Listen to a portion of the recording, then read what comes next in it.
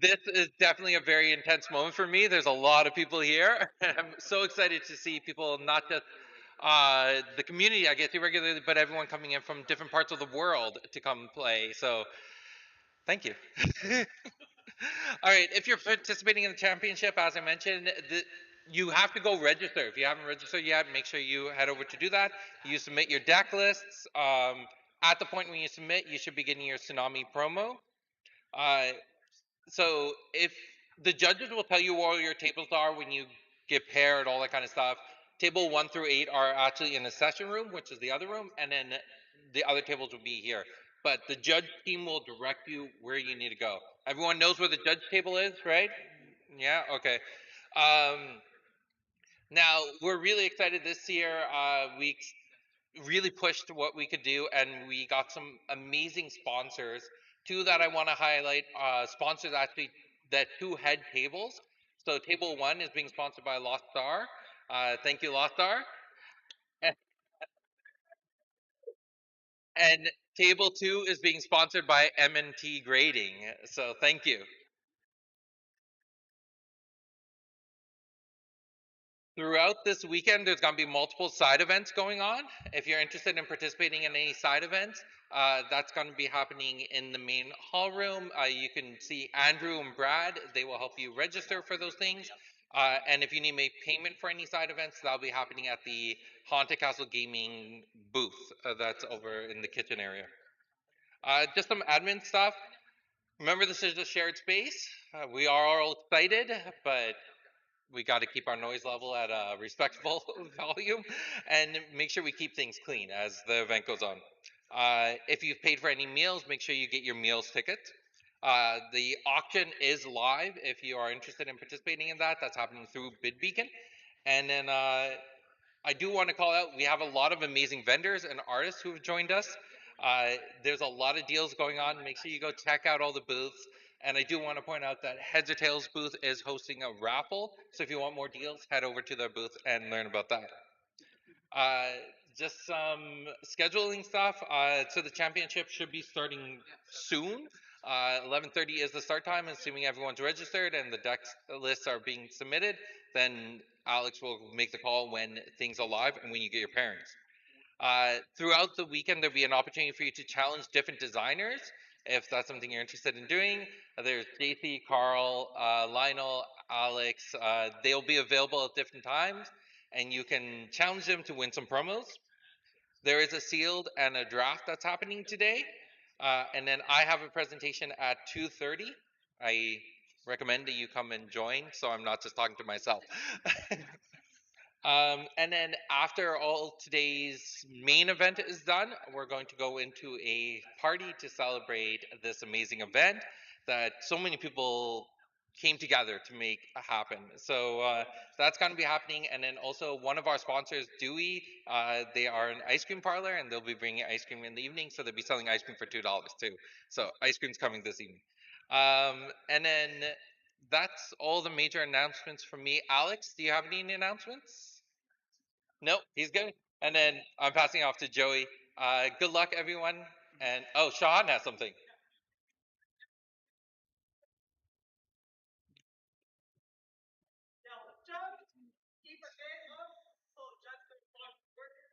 Yeah.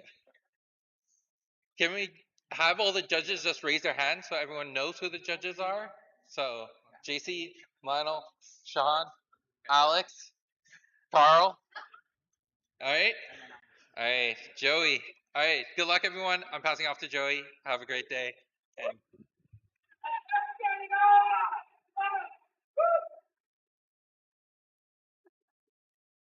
I see it's looking for stuff randomly.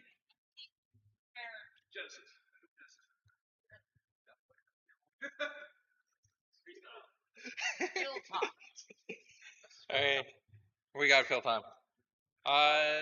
Anyone know any good knock knock jokes?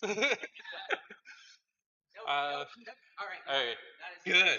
I didn't have anything planned. Oh.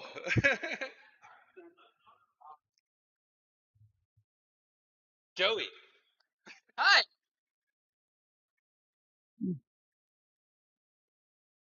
I'll probably come up with something better as far as like hey and welcome and whatnot. You'll see me running around screaming to the left.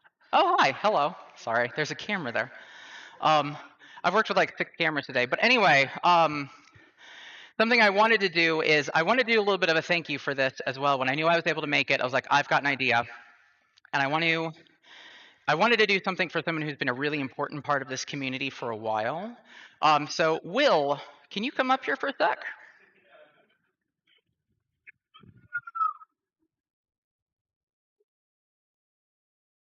You might want to be like over there because you'll want to see the screen. Um, that work. If you don't know Will, Will has been with the game for a while. He has been probably one of the biggest supporters. You see him on Exploring the Library. He's been a head judge for a while. He's put in so much time and effort and a lot of sacrifice, more than he probably will say publicly without alcohol.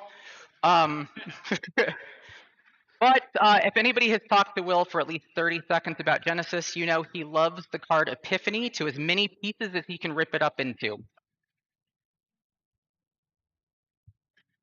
And though he has been pushing for bans for a while, he hasn't gotten it yet. So it's restricted down to 4, but that wasn't good enough. So I wanted to bring him up to do an official announcement for you that it's still not banned.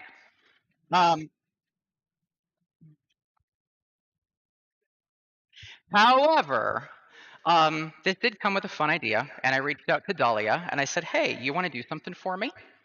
And so we came up with a little bit of a plan, an idea. So I made something very special for you, which these are going to be for you. But to know what the hell they are, if you can show that art real quick.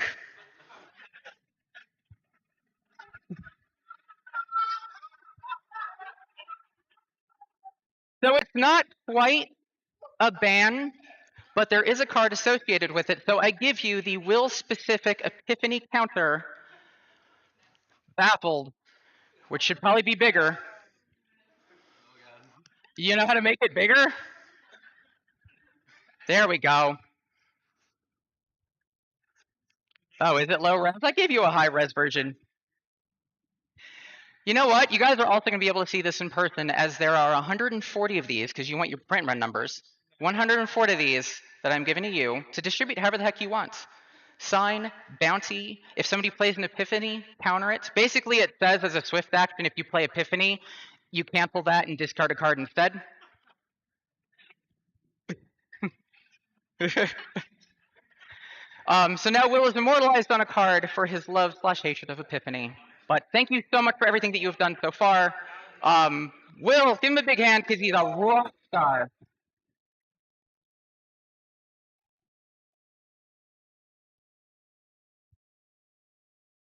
On that, I really don't have anything else. So we're going to be on YouTube, we're going to be on Twitch and all of that. So feel free to check it out, share it around. This is going to be one heck of a time.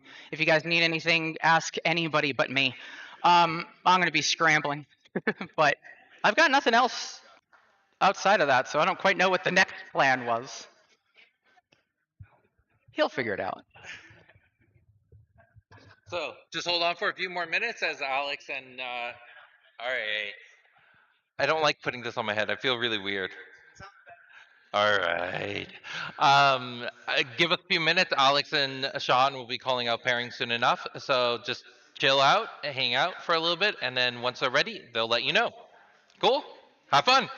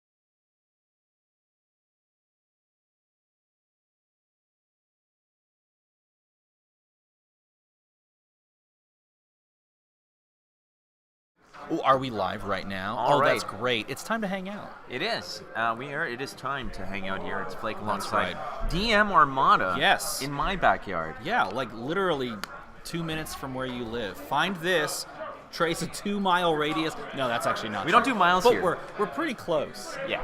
We're pretty close here. Welcome, ladies and gentlemen. This is the Genesis Battle of Champions World Championship. That's right. So we're live here in Toronto, downtown Toronto. Like I said, my backyard. When you said 2 minutes, that is a prayer and a dream.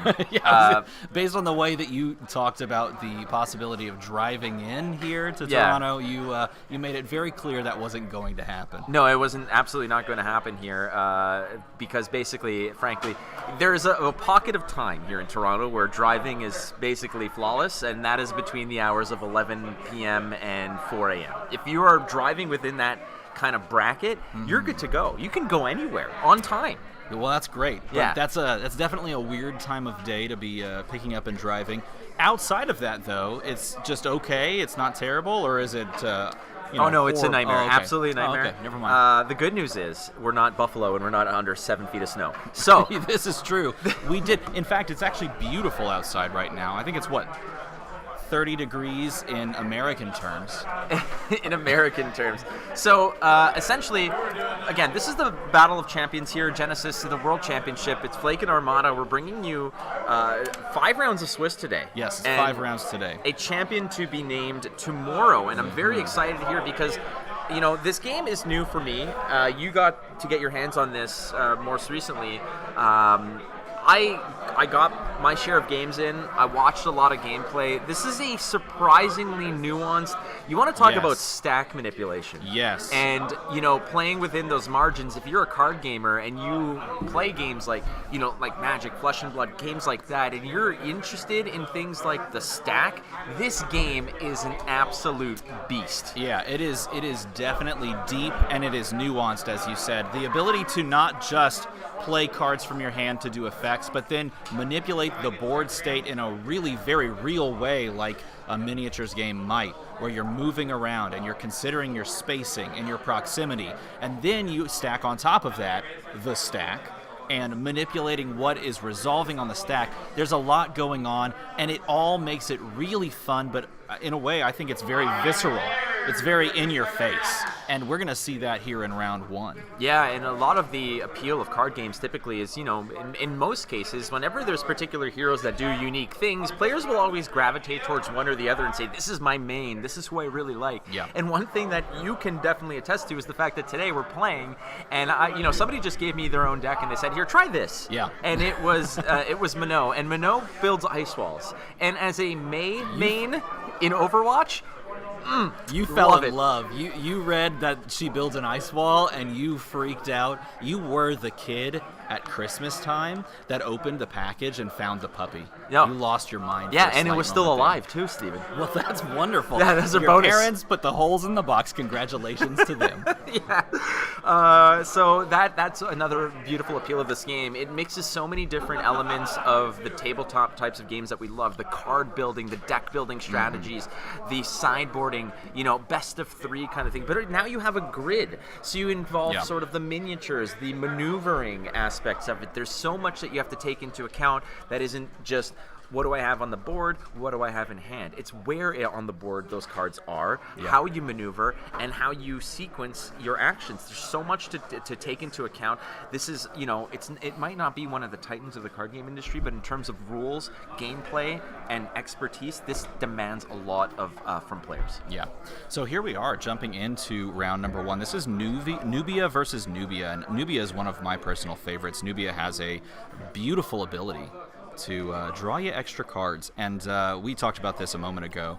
I love drawing cards in card games, and so do both of these players, because as they sit down to jam out these games, it is going to be card draw central. Absolutely. Nubia has a quote-unquote passive ability, a triggered ability at the start of the turn. You draw an extra card, and we all know as card gamers that card draw and card advantage is such an important element as we begin here. Yeah, Nubia went through the move phase of the first turn, and then we can't see it, but based on what just happened, I believe that was a dedicated studies play because there was a pay 2 off the top by discarding the cards off the top, and then a draw 2 cards. And if you like card draw and you want more card draw, well, you just include those cards that draw you cards. Now, you do have to discard on the back of this, but you're basically just sculpting your hand as you go, and that is very powerful when you include extra card draw. Yeah, hand fixing is going to be very important, and Nubia can really not just keep the hand, completely loaded, but at the same time, it allows you to go ahead. Cards like Dedicated Studies will get rid of the extra chaff. You want to dig for the big bombs, the Angels of Retribution, things like that. You want to find those.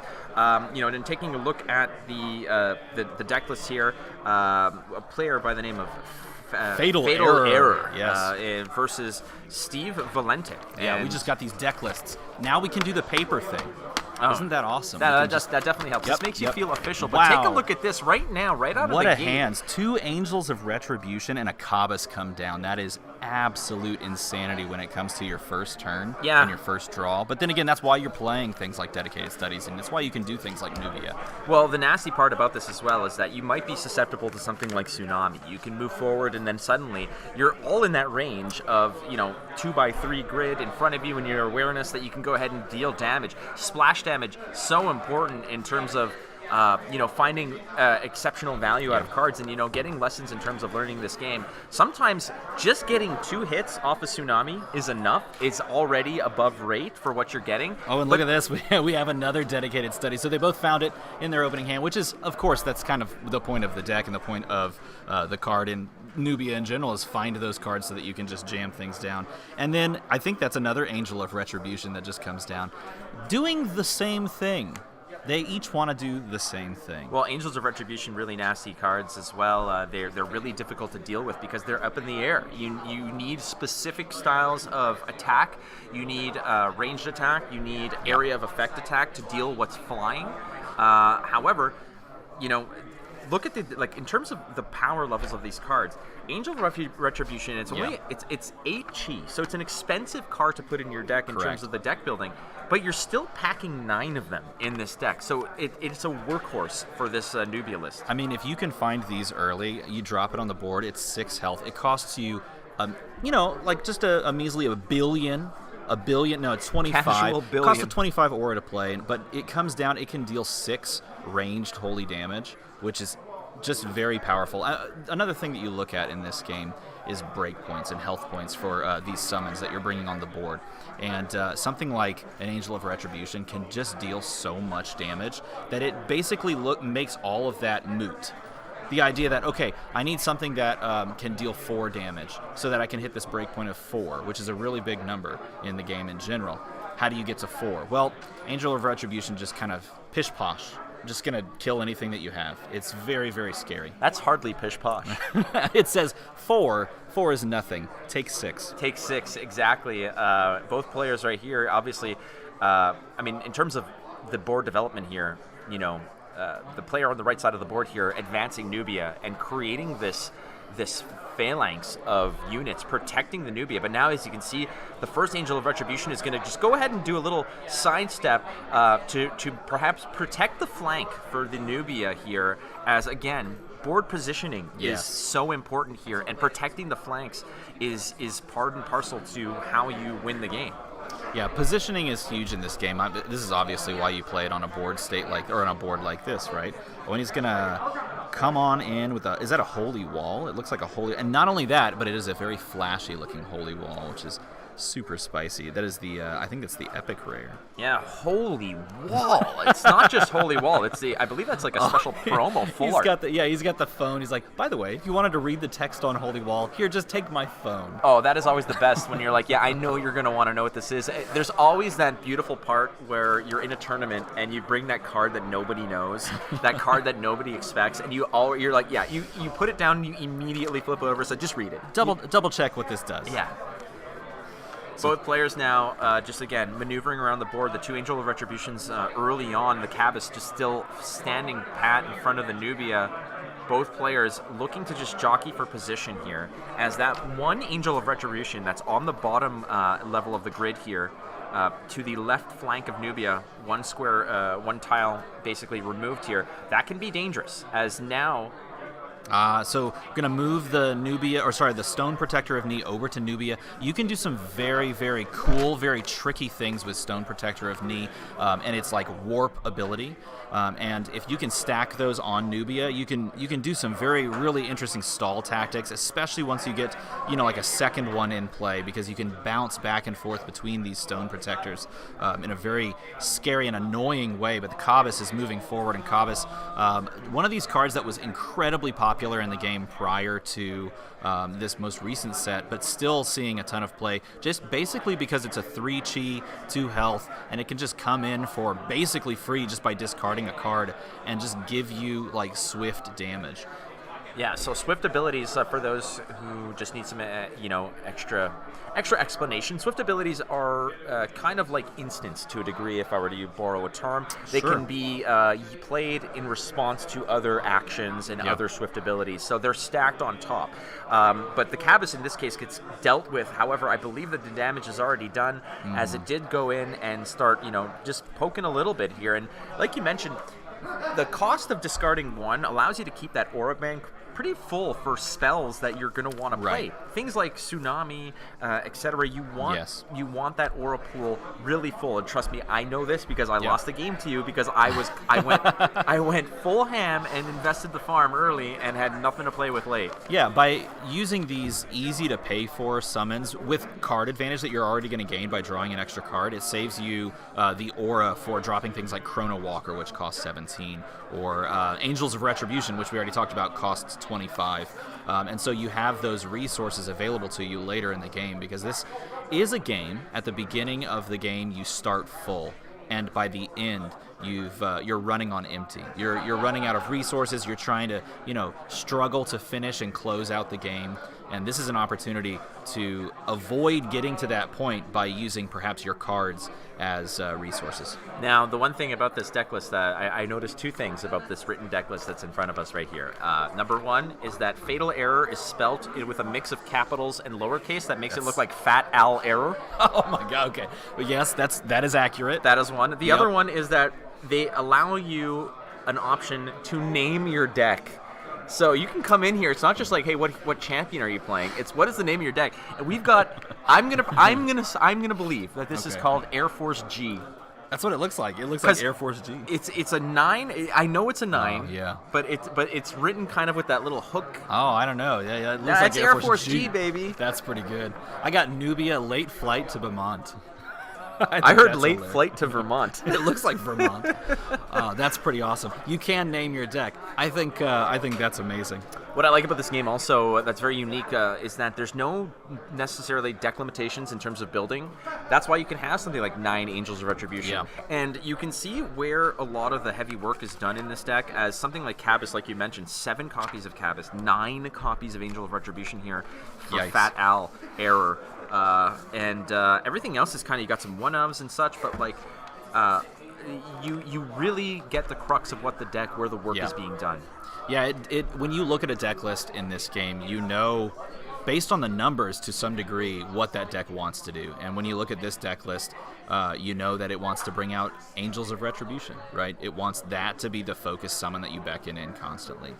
Angel of Retribution here, just moving forward, exerting with the double move, and protecting the left flank of Nubia here. Again, lining up potentially for something like a Tsunami. Tsunamis can be nasty, but again, there's still action points that are left to be made here. Hey, look, that's a card you played against me earlier, the old protective barrier, the protective wall, right? That comes in and prevents damage. Yeah, I don't like taking damage. Well, and when you came at me with your wonderful champion, was it Essa? Yes. Yeah, Essa came in and just likes to throw fists. Mm-hmm. And the best part about that game, frankly, was that I had so many tricks up my sleeve where I'm like, I got something for you. And you're like, okay, but in response to that, I'm going to smack you in the mouth. And in response to that, I'm going to kick you in the ass. Yes, that's exactly what happened. And I was like, well, and I was all in. It was quite good. Yeah, I bought into that turn and I ate 6 damage.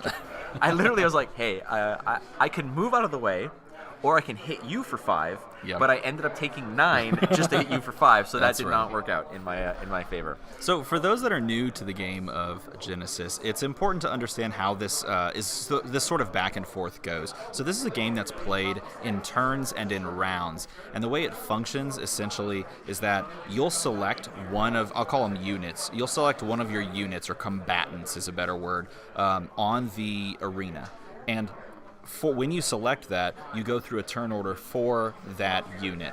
And after you've finished that turn order, you exhaust the unit, and then play passes to the opposing player, who then does the same exact thing and goes about the same process. This goes back and forth until both players have completely exerted their board or choose to pass, at which point the round is over, everything unexerts, and then you do the same process again. So if you're wondering why there's this back and forth cadence, where one player moves and then does an action, or plays something at what we call swift speed, as you mentioned, an instant ability, this is because the game plays in these turns where you can choose one unit, do something with it, and then pass to your opponent. At the moment here, as you can see, look at that. There's the teleportation, the warp ability of the Stone Protector that's going to bring the Nubia just right out of some range. It's going to take that left flank here as the Angel of Retribution that went ahead and just got ahead of that other Nubia. Nubia now, again, the other thing that's very important about this Armada is the fact that the orientation, as we see, the rotation here of Nubia is very important. As awareness, where are you looking? What is in my target range? As you can see, a tsunami. Wow. That is, and we were talking about big impactful cards. That tsunami was going to probably get so much value as things were lined up. As you know, the more you cluster cards together, the more dangerous it gets. You might be able to sort of gang up on a hero, but one tsunami can absolutely end a turn in a very dangerous way. This is such an interesting choice because Tsunami being in like an area of effect that you can play, you may want to save it for value. You may want to keep it and try to connect with multiple summons and the champion at one play. But in this case, choosing to play it in this orientation facing this direction, you're guaranteed to hit Nubia, you're guaranteed to hit the Stone Protector, and removing Stone Protector from the board to prevent more warping that you can't deal with is a really, really cool way to use a card that you would think you'd try to get max value on. Now watch this. Here's a little rotation of the other Nubia, which might have thought, that would have been a nice, decent tsunami in the same regard. Again, as those Angels of Retribution, those are tough to hit. They're flying. They're in the air. And there's the tsunami. As one tsunami is answered by the other one. This one getting another set of wonderful value here, as within that awareness spot, within its range, as it were, you got the enemy Nubia, and you've got one of those Angels of Retribution. So some good value here, as some of these units in the board here are taking some damage, as the life totals are being whittled away. Oh, and a bolt shot comes across as well. Bolt shot firing away, and I believe that's going to land on the Angel of Retribution and most likely clean that up. Dealing with those, hugely important. And keep this in mind, too. Both of these champions are going to be drawing extra cards, pushing themselves closer and closer to fatigue. So dealing with what's on the board in a mirror match like this is a real sticking point. It's a real decision point that you have to be very aware of as far as what you're going to do, what you want to do. Because if you're stuck, basically just tapped out, not able to play anything else because you've used all your aura, and you don't have capabilities to actually play that out, and your opponent has things on the board, well, then you're in a losing game state. So there we have also, so the blue is representing the aura. Aura is kind of like your bank in terms of actually paying for the deployment of cards, for the casting of spells and abilities and such. And the red or pink that you see there is the life totals of the each hero. So it's pretty squared away here, as a slight edge to the player on your right with 1 extra life total and 4 extra aura in the bank here that you can spend. But it seems pretty even Steven here, Cookus. Yeah, that's me. They have kept this close, and both players definitely understanding how this matchup wants to play out, trying to keep the board state, keep the life totals close, not overextending, maybe holding certain cards that are perhaps more situational. Like, for example, we see a Chrono Walker in the bottom player's hand here. That Chrono Walker can get you out of a sticky situation at swift speed in response to something that could cause a huge amount of problems. So you don't necessarily want to slam that down on the board willy-nilly and just overextend yourself. Chrono Walker, a very potent card. Again, it's a smoke and mirrors play. You think you've got me in your grasp, but kablamo. Chrono Walker comes in. You did a little do-si-do, and you The old swapperoo. The old swapperoo. Little swapperoony. Yeah, a little switcheroony on you, and suddenly you're targeting a Chrono Walker, which is an expensive cast. It's 17 aura to drive on the board.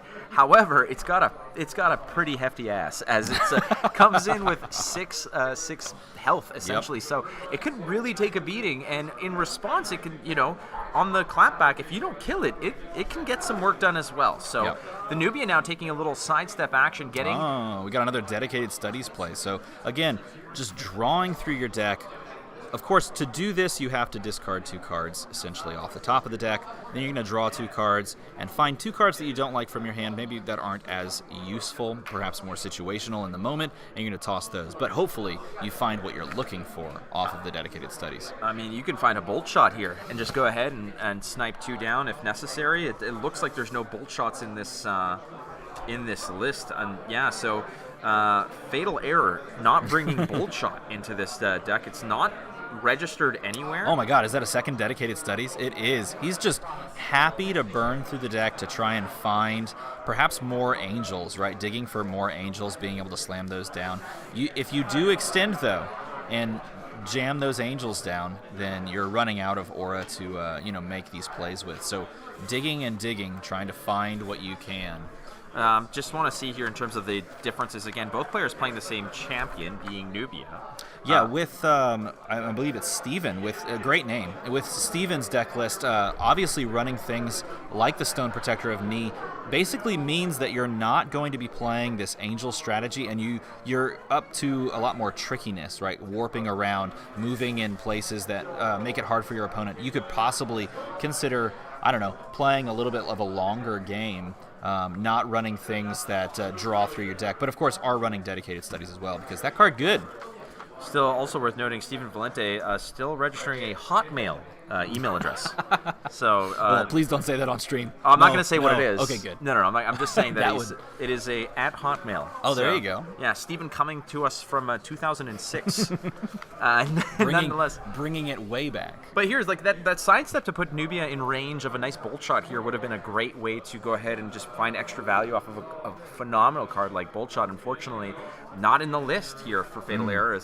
Stephen Valente is your player on the left, and Fatal Error is your player on the right-hand side. So, again, look at that little rotation. Let's go in and, get some work done. And what do we got here? Again, another, what is that here? I'm trying to find that card. Looks like a very fancy bolt shot.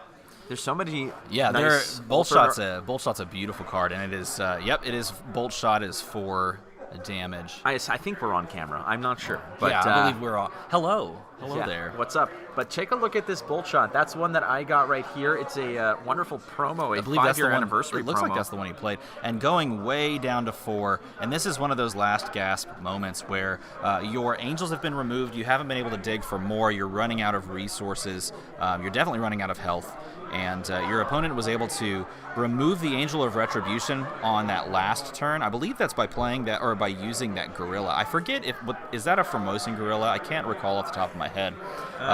Don't see any either gorillas.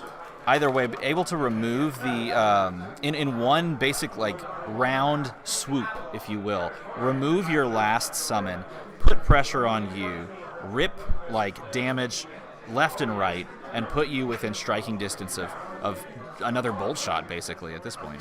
Nubia taking a little bit of a retreat here, but also positioning on the flank of the enemy Nubia with the exertion here.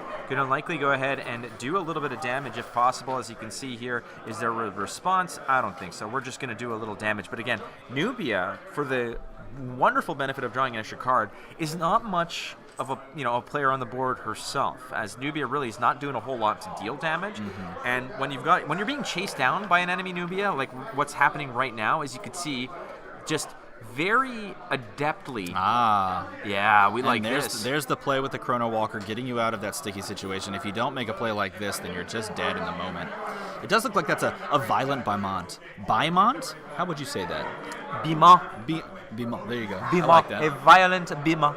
Which has been on the board. Both of these have been on the board since turn 0 for that player. And Steven's able to maneuver those, and he does pick up the win, I believe, here. cleaning things up. Yeah, again, a lot of this deals with the stack and how you respond to things, because don't forget, the Chrono Walker teleportation, the switcheroo, is a stacked ability as well. Yes. So perhaps it was paid for or even responded to in general. So if you have other cards that can go ahead and get that extra 2 damage in to actually, finish the game. deal. That's right. A Chrono Walker is not always just that trapdoor, that old smoke and mirrors play of just ninja Get out dusting of your out jail here. free card. Yeah. Correct. Because You have opportunities to respond. That's and finish right. The deal. You have to give them the opportunity to respond, because if they can respond with some swift speed that deals 2 damage, like it did in this case, then you just drop the game right there. But this is a best of 3 format, so these players have 1 hour in round 1 to play a best of 3 match. And so at this point, both players have the opportunity to sideboard, to access their forethoughts and then push those forethoughts out into the deck. They're going to reveal what they've brought in, and at that point, they're going to start game 2. Yeah, in terms of how swift you can respond, you can also tailor your deck between games here. Yep, that's right. Yeah, it's a nice little Taylor Swift kind of combination. Yeah, I see it. Yeah. I see it. Do you have your tickets to the Taylor Swift concert? Don't think you do. Either way, sideboarding, best of 3. This is where both players can now go ahead and say, all right, let's just kind of tune things and really hone in on your weaknesses. Yeah. So resetting everything, the game is reset. They're pushing back up to their max aura, pushing back up to their max health. So what's coming in here? Again, the deck is called a timeline. Your hand is called your thoughts, and your sideboard is called your forethoughts. And your forethoughts in this case, you can bring them in between matches here. And of the forethoughts that are available here, let's say for Fatal Error, what are you bringing in? Are you bringing in, I feel like bringing in an additional Tsunami is likely a good option here, because with all the angels that are in the air, you need AoE. You need ways to go ahead and actually and do the damage that you could possibly, that would otherwise go. You need AoE for the flying abilities, right, and range attacks. That's a great question, and they're actually revealing now. I wish we could figure out. I believe those cards right there are going to be shuffled into the deck for the bottom player, and it looks like they are. And that was Dense Fogs are coming in place of several Chrono Walkers that were taken out. And then for the top player, I didn't quite catch what cards they chose to side out and then also side in. But of course, revealing that and then making plays and shuffling up allows them to start round or game number 2. The question here is Fatal Error going to go ahead and do the same move of like early board development? Because we saw what happened in beginning. Just dump your hand, go in there, and then suddenly a Tsunami just can potentially absolutely just devastate you. Cards, there's cards out there like something like Meteorite. I don't know. A Meteorite is just. It's such a versatile card, but it's a board devastation effect. You can just go ahead, pay out the wallet, and go ahead and deal 5 to everything on the board. So that's one way to absolutely punish early game development. Now, with the registered deck list, we know that there's no Meteorite in here. There's nothing. Remember, also decks are bound by the colors that Correct. they play within. So as a player, especially a high-level player, you know what decks are capable of, you know what breakpoints are specifically capable of, and of course you know what your opponent chose to bring in from their forethoughts, and what you can kind of see in this game. I think this is one of the most interesting parts of this best of 3 format. Because you mentioned it earlier, we were talking about how you watched a best of 3 recently, and there was a 5-minute game for game 1. And then you said it was like in the game 2 went to time. Game 2 went to time because they were able to see what was, like the game plan of the previous deck, and then from that game plan, make changes to their own deck, and then from that, play around a bunch of things. And it's not always going to come out that way. It's not always going to play out that way. But the fact that you have this, like, such a huge swing of like strategies and abilities to play into is very, very cool. I gotta say, the other thing about this is that the foiling on these cards is absolutely exquisite. Like, look how beautiful and just absolutely vibrant these cards are looking. All Mirror right. foils, man. Mirror foils are good. That is, what, 3, maybe 4 Angels of Retribution? I think in some of hand? those are dense fogs, maybe? No, yeah, you might be right. I That mean, may I see be- oh, 3. yeah. No. Okay, so 3 Angels of Retribution. So this might be the same. Oh, there's one hiding in the back, too. That one's I think that's a dense fog. Yeah, dense fog's dense fog, my bad. Gonna come down. Either way, yes, you're right. 3 Angels of Retribution. Now the question is, do you play those out immediately? Do you play those out over time? Do you try to wait to see if your opponent has responses to one or the other, or if they want to deal with them on their turn? And look, we do have the first one coming down, and again, paying 25 aura, but I would say well worth it. That's the point of the deck. Bring in the Angels. I mean, you come in with the heavy artillery right out of the gate, as both players, again, they're playing the same hero. It's both Nubia. And why not? And again, when you're flying, you could stack squares like that. It's no big deal. And just double loading up on that front attack, as both of those Angels of Retribution are going to really throttle that aura count way down to 89. And I think that at this juncture, it's like, all right, well, it didn't work the first time, so we're just going to try to hammer this square peg. There's the third one. He comes in with a third one. Oh man. Yeah, well, you got 3 Angels on the board. You did what your deck wanted to do, and now you have a Kabas sitting in your hand as well. You say, yeah, we'll just slam down the Kabas, discard 2 as well. You're left with no hand, though, if you do that. It's tough. Again, the beautiful part about it is that Nubia drawing 2 cards a turn is going to replenish you real quick. The tough part is that a lot of the bread and butter of this is there's Angel's Retribution. They cost an arm and a leg, and now you're down to 64 aura. You have essentially spent probably about 60% of your pile here. Yeah, you've invested. Basically, you're saying that this game is going to be decided by what these Angels can do and how well they can do it. By spending that much of your aura on turn 0, essentially, and Dedicated Studies here as the first response, or the first play from from Steven, the other Nubia player on top there. Stuvia. And another Dedicated Studies. Sounds again. like a knockoff version of Stevia. Yeah, exactly. Put that in your coffee, but only if you buy it from Aldi. Exactly. We don't have Aldi here. So okay. for those who don't know, Aldi's like a discount kind of supermarket. Yes. Yeah, we don't have that here. For those of you from Canada, picture it as What's your best oh man. connection there? Well, there's like is it oh man. There was one near my apartment and they closed it like several years ago because it sucked. Well, they should bring in an Aldi. Problem solved. Oh, I've been to an Aldi. Don't get me wrong. As there's, hold on a second. There's a cable wrapped There's around. the violent Bymont. I'm saying Bymont. Someone tell me in chat. Is it Bymont, Beaumont? I'm not sure. This is Vermont. All right. So this was the exact play that we saw in game 1, but there were 2 of them, and they flanked Nubia on top, of course, so that they could come across and deal with these side, attacks, essentially. I think there's a sort of a thought process here of just, if you've got it in your hand, you just go after it and put your opponent on the answers. Put your opponent, force your opponent to have the tsunami, to have the bolt shot, to have the proper abilities to actually clear this out. That's Because, Fatal Error knows that there's a bolt shot in the opponent's deck.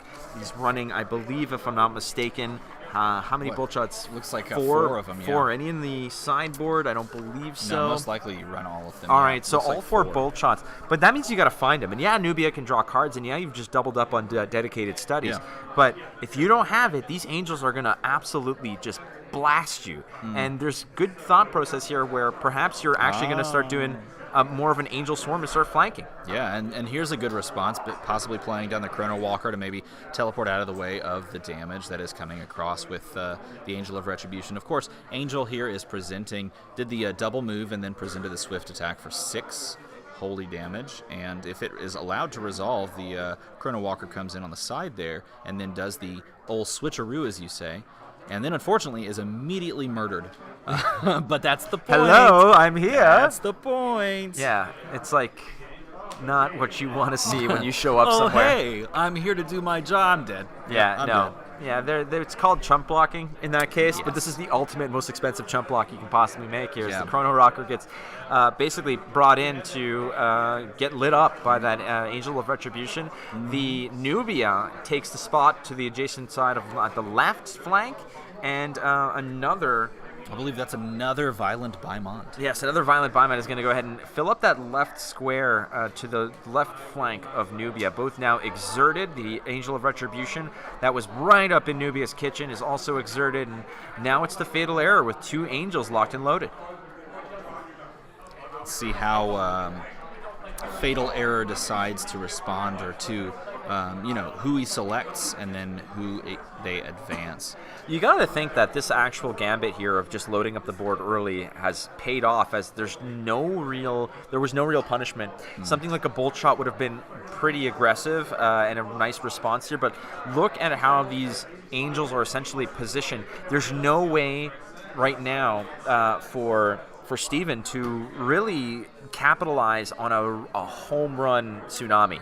Right. Well, the other thing that you're looking at here from Fatal Error's perspective is none of these Angels currently, like before that previous move, were in range of doing anything, because they have to be close enough. Again, this is a game of proximity, and so sometimes you're going to run into this moment where like you have just all the abilities at your disposal to attack, to teleport, like there's all these things that you can do. And then sometimes you have development turns where you're just positioning, you're just moving. And the question is that in the case that we are right now? And here the Violent Bymont comes in and kills the first Angel, and the other Angel that just moved up just to try and relocate. Now you have to consider, okay, what am I going to do with this third Angel? What am I going to do with my champion? Where am I going to move to? So there's the remaining Angel here, and positioning on this Angel is going to be important, as we're going to go ahead and double move. Yep. And there is a swift ability, and again, cleaning out the board space. Sometimes aggression is all good, Steven, but if you're leaving yourself open to being flanked, that makes for a shorter game. You want to clean up and make sure that these pesky units on the board are not going to eventually become too problematic. So I like the move here. You're also cornering the enemy Nubia into a corner here where there's no escape that'll grant you an easy out, as a Cabas now is going to come through, and it is going to just be right in the middle of those 2 Angels of Retribution. Now, you mentioned it earlier, the idea of a tsunami coming in here. Like, this is value tsunami range, but don't forget, they're at the end of the round. They're going to start a new round, so everything unexerts. And now, Matthias, I believe it's Matthias, is going to get to move and activate first. So perhaps could get out of range of, like a crazy tsunami, going to reposition onto Nubia, fly over it, and then just snipe out that Violent Bymont in the corner. There's absolutely no more, intimidating play, no more, I'm owning you right now play than dropping your Angel on top of the enemy hero as she goes ahead and just kind of skirts away. That Angel of Retribution did manage to get some job done here, but it looks like the Nubia is going to reposition for one hell of a clap. Yeah, coming for the bolt shot here. Going to bolt shot into, I believe, into the flank. No, going to high five. It looked like he was going for a high five. Nicely done, yeah. Nice job. So that bolt shot is going to deal, I believe it's 3. I believe it's 4 damage. Well, but it's to the 2 squares in front, as you can see here. Yep. So the Cabas is going to eat it. The Angel of Retribution, that again is not even looking at that Nubia, is going to eat some as well. Take 3 damage each. So very high value play with that bolt shot. That's exactly right. That is exactly what you want to use that card for, and it is so powerful that it hits both, because pushing that breakpoint of 4 that I mentioned earlier, and then also stacking it on multiple things. Dedicated studies here are going to draw cards, but being able to remove and deal damage to those Angels, which are so expensive, gives you perhaps an aura advantage, and especially when your life totals are the same. Yeah, at this juncture right here, you can see a lot of that aura that was spent early on hasn't really moved, as both Fatal Error and Matthias and Steven went really ham early here, and now they're kind of just now digging again through their decks. Nubia allowing you to draw 2 cards a turn, but Dedicated Studies, draw 2, discard 2. Let's fix this hand. Positioning that Nubia now to the left flank of the enemy in Nubia, and you're dropping a Cabas on the right-hand side. Now, Nubia can still go ahead and use her own swift ability attack, which will end her turn, as it were, as we see here, but her attack is not a potent one. Yeah, and she does have one more opportunity to move one more unit, or summon. In this case, it's going to be this Angel here, going to reposition and try to lay this trap and keep these, keep the enemy Nubia at bay here, and try to steal game 2 and put it away. but in response, of course, to that 6 damage Swift ability, going to pay the resources for a Chrono Walker. Chrono Walker, it's a hefty price to pay, but boy oh boy, does it save the day, because it's not necessarily just a matter of soaking the damage, Steven. It's a matter of just getting a free reposition, a free sort of sidestep, get out of the way. So evasion is incredibly important in this game as well. And in this place, opting rather to just go ahead and put your back against the wall. So the Chrono Walker now is being placed to the square behind Nubia. The placement has resolved, but the teleportation, the little switcheroo effect, has not yet resolved. Yep, so they are waiting to resolve that, and you can follow this up with your own responses, and you can make your own plays as well, seeing how they want to play this out and what they want to stack onto the stack, if you will. So still, again, just making sure we can figure out what's going on. So again, a little switcheroo, a little pushback as well. And the Chrono now exerted on the board, but no damage taken, because the effect before the switcheroo was to push back the enemy Angel of Retribution, whereas now the Chrono Walker has not just saved the day, but also remains as a threat on the board. So very nifty play there by Steven. And that is fantastic for setting yourself up to, continue to be a presence on the board. You're still down summons on board, right? Your opponent has 2 Angels of Retribution. Yes, you've damaged one of them, but it's such a powerful one-hit kill on so many summons. But at least sticking something like a Chrono Walker means that you can maybe claw your way into this game and try to close out the best of 3 in a 2-0. But we say no to that. Angel of Retribution, 6. What do you want to do? Yeah, that's a nasty attack here, as both players, again, starting at only 20 health. Something like 6 is over 25% of your health value. That's really insane in terms of what that does for you here. As it starts right now, that Angel of Retribution, that is Matthias's Angel of Retribution that has gone into the back line and started to get the work done here, as Steven's Nubia, flanked by a Chrono Walker that again is just doing little circuits, going around here, is now starting to harass the enemy Nubia as well. So turning this a little bit into, I don't want to say a race, but just trying to apply some pressure here to the enemy Nubia. Well, I think it's a race that you don't want to play, especially when you know the contents of Fatal Error, Fat Al Error. No, I don't want to do that. I don't want to keep that going. Fatal Error. The contents of the hand include another Angel of Retribution, and you do have Aura to play that down if you so choose. And having a third one on board, you can really close this game out quickly, because they each can come for the max of 6 damage, which is very scary. That Chrono Walker that went around the corner there to go ahead and flank the Nubia just opens up the lane for the other Angel of Retribution to come through. Now, Angel of Retribution is a flying unit, so it could have just gone and flown on top of the Chrono Walker, so that was never blocked. But what it does do is it does kind of, doesn't have to worry about maybe getting shot down, being, getting in the face there. But those Angels of Retribution are not just powerhouses; they're also very versatile and mobile and very evasive. As 2 stone protectors, 2 flying thrones as they are. Yeah, things can get very, very interesting when you have 2 Stone Protectors of Knee on the board, and you can definitely prolong a game with some Stone Protector play. Nasty cards, those Stone Protectors. There's another Angel of Retribution again. There's 9 in Matthias's deck. So we've dealt with, 1, 2 of them, something like that? Well, they keep coming, baby. Killed exactly 1, and at this point you've got 3 on the board, 3 in the arena. And this is one of those plays that strikes me as, okay, I'm moving into checkmate position, and you need to find a way out of it, because if you don't, these Angels are going to eat you alive. The other issue here is the fact that, hey, you're at 39 aura left.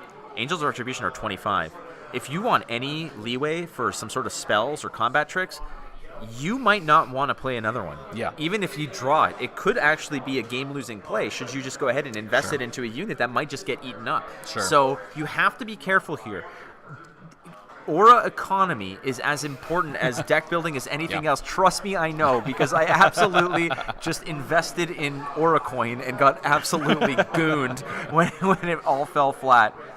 So you're saying it's literally just like crypto. Yeah, exactly. And cleaning up the game, it does appear that picking up game number 2 there is Matthias. Matthias picking up game number 2. Again, there's just south of 19 minutes left on the clock. Again, a best of 3. It's an hour per round. You got to get this sorted. So these players need to find a resolution to this game in this pivotal game 3 of the first round of Swiss here. Yeah, tied up at 1-1 in the best of 3. Moving on to game number 3, resetting everything and just saying go again. Let's run it back. Nubia versus Nubia, Matthias versus Steven. Round 1 of the World Championships of Genesis Battle of Champions. Flank alongside Steven. Oh, hey. It's cool to be able to experience so many different games, card games, etc., board games. This one is so fascinating to me because of the fact that things like positioning matter. We always knew that sequencing mattered. Board position adds an absolute brand new layer of trying to properly sequence your plays, maneuvering, and having that in the back of your mind. It just really it's 4D. Yeah, the way you can think about it is like this is chess at 100 miles an hour. Because you're not just thinking about positioning, but abilities and stack and That's resolution. 160 kilometers. Oh, okay. You're in Toronto. Write that down. You are in my house now. Okay, I have to transfer everything I know into metric. Correct. Okay. How many pizzas is that? I don't know. That's a great question. That's a good question. Indeed. Milliliters of water. I don't know that conversion. It's okay. So I don't know. It's 1 liter. It all works out, dude. Like, don't make me try to sell you in the metric system. Water boils at 100, freezes at 0. Very simple. I buy that. Yeah, for $1. one milliliter of water. I would buy that for $1 Canadian. Is 1 centimeter by 1 centimeter by 1 centimeter. 1 cubic centimeter is 1 milliliter, which is 1 gram. It all makes sense. It all makes sense, Stephen. Yeah, so round 3, game 3 of this best of 3 series here in round 1. Gonna be swapping out some cards, as you can see on top. The best is that meme where it's like it's the map and only the USA, like USA is one color and everything else is another, and it's like countries that use the metric system and then countries that have been to the moon. That is a fantastic one. Yeah, it's very important. So as you can see here, we're just going to go ahead and shuffle up. It's game 3, Nubia versus Nubia. I do believe Matthias didn't actually make any subs, any changes via forethought. In this round 3. In this third round, picking up the win, saying, I think I can go into round 3 feeling very comfortable. But Steve makes a large swap. I think we saw him take out Violent by Mons completely, or at least 3 of them. I mean, what are we looking at? Took out about 3 of them, so still 6 in the deck. Trying to play with those ratios and bringing in. I didn't notice what cards he brought in. I was just taken aback by the fact that you're bringing out literally 3 of the card that you named your deck after. So there you go. It's true. Late flight to Vermont. We got these sticky notes, these awesome sticky notes that says the Nubia Angels deck is nicknamed Angel Chairs. I don't believe that because on the paper it says Air Force G. Yeah, it says Air Force G on the paper. Gonna keep so Air Force we're gonna respect what the players themselves have said. Okay, it might be a 9, but I'm gonna say it's a G. Yeah, okay, I think it's better as a G. But the reason that you could call this Angel Chairs is because you have the ability to warp around angels with stone protectors, which is pretty sick. Did you know that the Top Gun 2 was actually supposed to be called Air Force G? It was Top Gun 2 Air Force G. Little known fact. Yeah. Write that down. If you had that on your bingo card, punch that right. dauber. Where have we seen this before, Steven? We're just gonna move forward with Nubia, drop some fog here. How many angels is he gonna just dump on the field to start the turn? That's the interesting question. We played a best of 3 before this, and we played a game wherein the first 2 rounds felt completely different from the third round because I drew into a hand in round 3 or in game 3 that could not do anything with regards to bringing, beckoning in summons at all. And that game felt wildly different. So here we have 1 Angel and 1 Caubus being beckoned onto the same exact spot on the board. Yeah, the thing about those games, though, is that game 1 began with me basically opening up the zoo pen and dropping a whole bunch of animals, and you just showed up with your horses, and absolutely rained hellfire on them. So Yes. yeah, it wasn't so much of me developing a board as it was just putting out the feed for your horses. That's right. My Baruchs feasted upon the bodies of your fallen summons. Oh, they were absolutely just gooned hard, and it looks like to me like Matthias just really likes this play of moving up a square and just really protecting the front line here, putting those angels in range of early game pressure. So maybe saying, hey, I'm trying to catch you in a position where maybe you don't have the right juice to make this happen. But again, when you line up like this, cards like Bolt Shot, which very enticing, right? Huge. Yeah. So see how play passes over to Steve and how he wants to play this turn out. These players, I just shout out to the setup that we have here. These players are in a completely different room, so we could scream openly. Yeah, we could. But we're not going to. No. We could scream openly about what these players are going to do, which is great because sometimes we might want to do that. I don't know. Well, I'm pretty sure in the planning process they hit you with the Dr. Ian Malcolm of they were so obsessed with seeing if they could, not whether they should. Whether they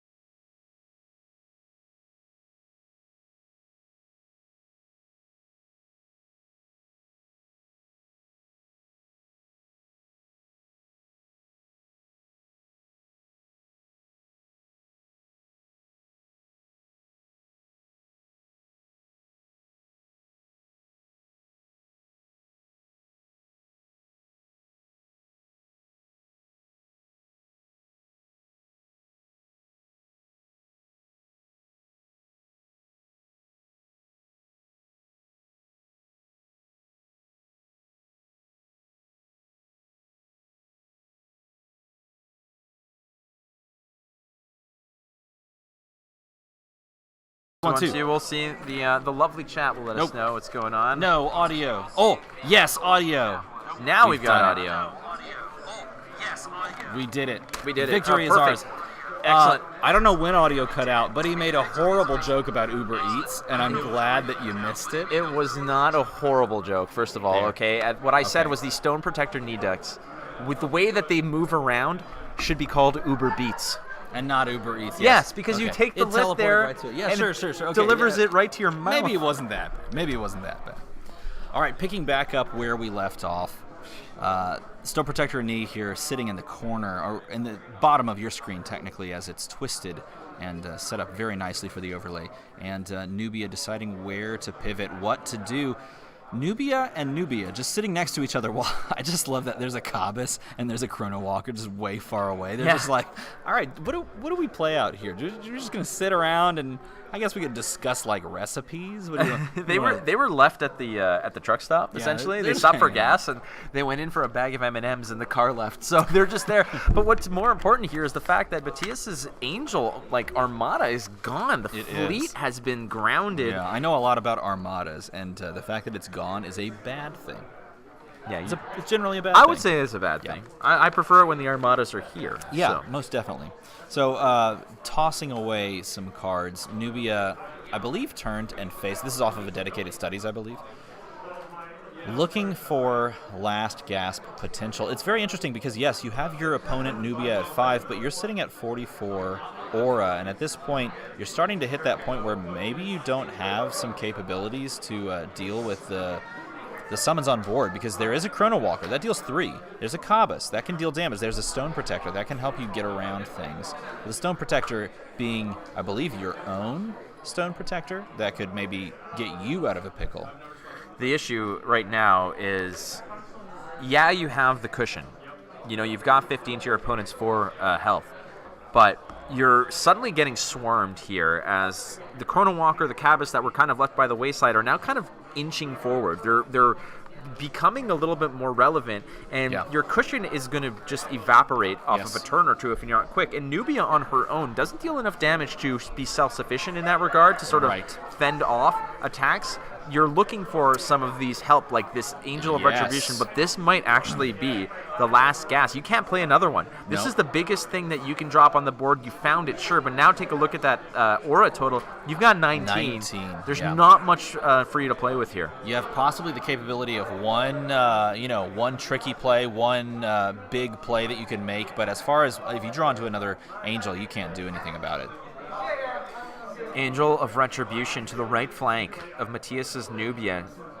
Matthias feeling comfortable seeing that the enemy Nubia is at 4, but the bank is empty, or more or less. You're basically on fumes here with 19 aura left in the bank. 15 health is a nice cushion to fall back on, but if you get swarmed, if the walls are closing in on you, there's not much you can do. As it seems right now, Steven is just content to just take that poke of 1 each time. And especially now, because you have this Angel on the board, you have the capability of flying that over and trying to close this game out. But you do have to be aware, your opponent sitting at 73, if they can evade and if they can somehow rally their troops to remove that last Angel of Retribution, they may be able to close this game out. But time is now a factor as well, because we're closing in on the last minute of this first round. And in doing so, you're going to go to turns, and you've got to close it out in turns. Tsunami is the play here.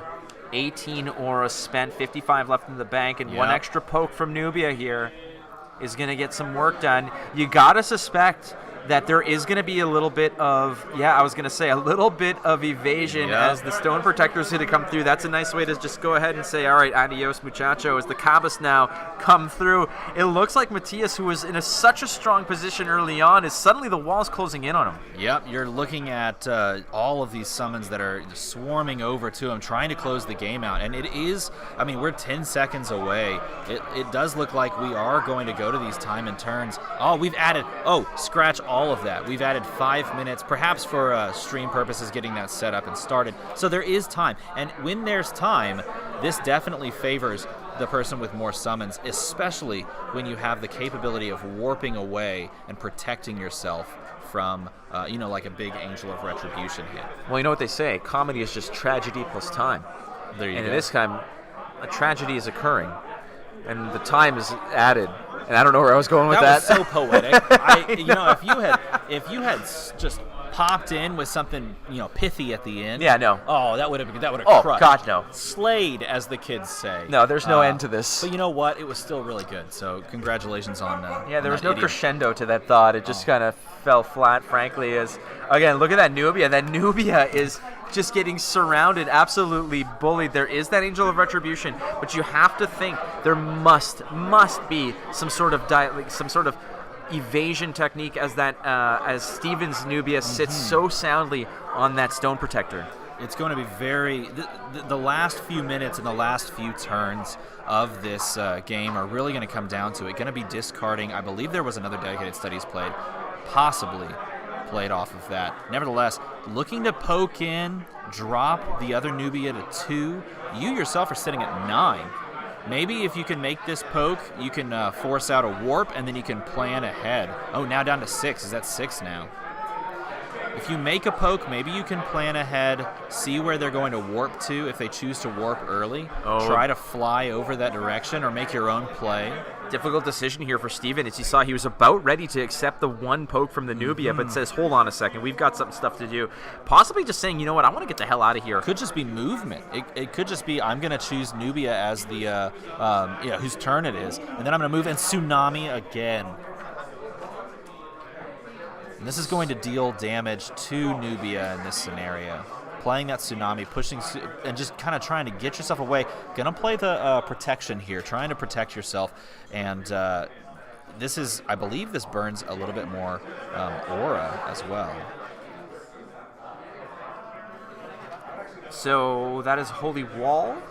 No, it's not. No, I don't believe so. I think that's the, I think it is a wall. I forget the name of that one. Nevertheless, responding to that on the stick. All right, so some protection over here. Again, this is going to prevent 1 damage, or like we said, when the stack is important, it's the 5th card on the stack prevents all damage. But that's not the case right now. So no dice here. And he's coming in. I believe this is a poke with Kabus onto the Nubia. And look how this life total has just immensely dwindled. That fleet of angels that were hovering, just patrolling the skies, were raised down tsunami upon tsunami. Kabus is going to be brought in front of the Nubia, of Steven's Nubia here, providing a little bit of a buffer zone. But again, angels don't care. They can occupy any square they want. And that Kabus poke there is super, super important, because knowing that you can swift speed poke with a Kabus on the side to reduce that life point, you can always do that at some point. So if your opponent overextends, you can just come in and finish the game. Going to exert the Kabus that, of course, used that attack ability.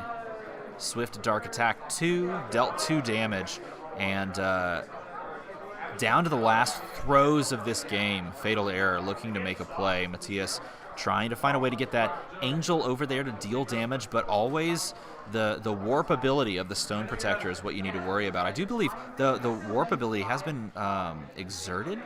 It does look like that Stone Protector is representing the exertion, so that is not capable at this point. And cleaning up the board state to some degree and then starting the next round.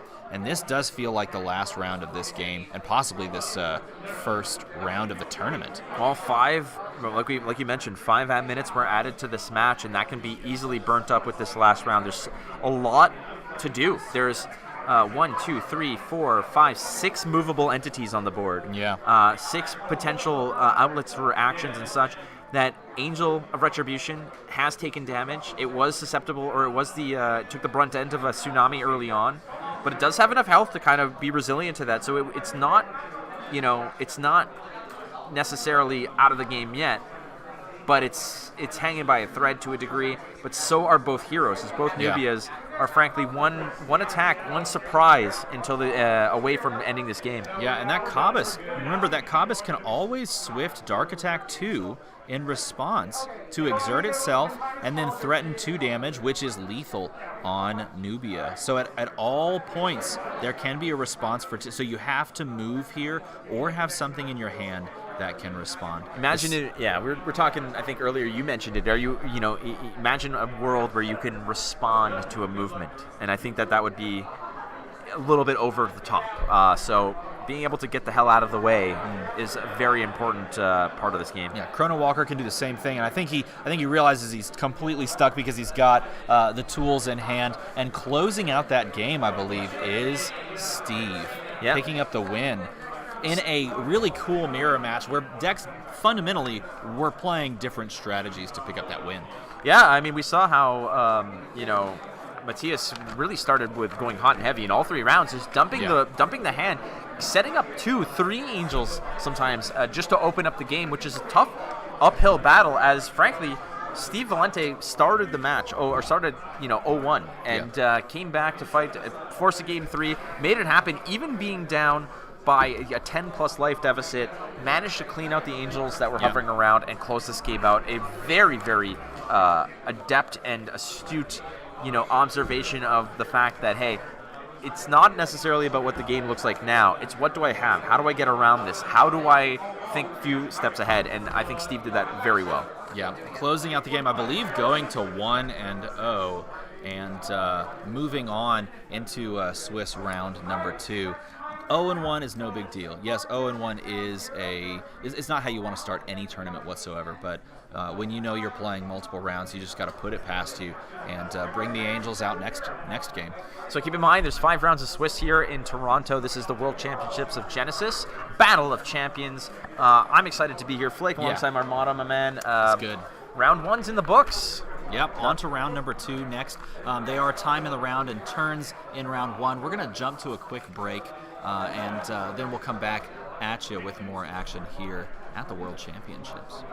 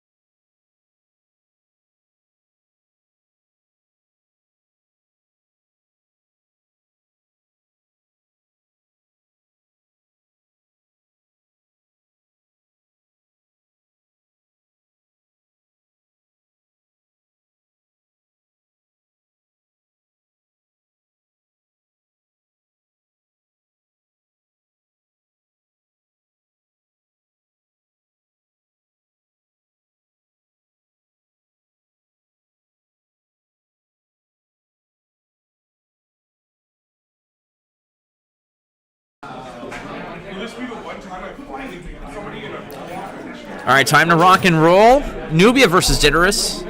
We've seen Nubia already, Stephen, and the beauty of card advantage, dropping angels, getting hot and heavy with that aerial superiority. This is a whole different ballgame, though. That's right. Idris is going to be bringing the heat both figuratively and literally, and as we hopefully jump into this game, which already is in progress, we're going to see that Idris has dropped 2 Inferno Ghouls. These are very easy, squishy, 1 health summons that can be beckoned in for cheap. They can provide fire attack, which this is one of those instances where you really want to, in this the champion, you really want to know what fire damage has been dealt and just how you can manipulate if something has taken fire damage, because you can play into things like fire weakness. On the other side, again, there's Nubia once again, and if you see there at the top side of your screen, that is Steve-O, who has been here from the beginning. As you can see, that is a Genesis Battle of Champions tattoo right next to that tattoo, which I believe is indicative of Nuns in Nantucket. I think is the band. In fact, that's exactly what that stands for. I think that's also tattooed right there. It says Nuns in Nantucket. That's amazing. Yeah, Nuns in Nantucket. So here we have the response by Nubia taking care, clearing up the Inferno Ghoul. And second Inferno Ghoul that was dropped on turn 0 is going to advance forward, and then Idris going to drop down another card here. I think that I can't quite make it out because of the glare, but it does look like good old Mutiny Hanzaru is going to come down. We do have some deck lists approaching us now, so we can take a look and see what we have to deal with. All right, so that is Steve-O on Nubia and Jason Greenberg on Idris. So Steve-O on the top side of the screen there on Nubia. Again, Nubia, the beautiful advantage of just drawing an extra card, get to those resources faster, find the threats faster, dig through the garbage faster. Yep, that's essentially what you get with Nubia. Nubia not finding the summons at the beginning here, though, meaning that you're basically playing just yourself, and that action economy in this game is a huge thing to try and deal with. Because you need to know what like your opponent's going to be doing. You want to be able to move yourself, move your summons around, and having the ability to respond after your opponent is kind of, full committed all of their summons is a powerful thing. I want to go and just dig through this list here by Steve-O on Nubia.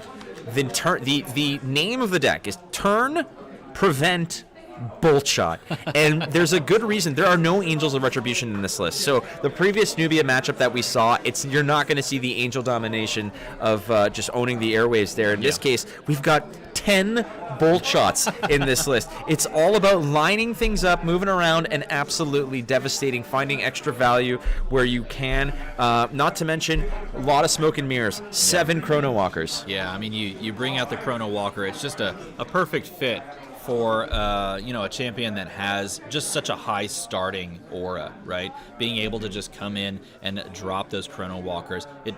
And he's tapped so many times it exploded. Yeah, the phone has exploded. Even the phone itself is saying, no, this is too much damage. This is illegal. What's worth noting as well here, look, he is trying, I believe, to resolve a Chrono Walker right now, possibly putting yourself in a position to maybe be more aggressive, or just to have another summon hit the board and just have the value there, right? So in the forethoughts, aka the sideboard, an extra Chrono Rocker, an extra Bolt Shot. So a lot of the damage is going to be done that way. As Nubia herself is not going to be able to really punch for that much, but all the extra little tricks up the sleeve are where you're going to get a lot of the damage done. Now, when you're playing with those angels costing 25 aura a piece, Steven, without those, that gives you a lot of leeway, a lot of extra bank to actually go ahead and pay for some of the more devastating spells, things like casting a Bolt Shot more frequently. I think that you're giving yourself a different strategy. You might not have the onboard presence, but there's a lot more potent tricks up your sleeve. Yeah, but Idris has tricks of her own, because her ability, in fact, her second ability literally says you deal 2 fire damage to any target in the arena. You don't have to be within a certain proximity. You can literally drop it anywhere. And we saw that just a moment ago. Being able to just move your champion and then say, that spot way over there, I can target that spot, is a powerful thing. That arena consists of anything you see here on the Lost Star game board here. That grid, the 5x6 grid, sponsored by Lost Star. Very happy to have them here, as well as that looks like a tsunami. What a play. Tsunami comes across, paying all those resources and just taking the damage, clearing off the summon.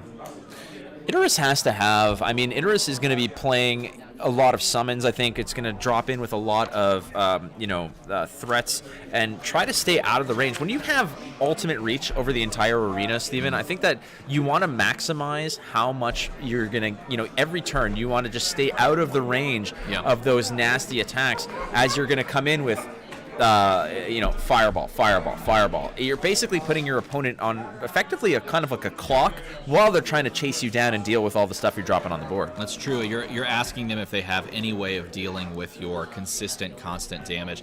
And on top of all of that, you have the capability of tapping into this fire weakness, which causes these effects to snowball, if you will, or I should say fireball, because it's a fire effect, but stack up the amount of damage and just push it down your opponent's throat. And you always have to be worried about things like Meteorite that could come out at any moment and cause massive amounts of damage as well. So committing to the board in the big ways could backfire greatly depending on how you play the matchup. 9 copies of Meteorite. Meteorite, a card that can, depending on how much you pay, how much aura you commit to it, can just scale so far up there to just rain terror on the entire board. But look at this, immediately developing a plethora of threats as Interus is just spewing out the units. This is just going again, paying the aura and just dropping them down. Threat after threat after threat. Again, Interus just wants to make sure that there's stuff in the way. Stay a little bit maybe behind the front lines, and again, at the end of the turn, just go ahead. All right, we'll fireball you for 2. Look at this, down to 7 already. Game 1 and down to 7.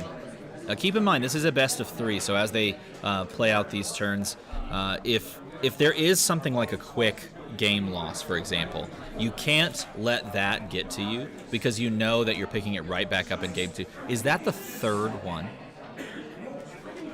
Oh, wow.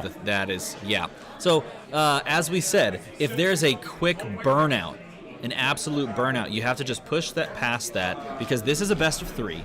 It is you have all this time to just reset, look at it again, and sideboard and try to plan against what you've just come across. And in this case, sometimes they just have the insane opening hand that just burns you out, and that's what we just saw from Interus. And then, of course, the question becomes: do you tap into your forethoughts, and do you try to swap out here, or do you just say, let's run it back and go again?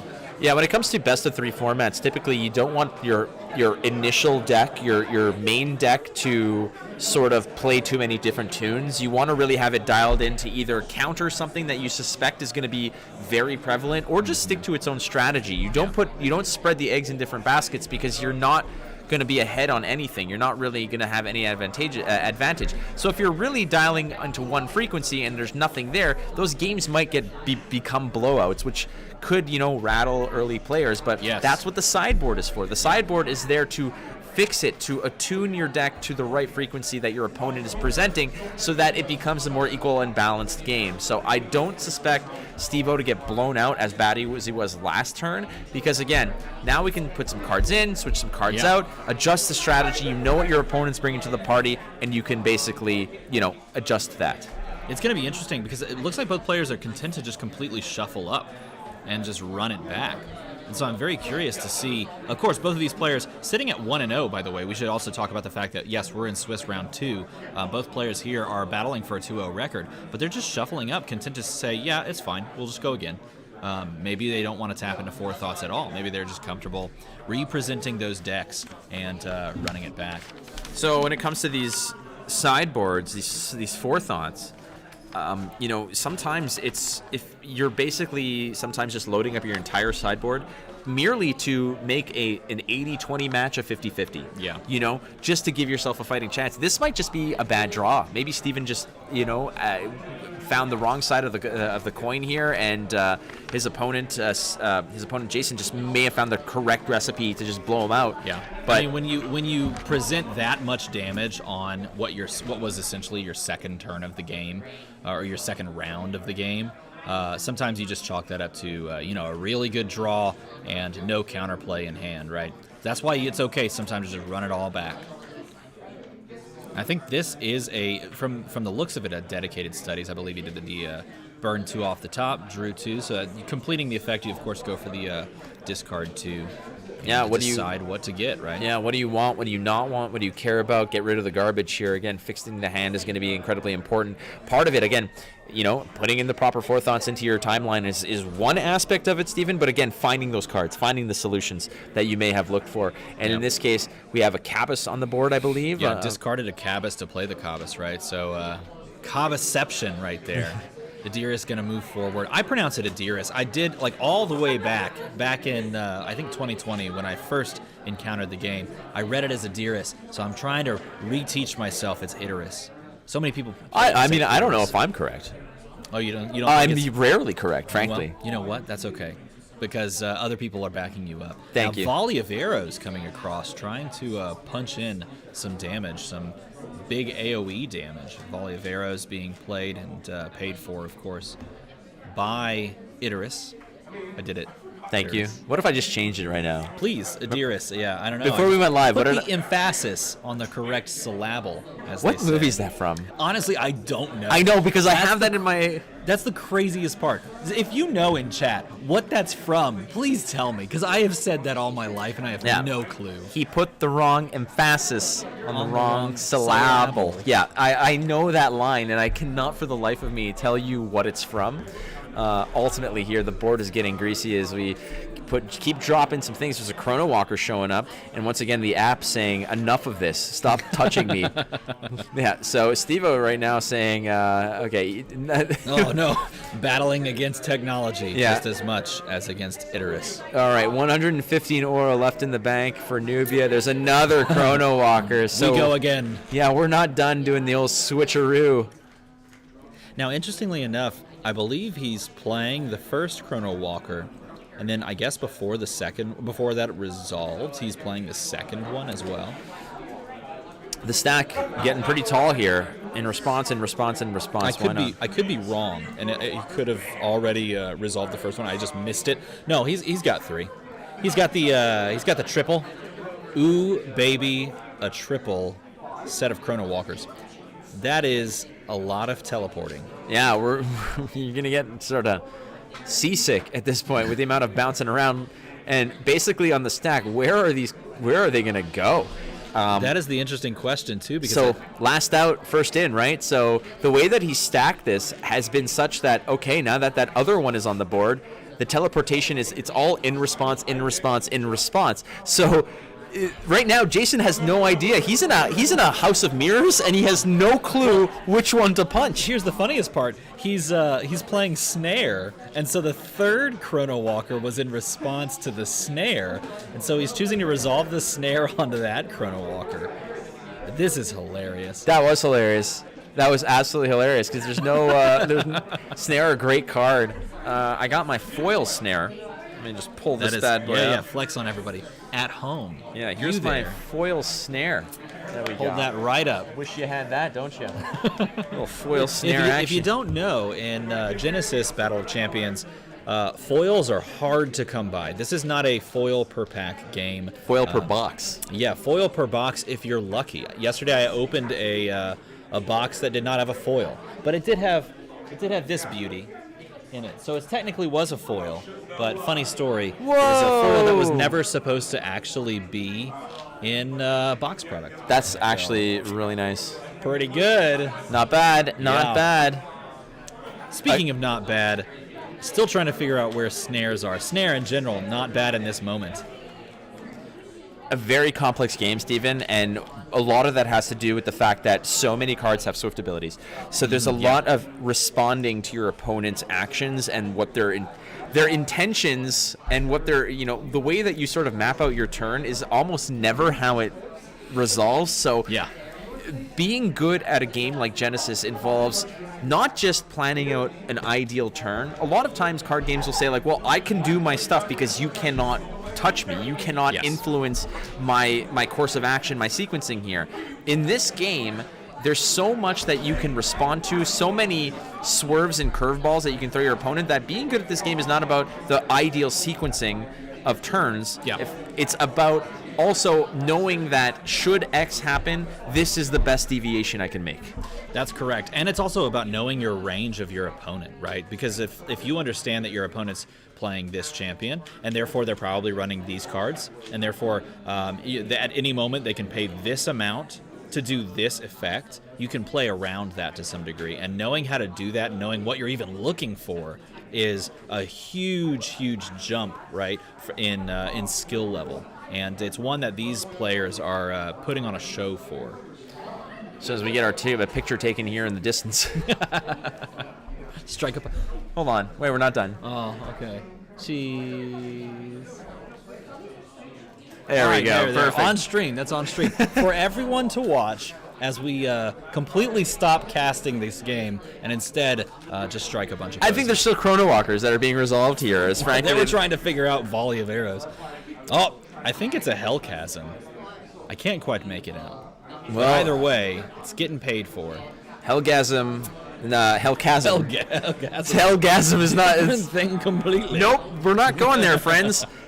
Still, look at this. We're just going to, again, drop these on the board. I believe these are just tokens generated. So, again, filling up the board. And keep in mind that Steve-O has to be very aware that life total in this can be shredded at an instant with cards like Meteorite and things like that. So protecting those life totals are going to be incredibly important.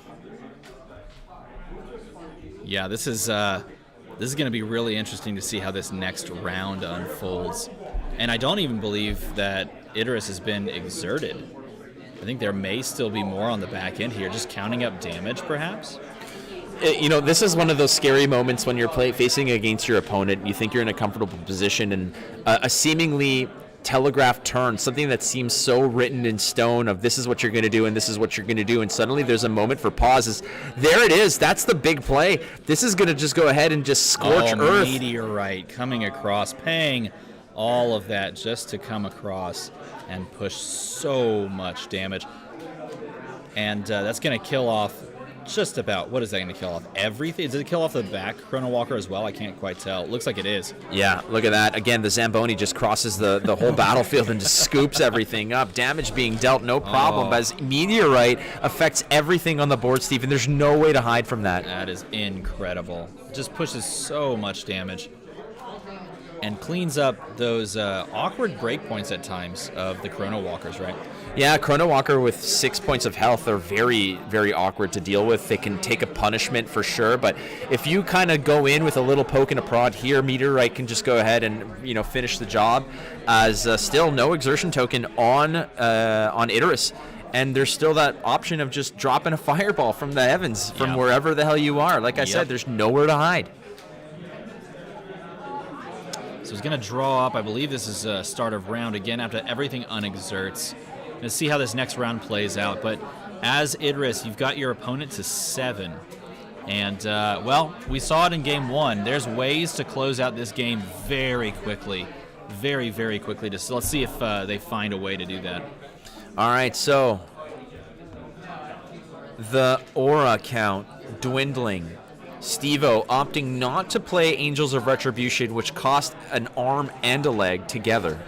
At the same time. Correct, as another Chrono Walker makes its way to the battlefield here. Again, little Nubia do-si-do with the Chrono Walker. Yeah. Now this is a good swap in because you're pushing yourself closer, and I mean, in a lot of ways, you do want to keep yourself and your opponent. Oh, and this is great. Dropping the tsunami, trying to deal some damage, trying to do some clearing. So that's, yeah, like you said, I can see how Steve-O has built this deck. There's a lot of Chrono Walkers, there's a lot of Smoke and Mirrors being moved around, evading a lot of the damage, but in the same vein that you're evading the damage, Steven, you're also, like you said, positioning yourself where cards like Tsunami, Bolt Shot come into play. And these aren't movements that are occurring. They're part of the triggered effects and part of the abilities of the cards on the board. So it's not a matter of saying, well, I can move myself away from this from my opponent's Nubia because I know that they can move here, they can do this. I can kind of keep it in mind. There's so many other options for Steve-O to move the hero around, and another one. There's a meteorite to close the game out. So just insult to injury. Playing all those Hellchasms on in the first round, and then following it up with a few more in round 2. And closing the game out on the back of Meteorite. That is a pure burn deck in every form and fashion that you can describe it as. That's very nutty. Every card game has one, and every card game has those who love it and those who hate it. Where, well, you just saw this one. Yeah, Steve-O is going to have to swallow a loss here. Signing the game board, too, that's pretty sweet as well. This is a very pivotal moment in the history of Genesis Battle of Champions, the first World Championship, if I'm not mistaken. This is cool. Have you ever done this, by the way? Have you ever taken a mat to like a major tournament and had a bunch of people sign it? I have. It's still a very, unique feeling where somebody asks me for an autograph, and like it doesn't happen often. But when somebody says, "Hey, Flake, can you sign my mat?" I say, "Why?" Sometimes I'm just like, I will happily do it. You point, I'll click. But for very important moments, very wonderful moments like this one right here in this game, keep it memorable. I like the idea of taking a playmat to an event and having all of my opponents sign it as we've played, so that you can remember. And that's kind of exactly what they're doing. They both signed the mat for, I think it's Lost Star, right? Isn't that Lost Star the local game store? That is Lost Star indeed. So I'm guessing they're gonna get to sit back, relax, and keep that playmat after the fact and enjoy the World Championship experience. This is the 2022 World Championship. We did have, I believe we've had World Championships. Last year we had one. Oh, my bad. I believe we've had several. Oh, we get sticky notes from time to time. We do. Let's see. Steven, you're very handsome. Oh, this one's for you. Okay. This one's for you. Flake, next is Nubia versus Kato. That's not nearly as nice. No. They can give no, you there's as something nice. on the back of it. No, there isn't. I lied. No, that's it. Yeah, it's hard to make up that joke when it's right here. You can see it perfectly. No. This one says, "Getting info now." We got it. The info is now done. So we are going to table 2, as it's going to be Kato versus Nubia. Nubia, again, a very, very delicious flavor that everybody's doubling down on this hero. Again, you can't go wrong when you draw an extra card every turn. I can't. No, that's one of my favorite things can. to do. You can. I can't go wrong. But everyone else, not sure. So Joey's waving at us. Joey's like trying to get in here and swap something. Hi, I'm going to be a producer for a sec. Joey's coming in. He hit us with the transition. You'll love to see it. That is.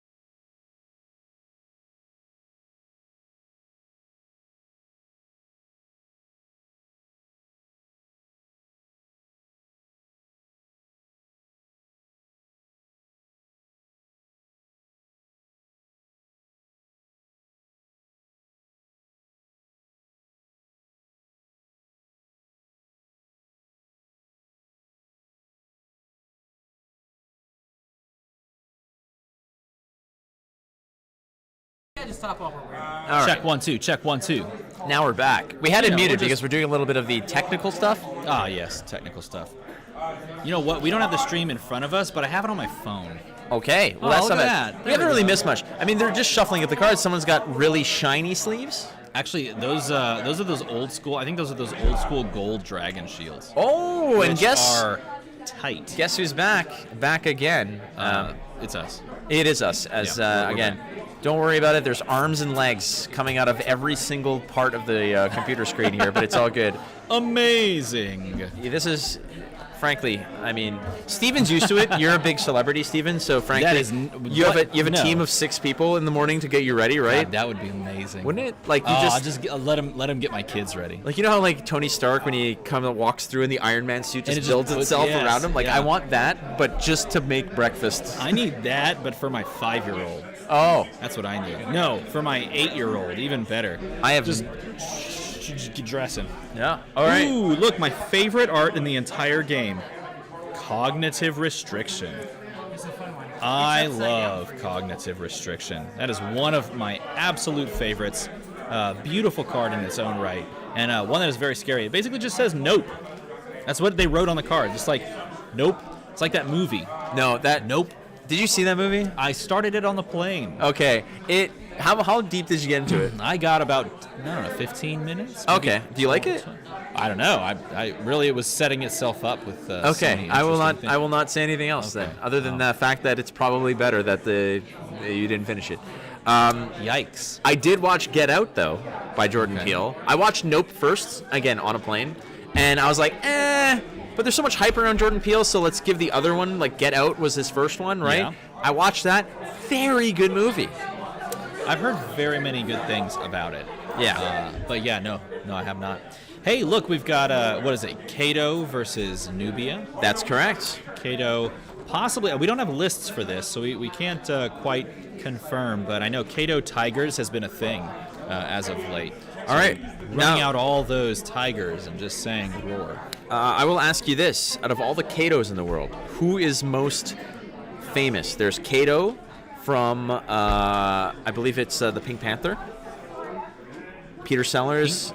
The Pink Panther movies with Peter Sellers. There was a Kato in there? Kato was his like. I have not seen those since Was I was his a like child. martial arts assistant that would always attack him? No, was that or was it Get Smart? It might have been Get Smart. I think, yeah, I was going to say, I don't believe that was Pink Panther. No, I think it was Get Smart then. I think it might have been Get Smart. Or there's Kato Kalin, O.J. Simpson's friend. Yeah, I'm not going with that one. No? Okay, so it's definitely... Or there's I feel this like one. it was Kato from Green Hornet. Oh, there might have been that too. I think it was Green Hornet. Didn't wasn't John it? Cho All play right, Kato? someone in chat. Come on. Yeah. I know people like sandwiches, but we need to know more about this. Sound off in chat. Joey posted it. He loves sandwiches in the Yeah, it chat. had nothing to do with us. Good for him. Frankly, it's definitely not Kato Kalin. That's what we're thinking. But Kato here versus Nubia. We've seen so much Nubia already, but man, oh man, there's a reason why this hero is so strong. But we just saw Nubia just get absolutely blasted out of the sky not too long ago. Well, you know, when you have fireballs, you just drop it on them. And that's kind of what we saw. Like the cinnamon whiskey? Kato's going to be a little different. That's right. Yeah, possibly. Kato's going to be a little bit of a different play. And there's a Stone Protector of Knee looking to resolve. Paying the cost, resolving it behind. That's an interesting choice. Well, it's a retreat. Now, the way that this Kato deck works is that it's going to be a lot of evasion, a lot of moving around and doing things. Again, we were talking about this earlier on. I was speaking to one of my friends around here, one of them, the Chow brothers, saying that I'm playing Kato. And the reason why I like to play Kato is because you can do certain things unlimited amounts of time. Yeah. Whenever there's no restrictions, those are typically the heroes or the cards that can be exploitable. Yeah. As Kato can just kind of warp around. Yeah. Force warp is a scary ability, and we do see in that first game that we covered, in the very first match that we covered, we saw that what was it? A violent Biamont, and we see that being played here as well, and put onto that Stone Protector of Knee. So that you can do some warping yourself. Yeah, and the beautiful part about Violent Biamont is that it's got awareness that is 2 tiles ahead of it. Yes. And when you're on that Uber Beats, you can just you can just cruise around and kind of do these violent Baiman drive-bys. Right? That is one way to put it. You definitely can, and now you're just gonna be teleporting around, dropping absolute bombs, and it's great because this is a range attack. It deals 6, which is that angel breakpoint. Yeah. It is tailor-made for. Oh, look at this, just burning through the deck. It is tailor-made to deal with angels, and specifically to deal with angels that Nubia wants to play. Oh my God, he has chained these together. There's another one in hand, I think. And another one. And another one. He's going to just keep it rolling. That is crazy. Actually, discarding the other dedicated studies, I believe, if I'm not mistaken. It looked like it, yeah. Yeah, that could have been 3 in a row, and that's one way to go ahead and maybe burn through some of your aura or however you want to do this. But ultimately, you're looking for cards, and you need them. Yeah, got the Kabas there that you can, move and use. So you've got the flashes of photos in the background. You love to see it swiftly. Swiftly. So there we go. Again, you've got that violent Baiman on the Uber Beats, ready to just go ahead and get up in your kitchen with an extra tile of range straight ahead in terms of awareness and dealing 6. That's one of the big boys, and 22 aura to pay for that. It's pretty hefty, but it seems like a really good answer to an angel, and an angel costs 25, so you're getting you're winning. Yeah, you're definitely it's kind of like a keep the change scenario. Yeah, you're getting a huge return on your investment by paying for something that can deal with your opponent's larger threat for far cheaper. Now the question is, where is he going to take this Stone Protector and this Baimont? Because you can move that anywhere you'd want. And when the world is your oyster, when you have just a wealth of options, you have to really know what your game plan is and where you want to play things out. This is also indicative possibly of what your hand could be. He's going to move that off now, just, tipping your driver and stepping off. You never know. I don't think that Violent Baiman's going to be too far removed from that Stone Protector at any point here. It might be a situation of hop back on and teleport away. Exactly. Right? I think the Violent Baiman's just going to go pick up its dry cleaning and probably hop back in the car. I think that's the move here. Yeah, because at this range, you do have the capability of just, firing for 6 ranged, throwing that giant rock. Oh, we're being given more things. Heck yes. I love being given more things. Sweet. Look at this. How amazing is this? So here's the Kato, the chair of violence. I was saying, I thought this was the dude's name. I was like, is this guy's name Gregory Winner? But it actually says Germany Winner. So it's the German champion, I suppose, here. Oliver Linke on, I hope I'm pronouncing that correctly, but Oliver on Nubia. Air Force 10. It's just one level up. Yeah, Air Force. We saw Air Force 9. It was Air Force 9, but G maybe. Now we're on Air Force 10. That's one way to just sort of BM your opponent. What are you naming your deck? Me too, but one more. Yeah. That's literally the play that you make in The Price is Right. You just one-up them. Yeah. You son of a gun. $1. Angel of Retribution. There's a 10-pack in Oliver's deck here. Yep. Looking through the list on the Kato side of things, it's a lot of what you would expect. Things like mind reading, which is a very scary effect. Being able to basically just force your opponent to play face up. Pressure points, shutdowns, of course, warp strikes, and then you always have access to your own ability there. Not as many tigers as you would think. It looks like it's 7 tigers, which I know there's decks out there that are running far more, but looks like this list is sort of spread around in a lot more even of a scenario. Oliver running 10 angels. Obviously, you can't deploy 10 angels. They each cost 25 aura. You have 150 in the bank, so you're only going to see 6 at the top end. But again, if you're playing 6, you better make sure that they stick around. Otherwise, you are not winning that game. You're going to be hard pressed. I think there's a pair of tsunamis in Eric's hand. He's already holding 2 of them. Yeah. Yeah, he's got 2. There's out of 4 in the deck. He's got 2 in hand already. This might be a situation where a Chrono Walker pivot, moving your Kato into a tsunami can be a very dangerous thing. Again, the fact that Kato can move around so liberally can line up. Look at what that board is representing right now. Everything's lining up. You can see Eric pinning Oliver into that top right corner, into the corner of the board. Yeah. And I say top right. Our orientation of the board is a little different. There's the tsunami. Yep. And you're already in position to be able to play this out. So, doing some sort of a warp is unnecessary here. Moving on the Stone Protector, which I believe that is Stone Protector, and Kato seated right there. You can just drop this tsunami just fine. Check for resolutions, see if they want to respond, and then if you want to stack a second one or the second one on top, then try to force that damage through and see if it makes them pivot or overextend their resources. Tsunami just has one of those widest area of effect cards, but there's the response. Yeah, choosing to try and block some of that, letting that resolve. And you're still wide open to, possible other plays. Allowing your opponent to just respond to this and then finding out what they want to do, how much they want to extend, and what you can do is really the name of the game.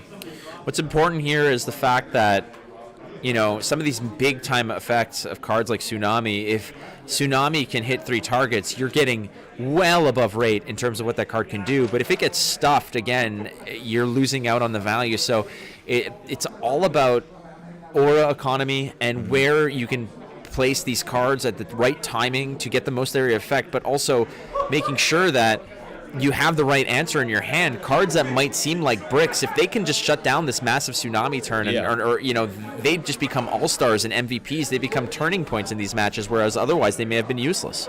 Yeah, you have the capability of really pivoting things on the head if you can stop a major turn. When we were playing earlier, there was a moment where I extended just about everything that I could, and because you were able to pivot just enough to prevent that one large swing, it left me in a spot where I had to rethink how the rest of the game is going to go, because that almost guaranteed damage that I expected wasn't in the cards for me in that instance. And look, here's another one. More per damage prevention, keeping that life total high. It doesn't have the explosivity as something like a Meteorite deck did. Like the Idris had the possibility to just continuously pressure your life total at any given moment. You can find the right recipe to just explode the board and win the game. We saw that in the previous matchup. Steve-O got torn to shreds by Meteorites. In this case, Tsunamis are very nasty. Oliver on Nubia. I think is that a Holy Wall again? Not only is it a Holy Wall, I think that's like his second beautiful extended art Holy Wall. Gorgeous card art here. Again, the fact that these foils are beautiful, they're gorgeous, but exceptionally rare. Yep. 1 per box. These and guess who found? Just casually just popped out that Proteus. Why not? You get one foil per box, Steve. And yeah, that's a good one to get. Yeah, slightly. I'm not going to sit here and think that I'm some sort of god, but when you're ripping packs, baby, you got to have the good mojo in your hand. Apparently there's only 2 of those. Period. In existence. Yeah, you're holding one of them. That's it. 50% right in these hands. Yeah, that's right. This board here, again, sponsored by MNT. Thank you so much for that wonderful contribution. That Tsunami still on the stack as it finally gets put through the wall. Again, the stack is growing. We're 2 deep. We're going to go on top of that as well. Ooh, going to respond with a Tiger. Tiger's going to come down and try to respond here. Swiftly. Swiftly. Possibly pushing some damage on top of this, too. Depending on where you're placing that, of course. Like we mentioned, this game, the layers and the stacks and seeing 2, 3, 4, sometimes 5 tall is not uncommon. Things need to resolve. Timing is incredibly important as that Swift Tiger is placed onto the board in front of the Nubia, pressuring more of that life total. Yeah, and pushing down to 4, you're basically just sniffing blood in the water, trying to push that life total all the way down. By the way, this is a match in progress. This is the second game of this match. And the first game was picked up by Nubia.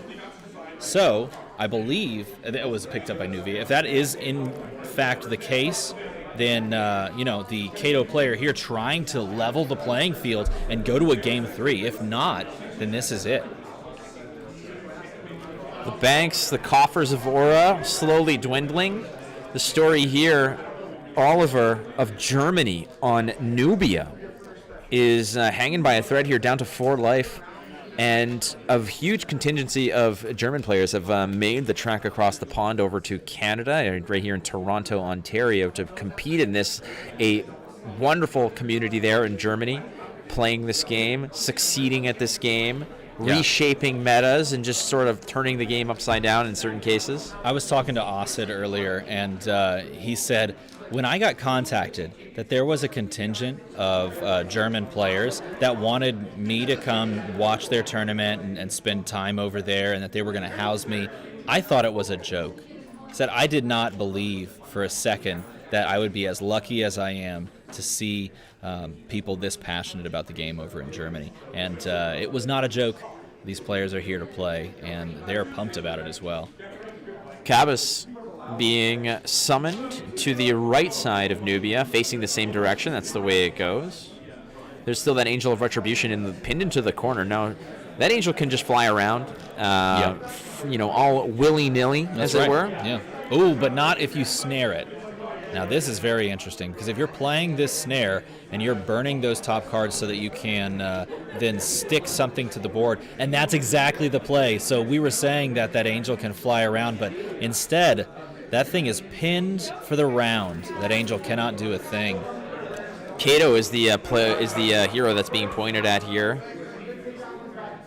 Oh, and warping with the, I believe the Stone Protector of Knee there is warping him around. Using that as your, transport, essentially, putting you into different positions and allowing you to take advantage of your quick movement to pin your opponents, even when you're exhausted. I just want to point that out, too. Yes, your hero is, tapped out, if you will, but using the Stone Protector basically gives you free range of motion. It's a nice little way to scoot around the board and really keep things wide open. When you don't know when you have basically free reign to just drop yourself at any square or really, access avenues, little nooks and crannies of the board that are otherwise inaccessible, that really opens up your own game plan, but also creates doubt in your opponent. Now, this is technically pushing lethal and requiring a response, because by positioning yourself like this, you've basically said to the Nubia player, you have nowhere to run and you have to deal with me acting first, because I'm moving that Violent Baimont over and I am threatening 6 ranged damage. You have to respond, and the only real response here is something like a Chrono Walker, which if allowed to respond is going to swap in and just take the hit. Its decoy effect is going to basically just absorb that disgusting 6 damage breakpoint. But before that even resolves, it looked like Stone Protector's going to teleport over, and Kato is still wide open, possibly pushing damage, trying to just drain the last points of life. Just riding that Stone Protector like a steed, and again, just pinning the opponent into the corner there. You can see this is getting really nasty, but like most animals, Stephen, at least Canadian ones, they are most dangerous when pushed into a corner. When pushed into a corner, yeah. Well, and we saw that because a big swing from, I believe, the Angel pops over and hits Kato after Kato's teleported on over. But Kato's still available to possibly be used and push damage. Still got some other summons, and it does appear that, the writing was on the wall, you have the action economy, you have the ways to deal that last 4 points of damage. So picking up game 2 and pushing to a decisive third game, it appears. Sometimes it's just merely a matter of, if the writing's on the wall, you want to also have clock economy as well. Yeah, and that's exactly right. Let's just pull the shoot on this one and say, well, I'll see you in the next round. That's what's happening here. They're just going to, pull the plug, see you next game. I need as much clock as possible, because if this is a tough matchup for me, it might be a grindier win on my end, in which case I need as much runway as possible to land this thing. And you can see there, he's just doing a little tippy tap. Look at that. Oh, the APM on that is insane. I mean, holy Moses! StarCraft is StarCraft is way up there when calculating actions per minute, but I think we need to crunch the numbers on that one. That was pretty quick. When I was really into StarCraft way back in the day, and I used to just run the first 3 minutes of games. That's what I would do. I'm like, okay, Terran, this map, and literally it would just be like da-da-da-da, and just try to find. Yeah, it's not just about it's also about which crystal patch, which crystal is closest. Those little microseconds, and how fast Can I That was pivot good from here? times. I put in so much work into that, and I still sucked hard. So Wait, you're telling me it wasn't about the first 3 minutes of the game? No, I apparently didn't not actually yet. figure out strategy after that. And it was like, I okay, was just watching my APM the whole time. I just literally after 3 minutes, I said, "How many crystals do you have? I win. You should absolutely concede here." Yep.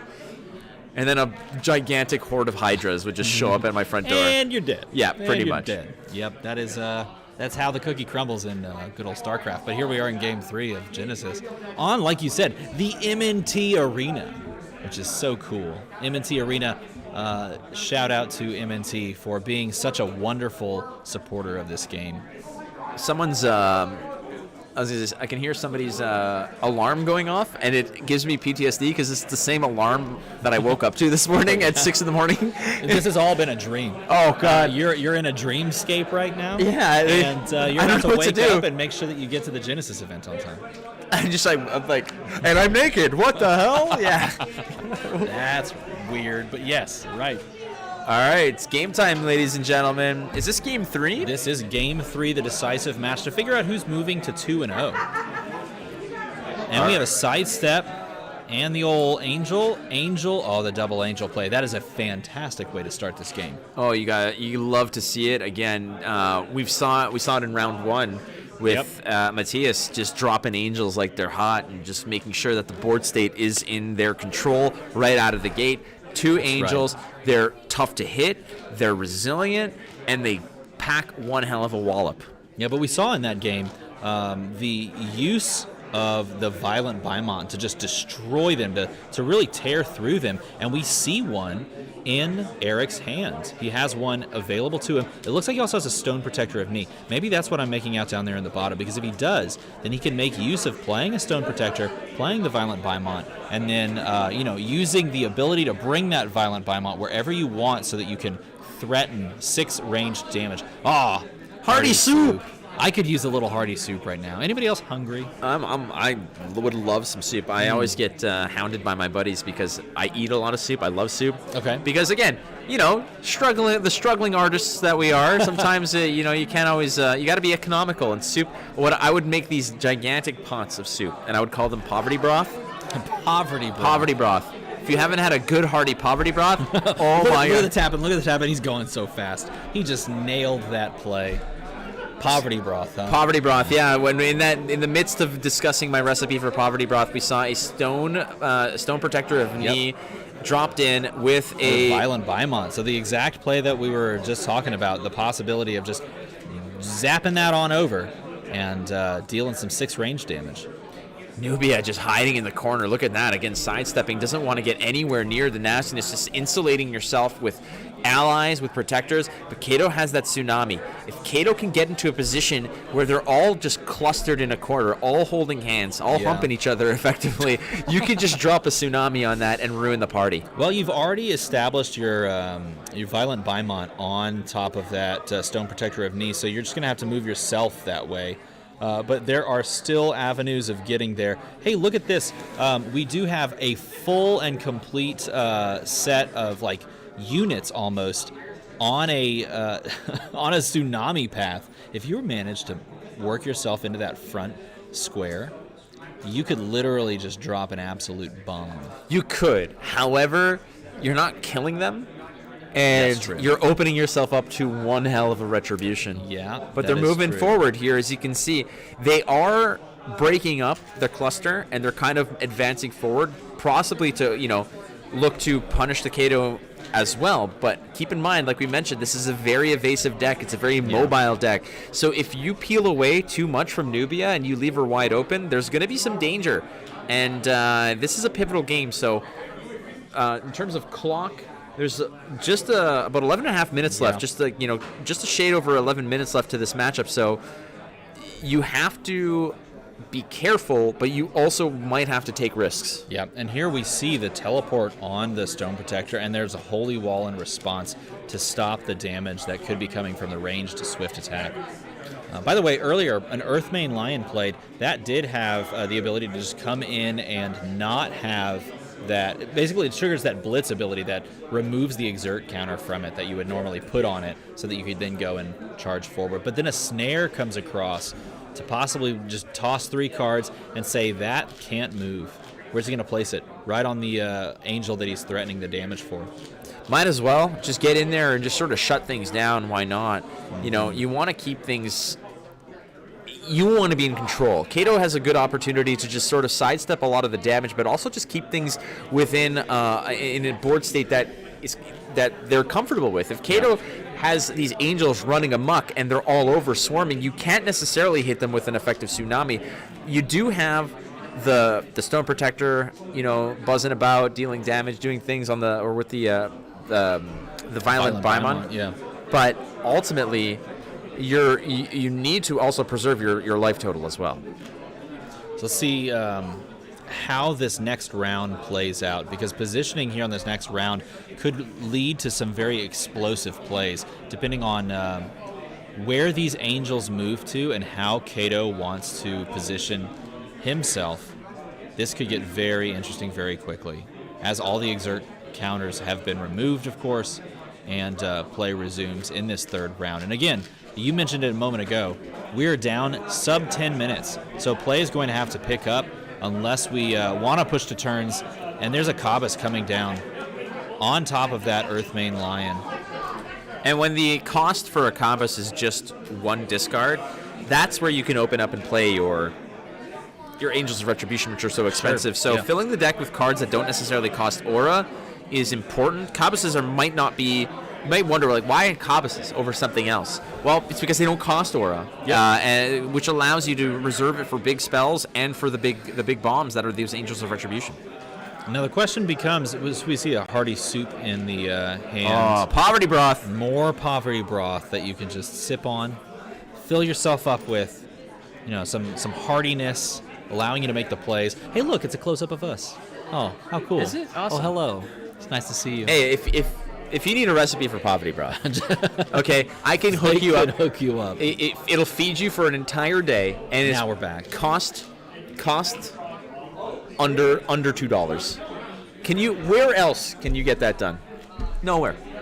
We have been made aware that the stream was frozen for a bit, but now we're back. We're on it. We hopefully described enough of it to you that you could follow along, crossing your fingers. That's all you can cross, frankly. Don't cross your eyes. Cross your legs. I mean, like, if you need to go to the restroom. I suppose, Yeah. yes. Sometimes sometimes it'd be that way. I have young kids. I know this. I know the look. Oh, do you? Yeah. Oh, yeah. You got to go to the bathroom. Let's go. One of those moves. I'm going to get that from you tonight at some point. We're going to be out for dinner, and you're going to be like, I know that look. You need to go to the restroom. You can go to the restroom. I do need to go to the restroom. All right. Look at that cluster of units there right at the left side of the board here. Again, our orientation is different than your orientation in terms of like what we're looking at. But left side of the board completely clustered about. It is a party over there. Look at this. Stacking the Angel on top of the other units. I think that's on top of the Stone Protector and the Violent Paimon there. Tsunami is just juicy as all hell here from so many different directions. Bolt shots galore. Trying to see here. It is Oliver of Germany that's playing this Nubia list. No bolt shots, though, in this Nubia list. Look at this. He uses the Stone Protector to teleport the Angel of Retribution away. How hilarious! Imagine that. Have you ever gotten on the when I picked you up from the airport? We went in the wrong direction on the tram, right? So it's kind of like similar to that. Literally that, right? This is that moment where, that might not have been the intended play there. No. Trying to push that damage, and both these players are playing fast and furious, as you can see. Yeah. They want to close this game out. They don't want to have to worry about turns. When you get to turns, things can get very, very dicey, and you don't want to put yourself in that position. So close the game out early. Make sure you have everything squared away. We're approaching 6 minutes left in this match, and after that it will go to a certain amount of turns in terms of how this will resolve. You can rest assured that when it's 1-1 in a series, nobody wants to take the draw. Everybody wants an opportunity to win, and you can assume that they're going to be playing for it, especially in the early rounds of Swiss, where every loss is so monumental and every win is so crucial. So you want to collect those early. There's going to be another summon of an Angel of Retribution. That's right. That is a huge, huge thing. Now, you want this to really deal some damage for you, do some work for you, but you need it to do it quick. placing it in that spot, allowing you to maybe fly past and fly forward. You needed to do some amount of work, and that the angel in the corner is feeling really out of play right now, really out of sorts, and so you want that to possibly get back into play as well for you, because you are down the life lead, you are down on a clock, and you don't want to put yourself in a position where you can't. I believe that card was flipped upside down inadvertently. You don't want to put yourself in the position where you just can't deal with it. You can't deal with everything that you've been seeing. Eyes burning all 3 of those. All right. We're going to move away. The Cavus. And moving in with the Violent Bima. Oh, look at this. Sniping out that angel that we spent so much time establishing. Those Violent Bimas are almost like perfect remedies to the Angel epidemic. Yeah, they really are. And I believe that was a card that was introduced in Origins and almost printed exactly for that type of card, it feels like, right? Just to see how this thing is played out and see how it functions. It does ranged attack. It deals exactly 6. So it pushes on top of exactly what you would expect, an angel to do. Here comes another one. Summon it up. Jam it right next to the other one. Look at them. They're all just... They are throwing logs everywhere. Violently, just chucking them. They are, man. They look pretty mean, frankly. We have the card art right in front of us. It looks like an angry old man returning a soup at a deli. This is not what I ordered. Get this right out of here. I wanted the bisque. Just whips it back. Take it away. All right, Stone Protector. Here it comes. The Uber has arrived, ladies and gentlemen. Everybody hop in. Tip your Uber drivers. Tell you what, Uber drivers is a hard thing to say. Uber drivers. Uber drivers. I want to say Uber. Do Uber you? Drivers. You can say Uber. Okay, I'll do that. Repositioning the Cavus. And again, we're coming down to it. Yeah, there is 3.5 minutes left to this matchup, and there's got to be a resolution. The dangerous part here is that both players have pretty hefty life totals, but as it stands, Nubia up against it with two Violent Bimons that are staring right down. But again, angrily. What is the life total on the Violent Bimon? It is a pretty... It's 6, So it is very similar to the Angel in that it deals 6. It's very square damage versus health, right? It has 6 health, except it can attack ranged, and of course it can attack 2 squares in front of it. And there it goes. Adios. 1 down. Yeah, beam me up, Scotty. Right to the other side of the board. The top right square is now a prime Violent Bimont territory. You better watch out. You better. I mean, it looks like a Yeti just having the worst of days. I know. It's like the chest is nice and smooth. The shoulder hair needs some grooming, however. What a weird kind of, hair growth placement, we'll put it that way. Oh, and a cognitive restriction. The cog restrict to stop it. Oh, trying to prevent the lethal there and saying, no, you can't. Just my favorite card art. And you know what it says? It says nope. It just says nope. And that's how the game closes. Picking up the win is Kato over the Nubia deck. And I don't know about you, but I was surprised by that finish. I know about me. Oh, okay. Well, tell me. Oh, nothing. Oh. Were you surprised by that finish? Because I'll be honest with you. Going into this tournament, I was very high on Nubia just because you can draw so many cards and you have so much aura to work with and so many ways that you can take that deck. There's so many tricky things that you can do. And yet, on stream here, we've seen Nubia perhaps put into place a little bit. All right, so we are 2 rounds deep into the World Championships of Genesis. We do have, I believe, an interview. Break, then an interview. Oh. So I think we're going to jump to an interview. We're going to see how this kind of works out. However, again, most importantly here is the fact that these matches here are so important early on in Swiss rounds. There's only 5 rounds of Swiss. There's not much room to make mistakes here. Not much room to actually, take that early L. Yeah, no, So, you really can't. And yes, you are 1-1, and that is not the worst thing in the world. It's not the end of the world, but putting yourself in a early advantageous position means that you have more comfort to drop maybe a game later, because you, like you said, it's a 5-round Swiss, which means you have to be razor sharp all the way through. yes, you do. Absolutely. All right, we're going to take a quick break, and then we got an interview coming up afterwards, if I'm not mistaken, so don't go too far. It's the World Championships of Genesis here in Toronto, Ontario.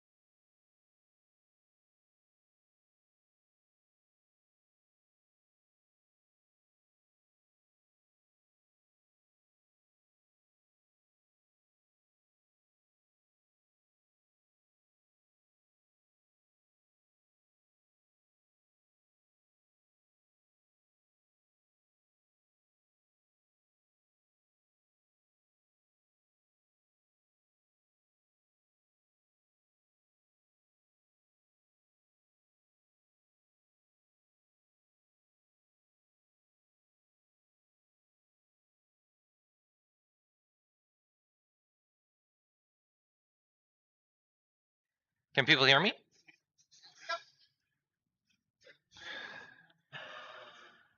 All right, and are we live? All right. Hey, everybody. Hope you're having a wonderful day so far. Yes, yes. Yeah, it is. There have definitely been a lot of moments that have been very surreal about this entire event, and standing here doing my third championship speech, it's kind of a crazy feeling. So if you don't know, I have the tradition lunchtime around. I usually do a little speech talking about my feelings about where the game's at, where the company's at, and where we're moving forward with things. So we have a slide deck. Is that ready? Slide deck? Is it up? Yeah. And I need the mouse. Am I able to change the slides from here? Okay.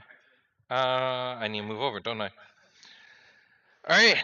So I want to thank everyone who's here. I know it's kind of weird, but like there are a lot of people who are coming from everywhere to celebrate Genesis. And when we had our first championship back in what was it, 2019, it was just everyone who was just local, and we hosted it in Cambridge because that's where.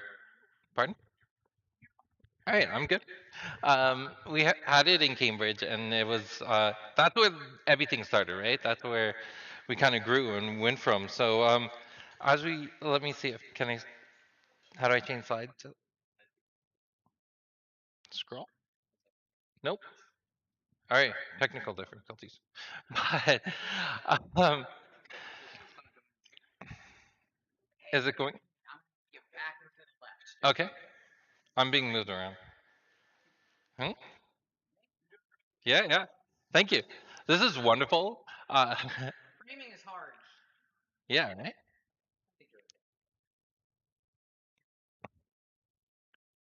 Yeah, we might have to move the way the slide deck's presented.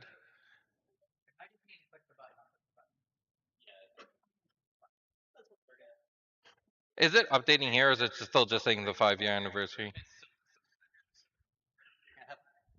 Huh? Okay.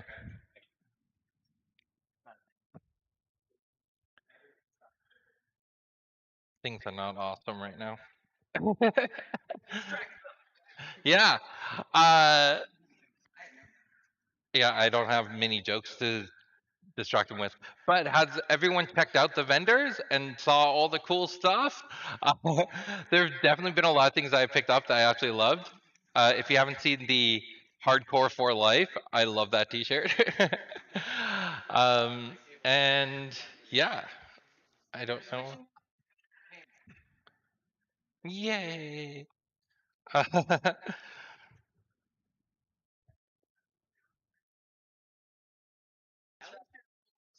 Yeah, you wanna come and chat with me? I really don't know what to talk about right now. So back in 2019, when I first met this one, I met you way before that, didn't I? No, yeah, 2018. 2018 March. Yeah, It was Kitchener Comic Con. Kitchener Comic Con. Yeah, Yeah. small little convention. It's just fun. But Yeah. yeah. When I first seen this game, like I was vending. We were on the second floor, or sorry, the main floor. Shh. Your fault. Is that me or you? I'm blaming you. I have no mechanics on me. And then you were.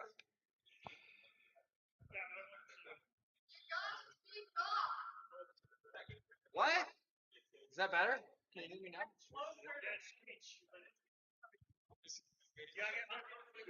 Can I go off the camera now? Am I allowed?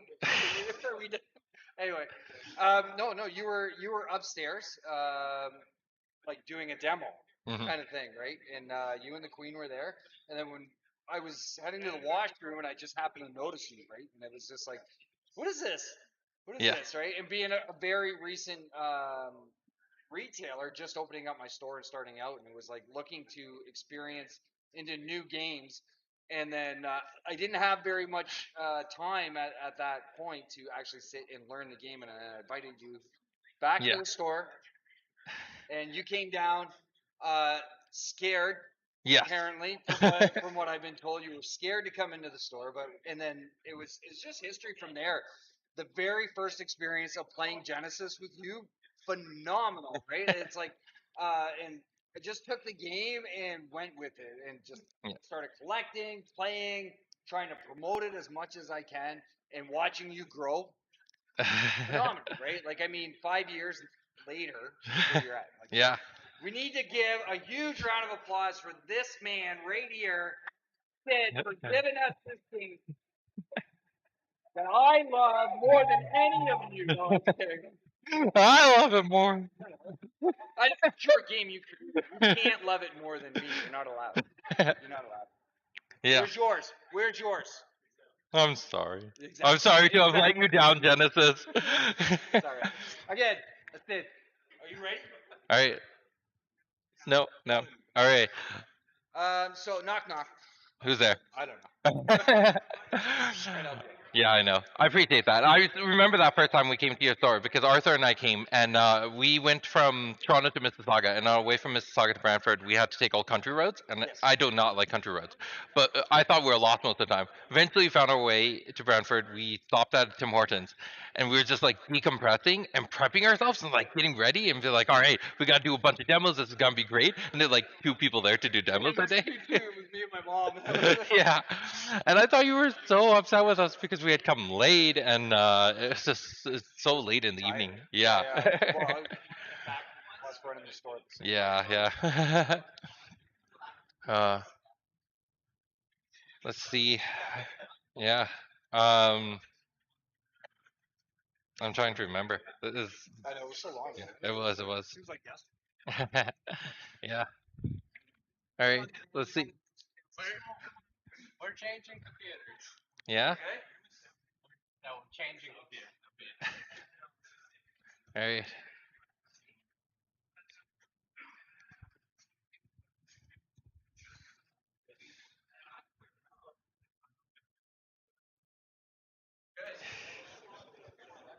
Monday, right? Hmm. Monday? What's it? Oh, yeah. Can we do it? All right. I won't stop you. You're not going to stop me? I'm not gonna stop you. You want the mic? What's that? You want the mic? No, we're not doing that here. Doing it later. No, come on. That's what tonight's celebrations are for.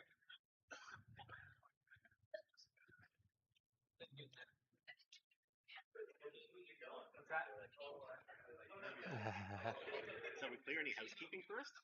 Yeah, is there? Do I have? I don't have anything housekeeping wise. Besides feedback.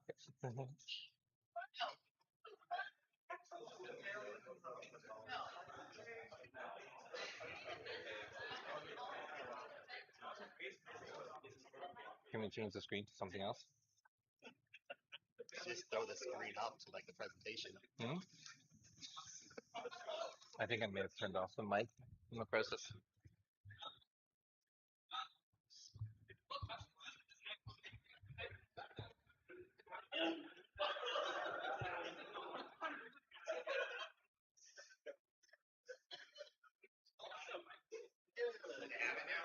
This is where we're asking then send to lunch and we do the thing after lunch. We're good.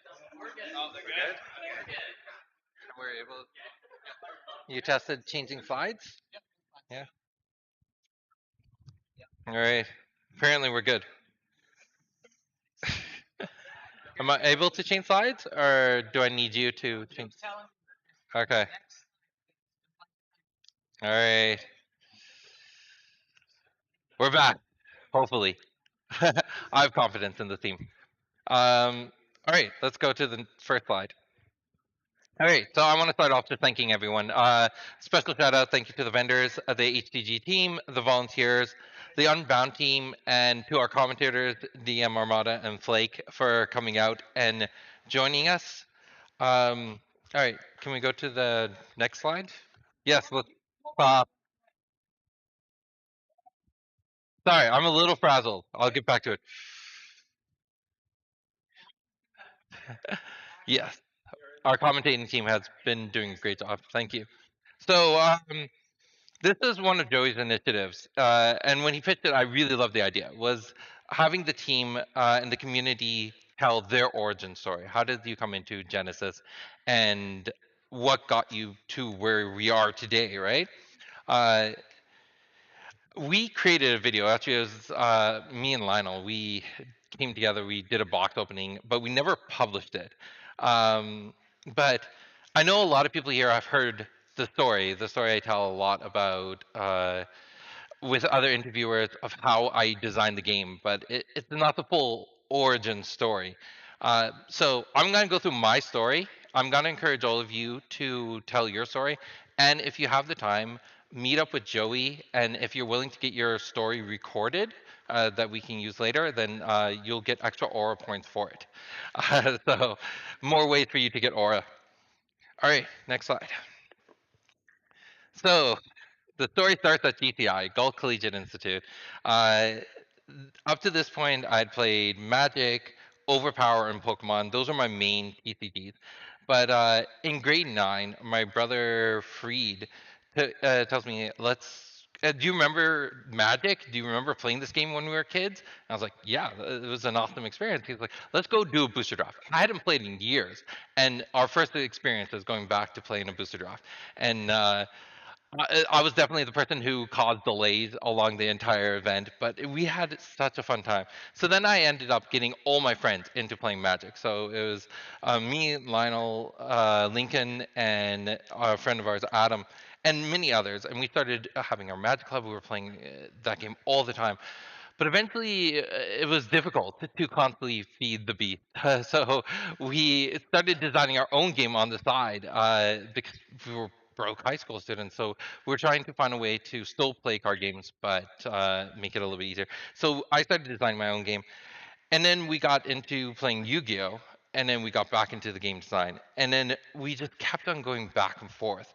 Uh, then I created my first sample of any real TCG. So next slide.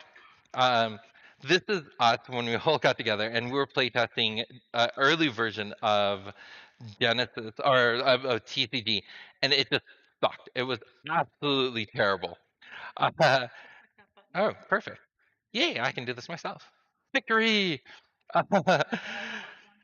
so along this way, we kept on iterating over our game design. So this is me, my team, like me, Lionel, his brother, and our buddy James. And yeah, this is when kind of we started taking the game to a lot of other of our friends to show them. So our buddy James is in here. He pointed out the idea of creating a communal board. So we were originally the game was a lot more like Yu-Gi-Oh, where it's separated, and then we created the communal board. And then a friend of ours was like, you should multiply all these numbers by 10. So originally the aura system was from 1 to 15. And then we multiplied everything by 10. You had champions starting off with 150 aura. Another friend of ours, Chris, who was at the event last year, he recommended the idea of starting the game off with all your resources, not building up as the game went. So we got all these ideas, and eventually we got to a point where the beginnings of what we know as Genesis started forming. The mutual arena, the resource system up front, having champions to play the game. And we got to a point where we started playtesting on a weekly basis. Uh, so at that point, my now wife, she goes to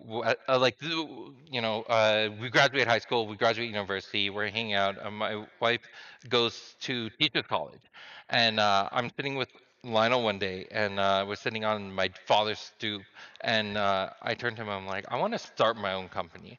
I want to start making our own games and publishing it out there. Uh, and then we created a game called Odyssey, which never got published. We didn't take it very far, but the idea was it was a deck builder, dungeon crawler type of thing. We had a lot of fun doing that. So, but it was just there was a spark that was missing, something about it that was just wasn't quite right. So I met up with a friend of mine, Ahmad, and he was like, "You gotta follow your passion. You gotta follow what really drives you." And TCGs have always been something that drove me. So we kind of brushed off our idea for Genesis, and we started refining that. So we started getting into more playtesting. We got into the idea of um, creating a faster play experience and realizing that it doesn't matter how you play the game. It just matters that you play the game. So this was us using a lot of miniatures to just have a lot of fun with the game, enjoy the game as it was. Um, then in 2015, we take the game out to ANC cards in Toronto and face to face, and we do our first playtesting. Uh, there were a lot of differences of that version of the game to what you see now. You had all the summons up front. You didn't draw them as the game went on. There wasn't a lot of rise and fall. The game was very predictable. It was actually someone there who recommended us using the cheese system that we have in the game now. And the funny part was we had pulled it because we thought it was too complex, but the community was asking for that nuance in it. So we brought it back in. We had a lot of learnings during that time. And then the story kind of changed. Things got difficult for me. So I came home from our playtesting at face-to-face games, and at that time, my mom gives me a call and asks me, "How was your day?" And I tell her about the playtesting and everything that happened there. And she was actually saying that she spent the entire day in the hospital, and they found something wrong with her. And we went through this entire journey of her being ill, getting like figuring out it was cancer, and then her passing away. And I lost my passion for a lot of things I was doing. I focused on my job. I threw myself into work, and I wanted to be part of the answer of a lot of these things that were happening in the healthcare space. So I was working in healthcare. I was focused purely as a QA, and then more and more people in my life started passing away. So my cousin, my uncle, a lot of my mom's friends. It was a very, very difficult time. But through all that, I realized that really what brings you back is being true to yourself, understanding who you are and what drives you. And that's how you can really honor these people. You don't have to always push yourself to try to find the solution to some part of your life that was difficult. You can learn from that and become your own person and honor everyone in your life that way. So we released Alpha. And Alpha, the starter kit, actually has a dedication underneath the cover to my mom. So if anyone who owns an Alpha starter kit, you can open it up, and underneath the lid, there's a dedication to that. And then also, I made these little gift boxes to a bunch of people who were with me at that time who helped me design Alpha and put it out there. So I just want to read this. If you haven't had the chance to read it, I'm just uh, so back in 2002, I had a dream that my friend and I made a game. It took 15 years, several iterations, and a lot of effort, but I literally made my childhood dreams come true with the launch of Genesis Battle of Champions, Alpha Set. Along the way, a lot of people have helped bring this project to life, and I wanted to thank them. So in particular, I wanted to say thank you to my parents who taught me to always do my best and to always be learning. To the Queen of Squirrels, my BB, thank you for your endless support. To Nabilai, thank you for reminding me that if you truly believe in something, you have to go for it no matter what. To Leslie for giving me my first look into the Genesis universe. To Arthur, thank you for bringing Jalar to life. To Simbai, who has always believed in me. To Lionel, Lincoln, and Chris for playtesting for endless hours with me. Uh, so I made that dedication, and that was the journey. That was supposed to be Genesis. But it was the community that rallied behind us at that point. That's when I met a lot of amazing people like Carl, Rob, and so many other people who joined the game design team and were like, I want to help you push this project to the next level. It was their encouragement that we kept on going. And that's what brings us here today, right? That's what brought us to the Day of Beckoning. So this year alone, we could talk about the fact that we ended the Kickstarter this year. That's crazy. That was just this year that we did the Kickstarter. We released Origins. We went to Gamma. We went to Gen Con. We went to Origins. We traveled around the world. We did a circuit in Germany. That was crazy. Coliseum of Fate, a digital version of the game, was released to everyone, and you got to play the game against people anywhere for free, and that's amazing. we had dedicated content creators create their own channels named after things related to Genesis. Uh, the Chrono Walkers and Genesis BOCNT. We have one side of the coin that releases a video every single week related to Genesis. These are crazy things to happen on a regular basis. And now we're here. Days of Beckoning. So what's next?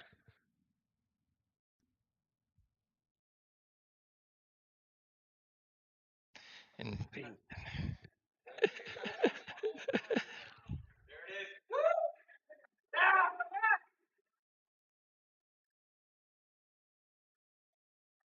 the elves believe they have won the war, believe they have eradicated us. We were biding our time, rebuilding our forces. Surviving the Arctic waste was mild compared to the suffering they will face. Now they are divided, their leader missing. First, we will destroy their hopes. Then we will take our revenge. Our sleeper agents have already infiltrated their numbers. The Senate has been reduced to rubble. Anarchy will settle in. Now is our time. Now is the time of the demon invasion.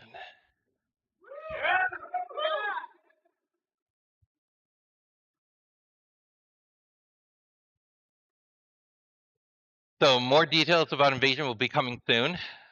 But one thing that we did want to announce is that invasion will have 7 new champions, 3 new demons, and you'll get the opportunity to see and experience them throughout the weekend. Uh, one thing that we do have for everyone who's here in the room, we have cool promos that will be of one of the characters. So you can come to me or my wife and get your little art card for that. Uh, but yeah, that's our introduction of Invasion. Thank you everyone for being here. So we will be taking a break for lunch. If you have purchased lunch, that'll be in the session room. Otherwise, be back by 4 o'clock and come to me or my wife or any of the squirrels to get your promo card. And it looks like Joey wants to say something. No, I don't. You Oh, said you knew some places around? also, if you're looking for food, there are a few restaurants just down the street. I think at the foot of the next building or the building right after. But yeah, enjoy.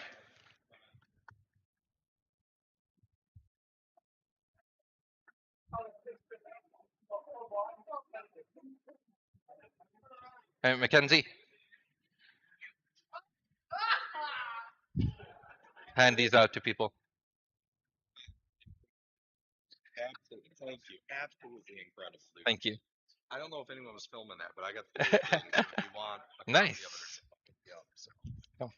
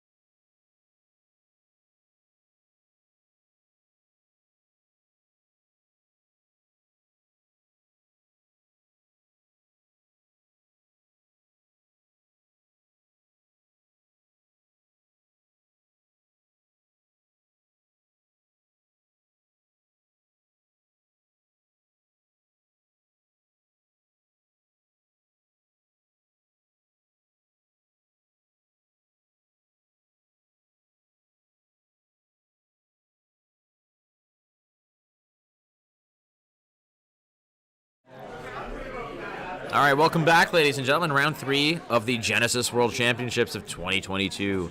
Ready to rock and roll.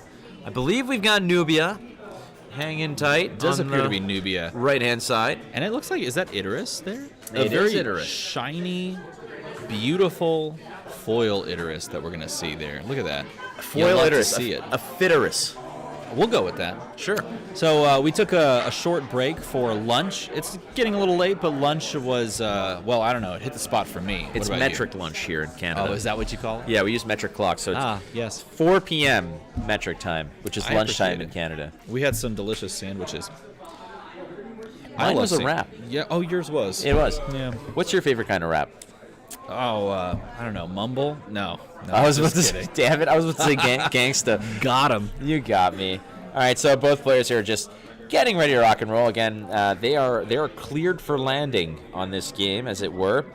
Nubia versus Idris. We've seen this one before. Yes. We've seen Idris actually just go full scorched earth and use that meteorite. That was crazy. That game. So if you're just now tuning in, we highly recommend that you go and watch that game back because it was fireworks. I don't know if you've seen it, but it's Idris on the other side of the board. It is Idris. Yes, it's Idris.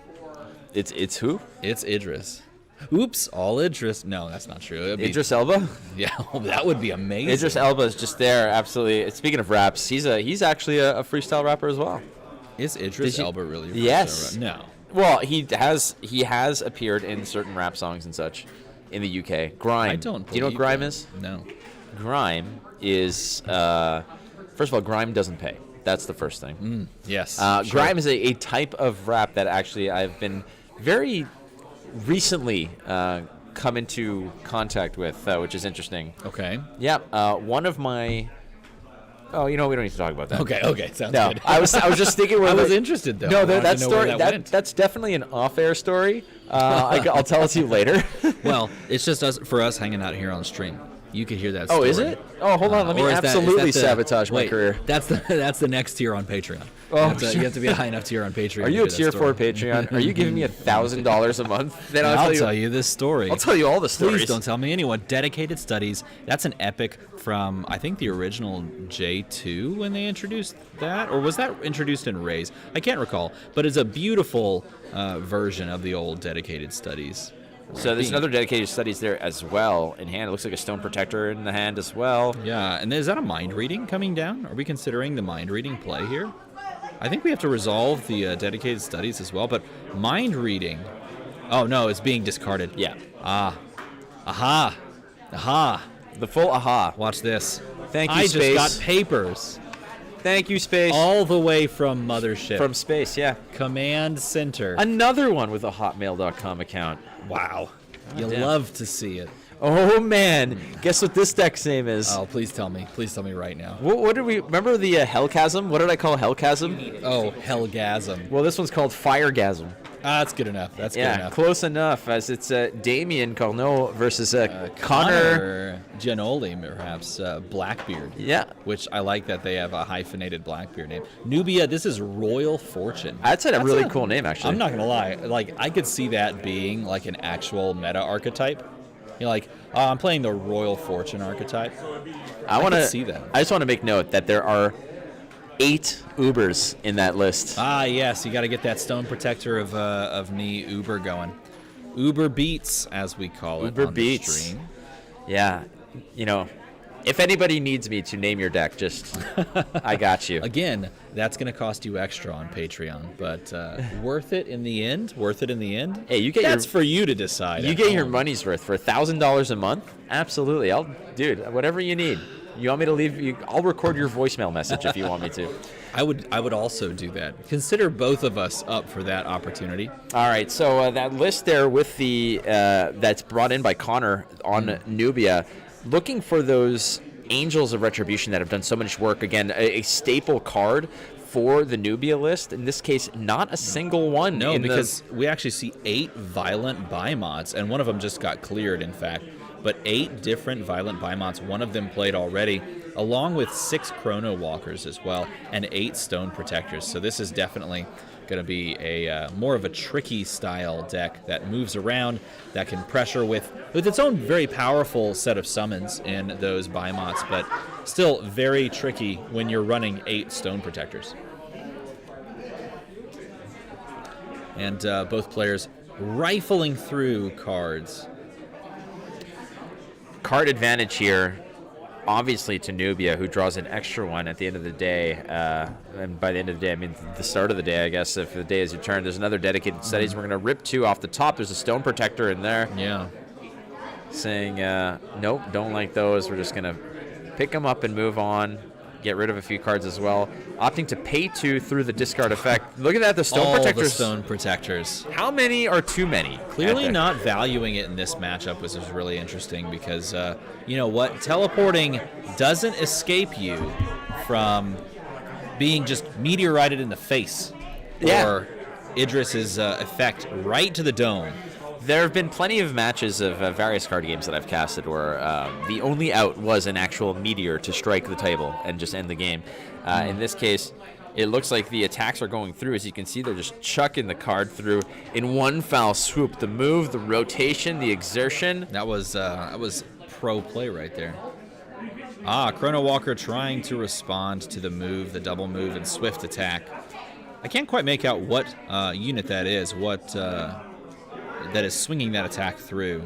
A little tough to see on my end, but nevertheless, in response to that, on the stack, we're going to play this Chrono Walker into the sort of this back space. It's going to swap positions if it is allowed to resolve, and then hopefully keeping Nubia's life total high. What we're going to see also here, Stephen, is that as the rounds progress, the players who are on top of the ladder are going to be playing a lot quicker, I find, as they're going to be the ones who really know their deck. They're prepared. They know the matchups, so they're going to be able to they're not going to spend as much time necessarily, and just kind of rifling through the options in their mind of what is this, what is that, what do I need to respond to in terms of what is being presented here. They'll know. They'll have all those reps in their back pocket ready to go. So the games will be swifter. They'll be played quicker, but that doesn't mean that they're going to be played nonchalantly. Now, trying to escape that damage was Nubia, but a snare played to keep the swapperoo, the old decoy play from Chrono Walker at bay. So Nubia locked in place for the round, and Chrono Walker has to make the swap into the position. So both stacked on top of each other, and I think that's like a Lava Rider. Can't quite make it out again. It's a little tough to see, but coming down onto the board and possibly threatening a bunch of damage. Looks like it is completely clearing that Chrono Walker as well.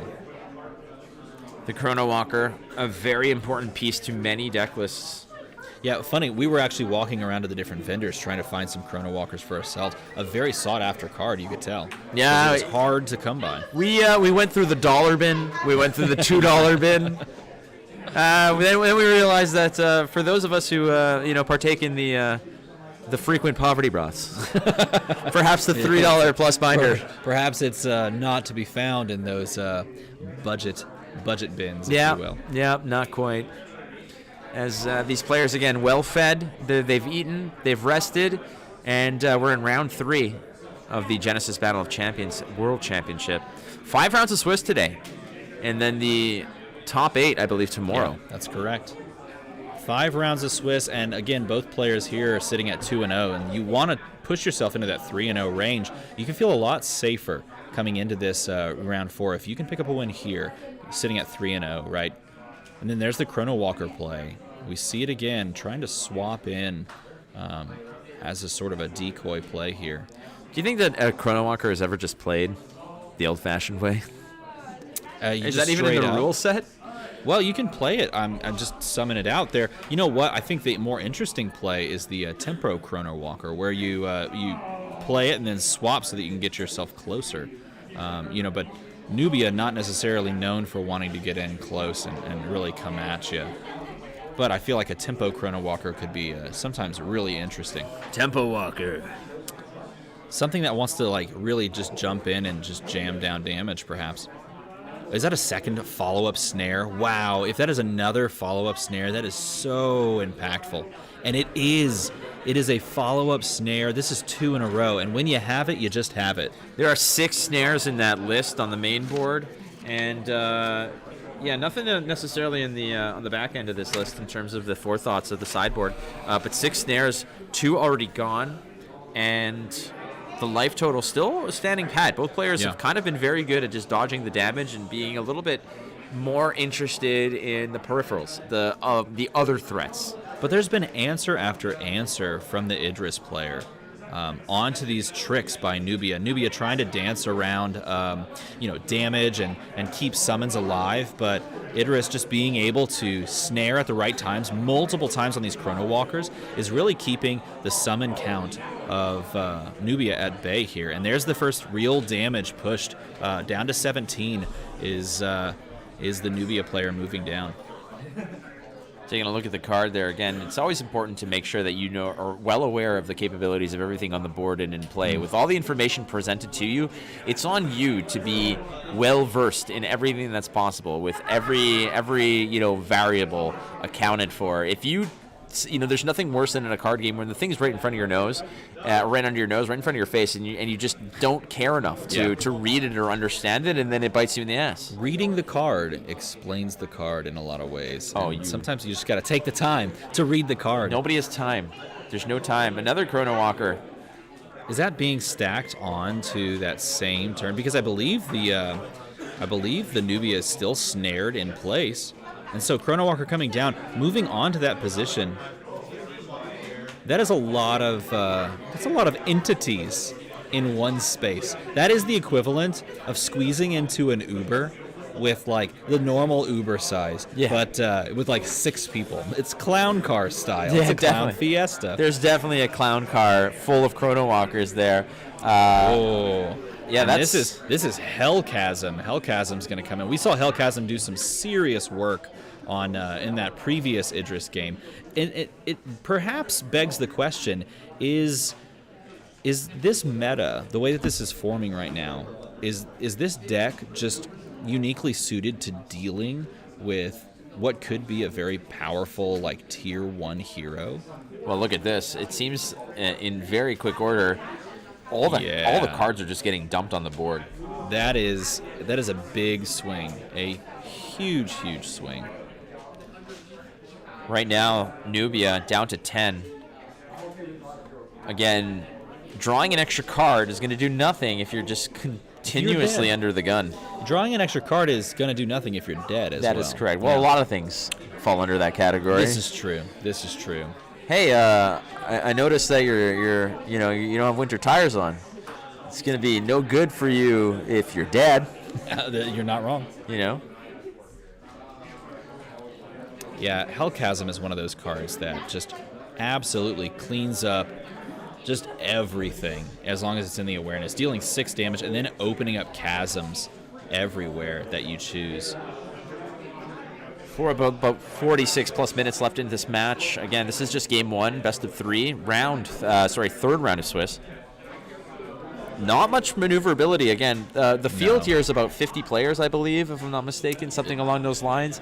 And 5 rounds of Swiss are going to leave, few spots for error. Those players that go 0-1 have to basically win out. Yeah, that's exactly right. And that's tough. So when the whole field is essentially cut down to size after round 2, it's difficult. You don't want bad tiebreakers. You don't want questions. You don't want to have that situation where I need to win the next 3. Right. You want to put yourself in a good spot. Like these middle rounds are so crucial, and they're so because that's when you start facing the better players. That's where you might go 1-0, 2-0, and you're facing players that might not be necessarily too strong. But then suddenly all the better players start, coming up against you. Yep, the cream rises to the top, and it's in these middle rounds where you really want to be crisp and execute at a high level, because if you can go 3-0, you feel a lot more comfortable than maybe tucking into the top 8, even with a single loss in a later round. Stone Protector, going to get dropped in onto the board. Again, wonderful little throne to sit on and get tossed around the board wherever you need to go. Access to various squares and tiles along the board that you can otherwise not not normally accessed is going to be very crucial. Positioning, surprise factors, just walking through the back door is always an element to keep track of. And I think the choice to play the Stone Protector here, and I believe that's on everyone's favorite card, Violent Baimon, that's going to be able to kind of warp around now, hoping that they can make something happen where maybe you warp behind and you deal some surprise damage. But at this point, Nubia is in a corner at a huge life deficit and running out of aura, running out of options, and trying to find a way into this game, but it may just be too little too late at this point for round one, unless you've got some miracle in your back pocket that can get you all the way out of this. And it looks like taking care of that Violent Baimon is just gonna clean that board up a little bit more and possibly even just seal this win. It just depends on how the next round unfolds as they unexert and begin what is, I believe, round 3 or 4 at this point. Well, and those Vaimons are not easy to get rid of. They have 6 health. That's right. It really takes a team effort or one just gigantic thunder punch to just get them out of the way. They're nasty and they're sticky too. They're tough to get rid of. As right now, Nubia down to 7 health is having trouble just kind of getting out of this rut. Pinned in that corner there. You're really just facing it as Idris, Damien on Idris is just crushing, absolutely crushing here and just not relenting. Yeah, not only that, did you see the toss of the Genesis BOC poker chip? He did across the table, landed perfectly on the card. What a way to absolutely crush it and land on that. Wow, look at the banishes here. Tossing those from the top of the deck, burning them off, and those are all very powerful cards. But honestly, at this point, trying to stop this bolt shot so that you can just survive, because bolt shots will just close the game out if you're allowed to play those out. So you need some recourse to stop this, and of course you're spending your aura to do this, but your aura is dropping lower and lower and lower. About 18 minutes or so have gone past in this round. And with 60 minutes on the clock per round, I mean, that's 20 minutes a game. If this extends past it, that means that, you either have to go 2-0 or really kind of accelerate the pace on the previous games. But you've kind of got Nubia in a spot here. But we're fighting back. And this is a bolt shot in response on the stack. Trying to deal with, these summons on your own. Letting the bolt shot resolve. And then also resolving that protection spell. All right, moving forward here. Cleaning up some of the exertions and such. You're getting a fresh round. Yep. And clearing up, of course. So we had multiple bowl shots that we're trying to resolve, trying to be played.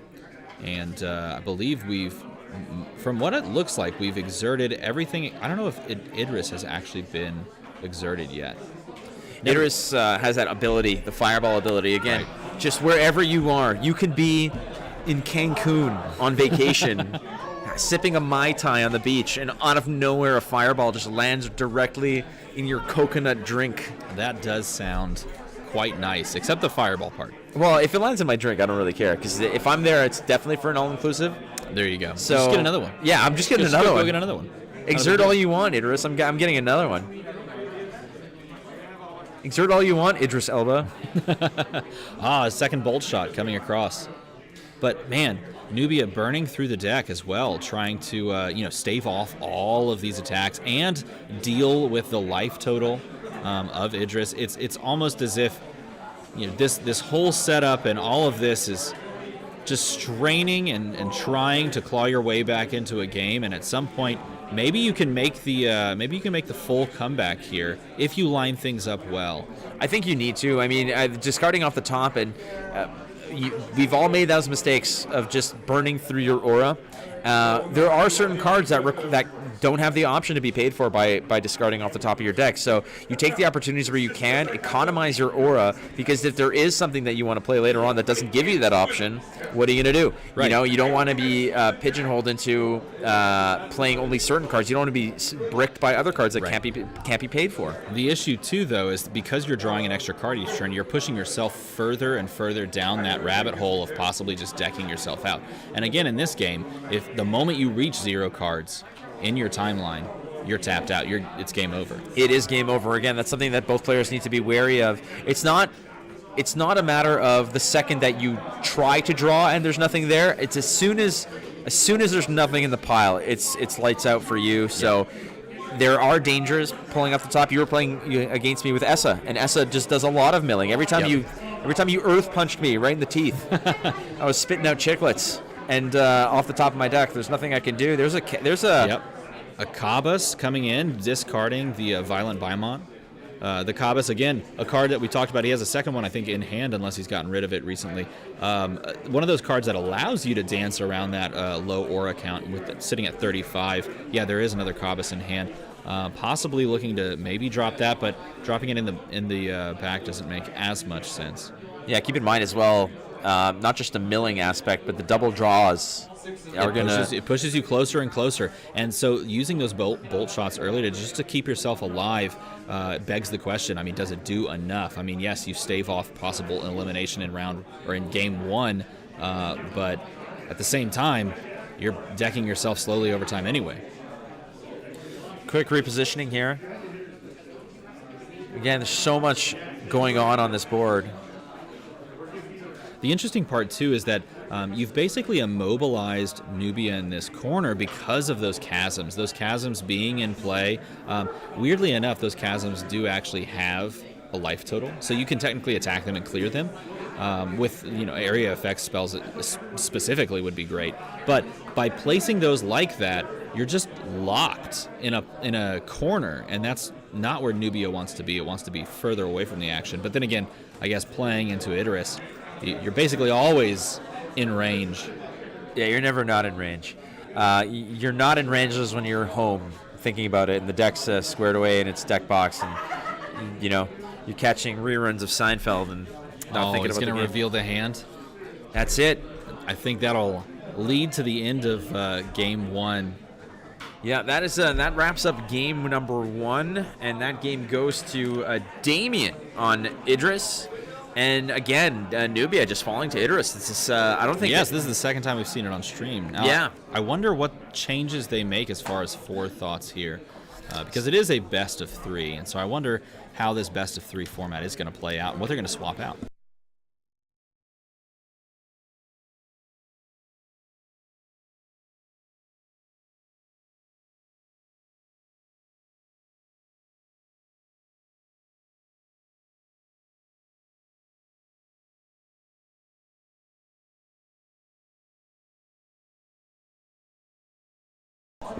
Well, hello again. Well, welcome. First time together. Yeah, how do we look on stream? Do we look great? I don't know. We're about to find out. It's a little delayed, so we don't quite know. Oh, so here you are. Oh my God! Look, it's like you remember how young we were in that? Now look at us. Yes, now look at us. Another great looking hair here. Great. It's wonderful to see. So we just watched game 1 of this best of 3, and it went to Idris, picking up the win against Nubia by just surrounding by chasms, and then just closing out with some summons and a whole bunch of fire. I actually seen one of the chasm decks running earlier today, where it was again a Nubia coming up and just getting wrecked by 2 consecutive chasms. It was fast and furious. That first game was over in, I think it was still turn 1 officially. Vin Diesel called he wanted his deck back. It was gross. It was pure gas, all gas and no brakes. You can watch that game if you rewind the stream. I highly recommend it if you like pain and suffering. But this game, where do you think Nubia goes from here? After experiencing being sort of locked down in that position, what do you do from a forethought perspective to try and combat this? I'm hoping I'm carrying a lot of chronos in here, a lot of invasion, whether, again, chrono, we're looking at sidesteps. Like, we need stuff to get out of this as quickly as possible. Yeah. Or we need damage prevention altogether. Yeah. you won't get away from the Hell Chasms. Most of the time, the area on that card is just, it's disgusting, to be honest. So we do have, I don't know within the sideboards here. Well, I will point this out. Interestingly enough, the Nubia player actually played, I think, 3 or 4 Chrono Walkers, and 2 or 3 of those led to snares being played, and no responses from the Nubia player to prevent or to, stop that snare from happening meant that those Chrono Walkers literally were just decoyed in on the same spot as Nubia and just dummied on. Yeah, snare's definitely been showing quite strong in this championship. I know just about a week ago I was testing out a Shun deck and got a quick lesson on how tough snare can be by trying to get in with some movement and just getting stuck in place and paying a lot of money towards that card. Well, interestingly enough, I think snare is really showing itself on stream in the matches that we've seen thus far, because it has been a staple. And I think in this deck particularly, snare is actually a 6 of. If we can find that page, I wonder where it is. Well, it looks like we have 6 actually in that deck. You're right. Which is insane when you think about it. Running 6 snares, choosing to just full commit to that, possibly saying, I think this is going to be the meta. I think movement and evasion are things that my opponent wants to do and wants to keep me at bay with. So I'm just going to play a bunch of snares and say no. Absolutely. And as we said, this is where a lot of the meta is going. If you're running Thymos, you're definitely thinking snares to stop your opponent from either, again, using their chronos, whether they're using their backflips, whether they're using even their old decoy rabbits there. Yeah, that's going back a lot. Bring back the decoy rabbit. Bring back the decoy rabbit. Bring back the alpha art even. Yes, please. That was... That's a spicy... But it shuts it all down. The best thing a Nubia player could play here would be, again, we said, Chrono Walkers into shutdown. Yeah. But when you stop, you stop. You're going to have to use something to prevent the damage coming through.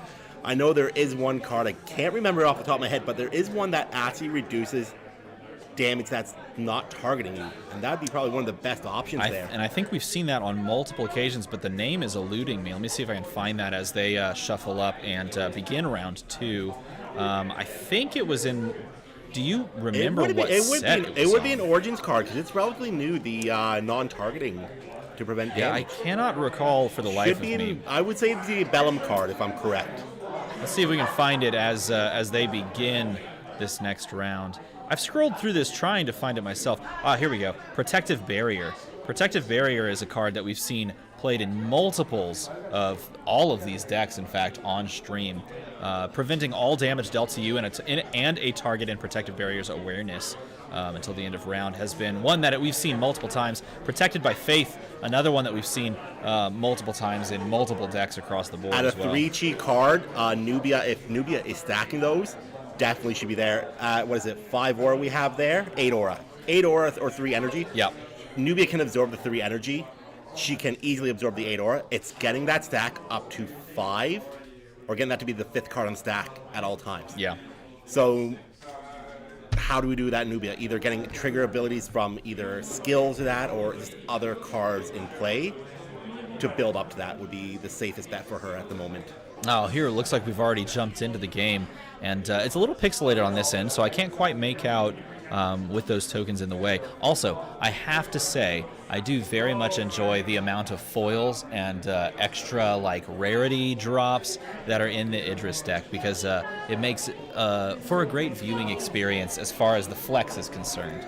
Hey, you know what? I don't know about yourself about playing card games, but when I can flex a card, I'd love to flex a card. You and me both. Yes. I very Shiny much... and full arts all the way. Please give me as many... Oh, look, old school dedicated studies art, too. You love to see that. The new school art is cool. But, I mean, she's reading the book. She's reading the book, but it's always good to be the king, right? This is true. It goes both ways. So Nubia's going to find an option very quickly. 2 summons on the board. That might slow down them playing actually Hell Chasm, though, because they don't want to get their own creatures stuck in that mix. Yep. Let's see how this progresses. We do see 2 Chrono Walkers in Nubia's hand, I believe, as well, allowing that turn to basically just pass.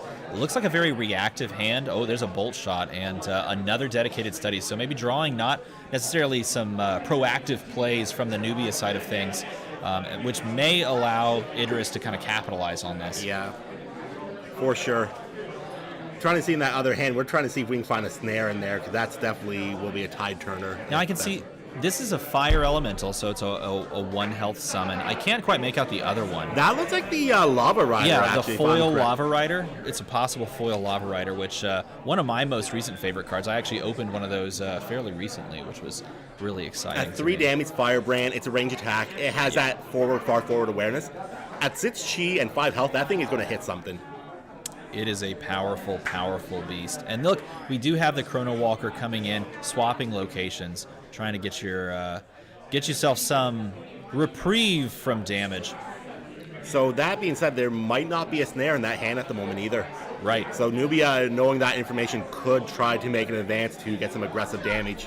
Hopefully not into a Hell Chasm. Yeah. It also depends on the the cards in hand. But we did see a Bolt Shot earlier, and you do have a line here that you could possibly take advantage of by moving Nubia if you choose to, and especially if you do have some evasion still in hand, where you can make use of that Bolt Shot to do multiple things, clear some summons. I just seen a Wind Slash in there too, another grade 4 chi card there for 2 damage in that, and a far forward. There's a you know what? Tsunami. Just play Tsunami. Yeah. If at first you don't succeed, Tsunami. Flush it down the drain, right? That's just what you got to do. Now the question is, do we have the second Tsunami to take care of the Lava Rider, or is that still going to be a threat on the board? If it sticks, it sticks. But you know what? You've One gotten threat down. You've gotten value out of Tsunami. I think when you're looking to play a card that does AoE like that, at least guaranteeing that you're hitting more than one target makes you feel as though you've gotten its worth in paying of chi. Absolutely. It is a 18 aura card, I believe, at 5 chi. So you definitely want to hit multiple targets to get that value quickly. And is that another Lava Rider? It is another Lava Rider. That's 3 summons for Idris on these first, really round and a half, since we're not even done with round 2 of this game. Nubia's got to watch those Lava Riders. That 3 damage, that Firebrand, and a Fireball behind it is a lot. 3 damage. It's a death sentence is what it is. It is. 3 damage from anywhere on the board will hurt Nubia very quickly. Is this a Pain Imp as well? That's possible. No, what is that? That is a Pain Imp. It is. So Pain Imp is 1 health to play it. It's literally a 1. It's a 3 chi. It has a action speed 2 damage fire attack or a swift for 1 fire damage. This is probably the most summons we've seen on board for an Idris on stream so far this early. But then again, all the other Idris games ended very quickly. So, yes, what? When you kill your opponent very quickly, you don't need to, beckon in summons because they're just dead. And it makes me wonder if this player here is not fully committed to the Hell Chasms at this point, but really trying to run more of that mid-range. So if I have Hell Chasms, I'll play them. If I have the summons, I'll play them. Right. And being able to be flexible with that. Well, to their credit, Damien did choose to name their deck Fire Chasm. So Fire weakness? Take that for what you will. Running a full, not full, but running 7 Hell Chasms in the deck, perhaps just not finding them, right? Maybe you found these summons first, like you mentioned, and you're just content to deal damage that way. Absolutely. So we have looks like the Lava Rider was going after Nubia. We have the Chrono Walker come down for the decoy to get out of that. Because Nubia does not want to be on that branding with a Fireball sitting there, another Lava Rider, and that Pain Imp. That's right. That's a lot of damage sitting there that Nubia doesn't want to have to take. A lot of extra stacked, too, because of the way that the fire element works in the game, right? So, do we get the decoy off is the question here. Huge shout out, of course, again goes to Lost Star for sponsoring, this entire tournament, and also just for having a cool Lost Star Arena mat. Check them out, Lost Star Gaming. And there is the swap, so it does appear that it's going to allow the resolution, which does, in an interesting way, put Nubia in line with summons and the other champion. We still have the Bolt Shot in that hand too, so we could very easily clear up that side of the board if Nubia decides to step up. Exactly, and that's the interesting point, because there's the move. There's the move. And allowing you to step into this. There's 2 or 3? There's 2 or 3 There's Bolt 3 Shots. Bolt Shots in there. So there's a chance to literally Bolt Shot your way, not to victory, but it's going to feel like victory. This is going to hurt. So you got to burn off the top, of course, because there goes the no. You got rid of another bolt shot, but that's okay because you're still representing bolt shot on the stack, which is going to absolutely destroy this line. Idris is actually in trouble. I am concerned for the Idris player here. I don't know about you, but Nubia's in a really good position to start taking this. Well, when you have this many bolt shots, there's a good shot that you can kind of clear this board up. Yes, you still have that Lava Rider sort of on your flank to deal with. Is he going into the Protected by Faith? Because it looks like we have 2 bolt shots on the board, and we're not resolving the first one. And that Protected by Faith, are we still in hand for that? That's a great question. Wait, is that there's not 4 bolt shots. Is that a 4th bolt shot? I would throw up. There's 2 more in hand. I would throw up. If you're staring this down as Idris and you see 4 bolt shots placed onto the stack, no, it looks like it's gonna resolve one at a time. Yeah, thank goodness. I will say this. There may be an argument wherein you don't want to play all 4 bolt shots. Yes, it represents 4 damage that you can just continue to push, but if those can also function to keep the board state clear, particularly if your hand is so spell heavy, then perhaps holding those resources and using them for value is enough. Or just, drop a Baimot. How do you pronounce that? I have no idea how to pronounce. Violent Baimot is what we've been saying. You buy that? Just a violent gorilla, man. All right, big old gorilla. Big old gorilla. That's its nickname for the night. Really upset with his log, which is kind of funny because he's about to throw a log at something. Now I'm kind of. So we have Idris here at 16. We have 2 more bolt shots or 3 in there.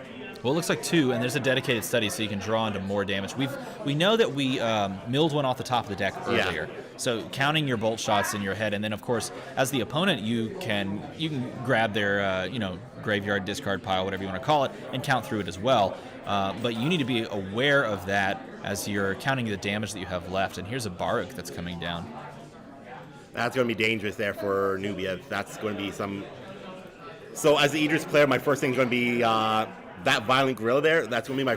Oh, no, going for Nubia. Possibly trying to just take the game. I mean, you have the capability, perhaps, of moving the Lava Rider into position, and maybe you're trying to pincer, by... absolutely. Positioning these so that Nubia can't easily escape without something like a Chrono Walker or like a Protector of Knee, something like that, right?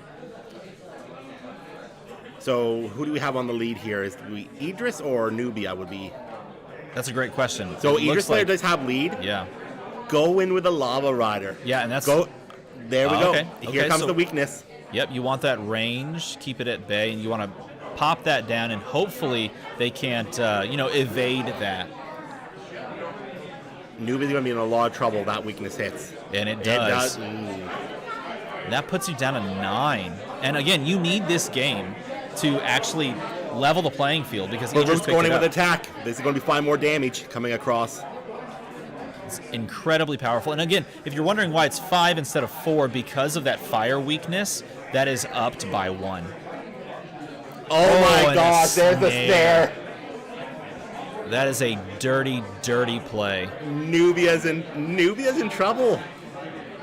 We could see Nubia go 0-2 in this round 3, and that is not a place that you want to be because you're moving into the 4th round of a 5-round Swiss after this, and you don't want to sit 2-1. You want to sit 3-0. You want to feel comfortable in that position, and getting 0-2'd feels real bad in a best of 3.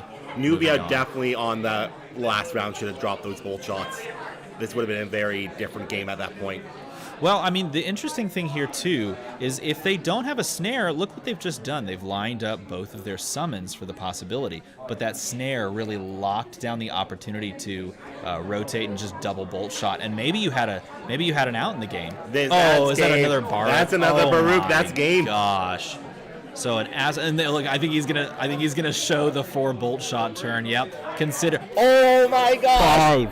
5 bolt shots. Nubia could have taken that game.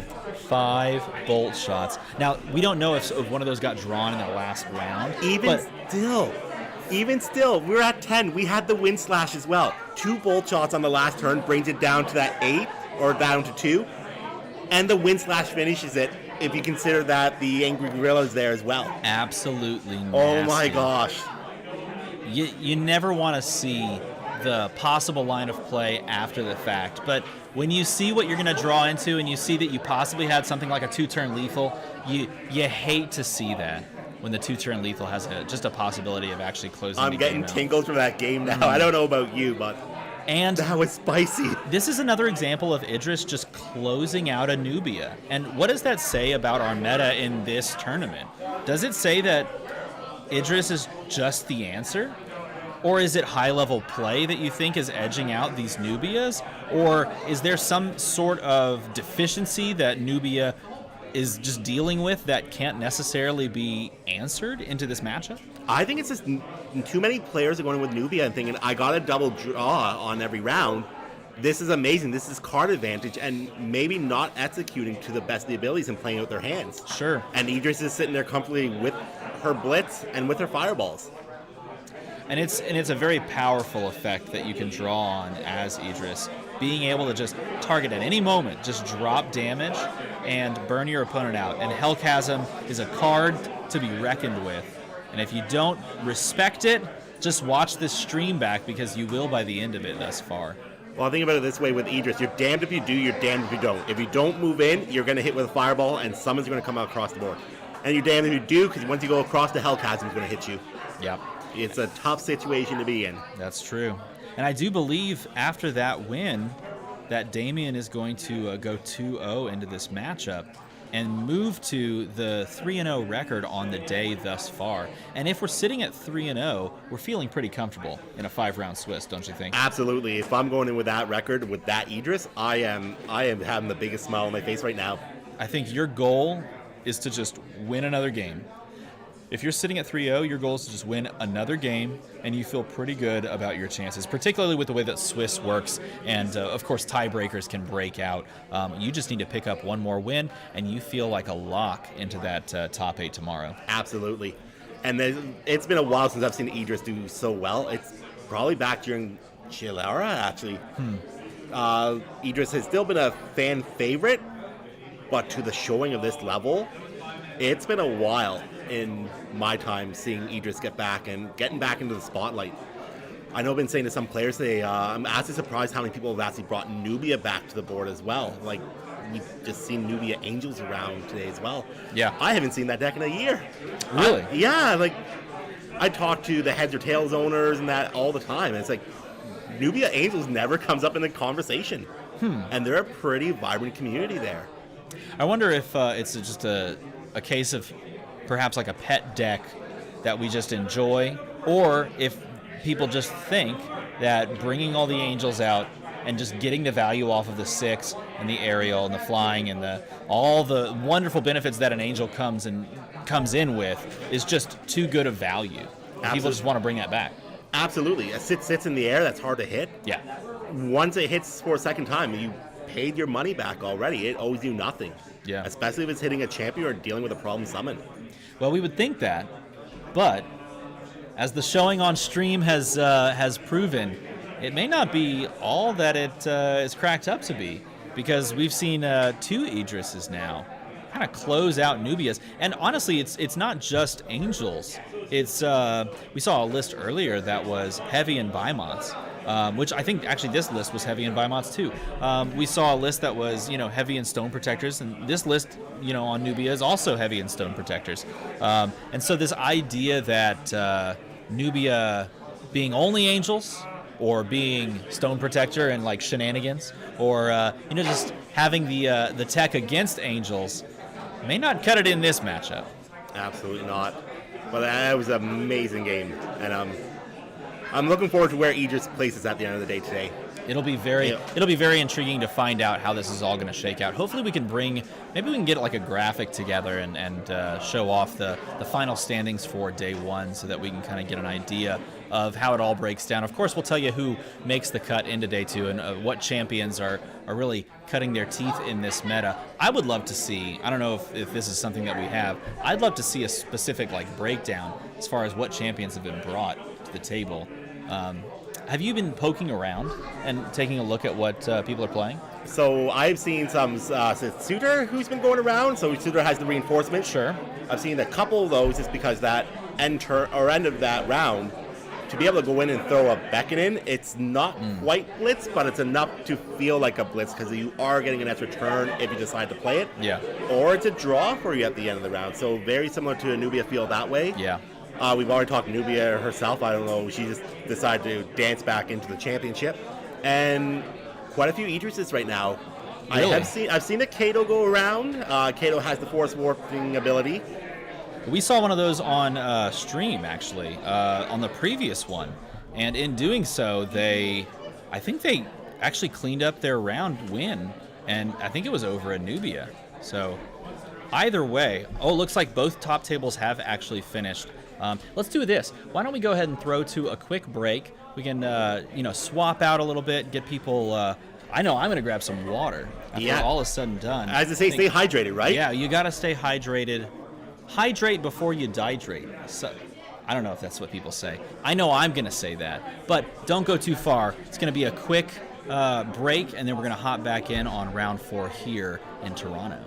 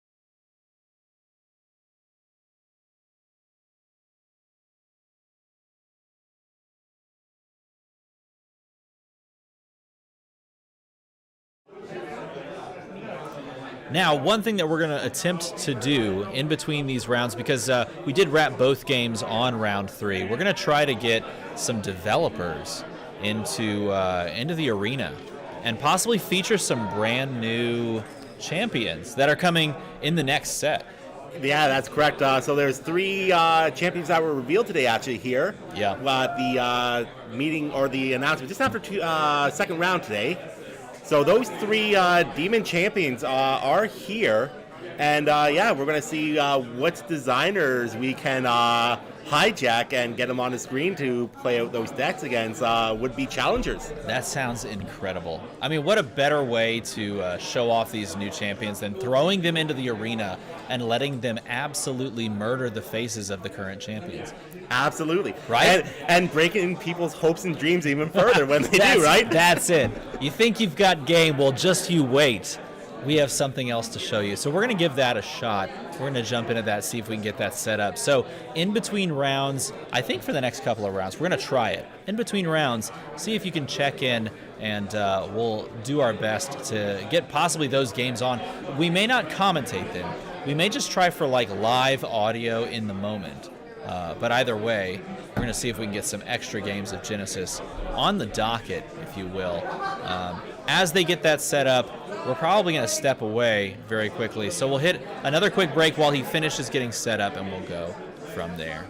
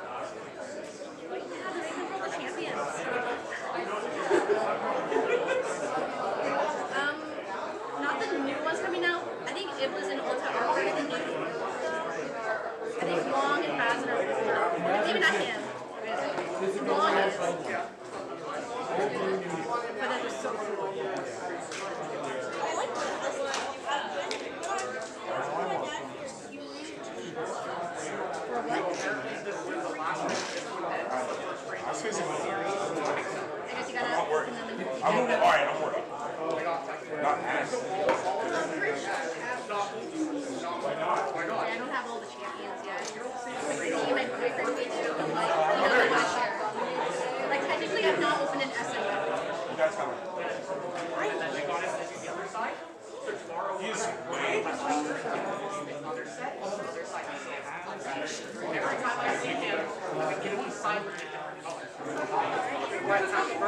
She'll be fine.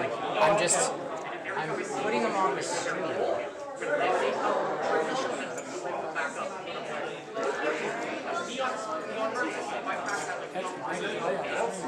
Oh, right. Super delay.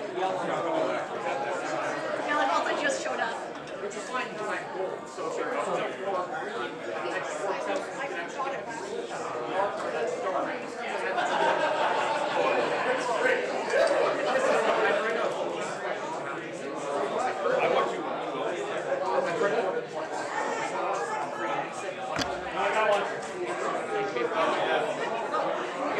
Sorry, monkey brain.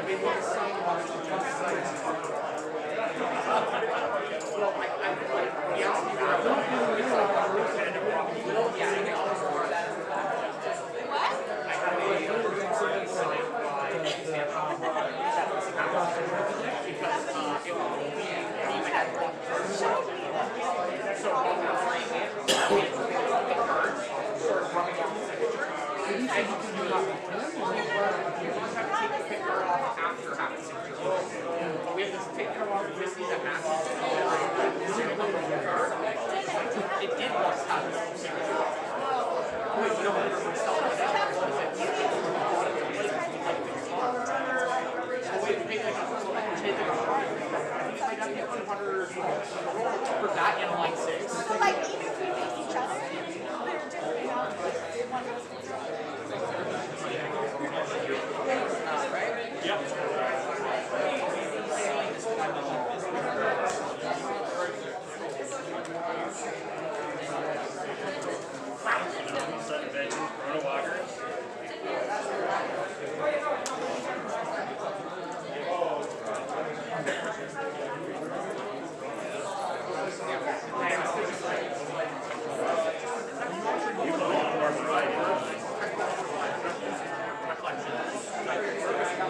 Basically, everything uses the distinction passes.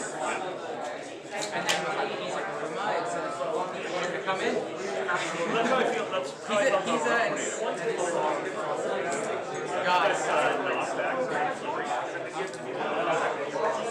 No, I love Slippery so much more, especially with the amount of water damage. I want to take things out of action. If they make a dungeon crawler, I'll love to. That's sick. What is this? Wow. Oh my god. Somebody made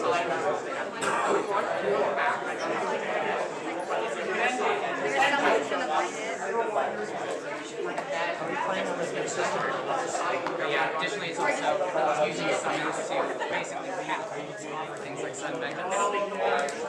Like because you can just do it from afar. I can just go here and here. So yeah, all the summons piggyback off each other. Everything's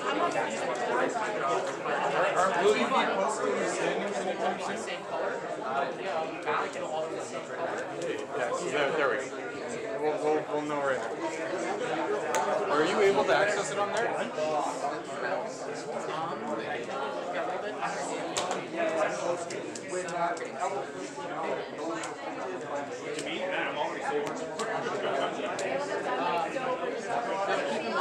doing it all weekend, but I really wanted to do it.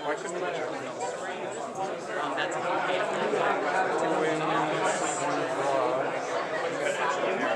So it's 1 point per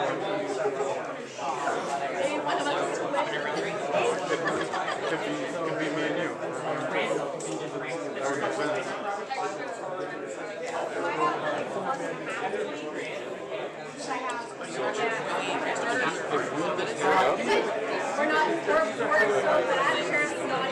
But if you get pared down to something, it doesn't make sense.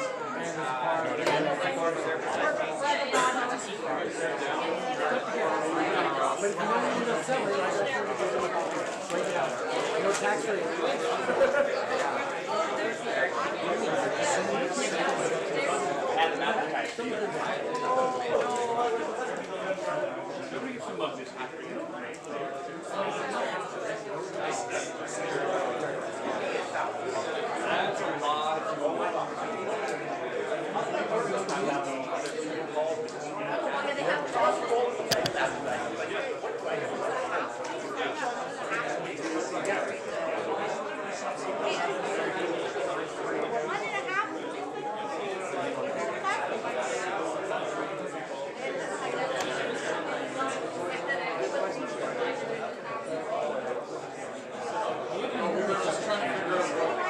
That was my favorite part. You just like what? You was just confused.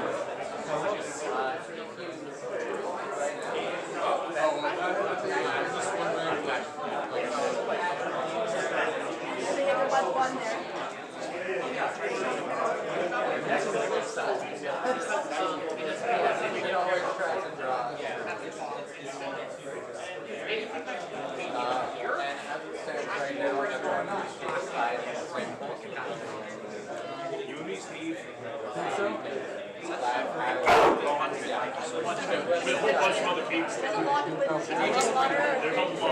It's literally, I just took a picture of it.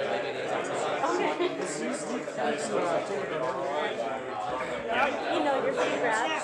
But every so often I'll just send someone to come around and be like, need anything? I've got, look around and say, Jason's sick.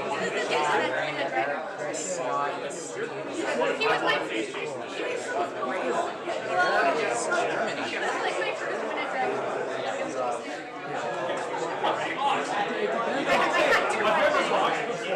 One time I met this guy named But that's what I had here. Finally, I got rid of everything, so I just had to go up and punch him out. Which is kind of why I'm ready going to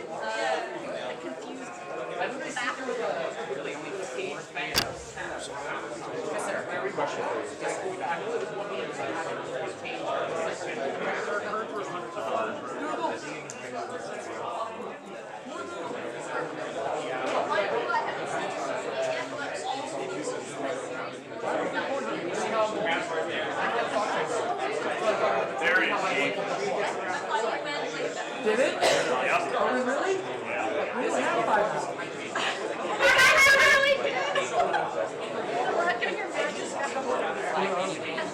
You are at 6. It's a nice room, I'll be honest, it's nice and quiet. Yeah, it's nice and quiet. I'm here all this shit. Your event's a market.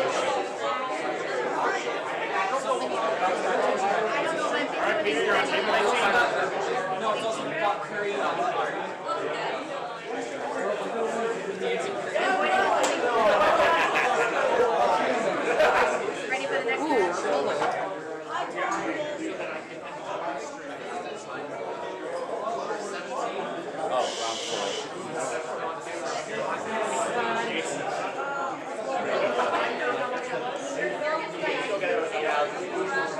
Here, that's yours, right?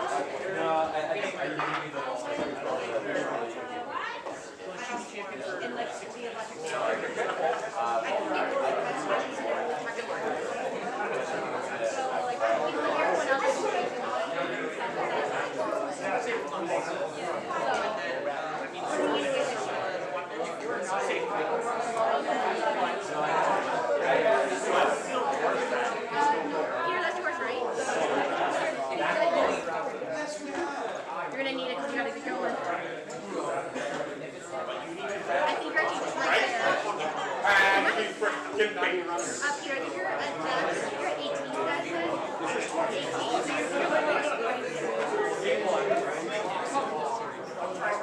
What's your record? You wanted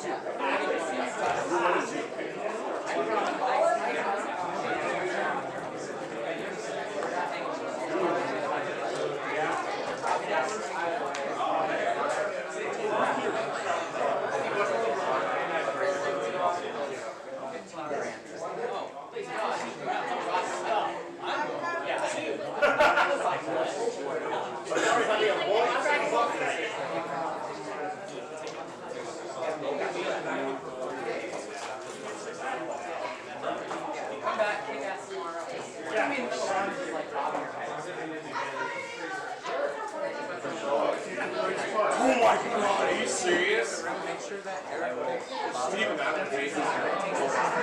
actually, I couldn't be like, okay. I have no idea. But that's right. I'm gonna get you that. I already have him. I already have him, so just have him up. I don't know, I thought you told me. No, I was asking if you wanted to announce it. No. Give him a couple. Yeah, that's it. Oh my god, it's fun. She wondered that.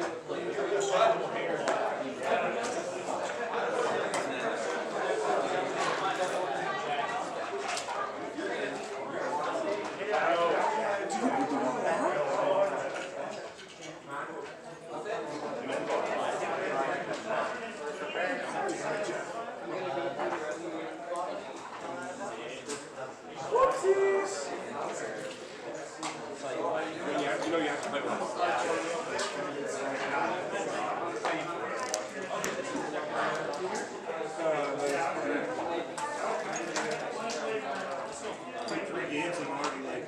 I don't think you can play anything with that on.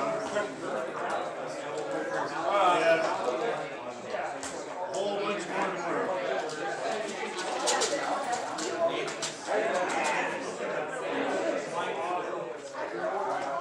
Jeffrey made a mistake. Then you spot the mistake. Well, my buddy, who's super wants to play again and again. He wants to play against my one deck. So I overplayed this. That's either when you tell him. Can I tell him? Hi Jeff, we love you. Don't distract. Oh, there. Yeah, I have the clock. I have both. Jeff is here. Yes, you may all start now. I'm president. I'm staying over here. I'll just put it now. 2 minutes till we start.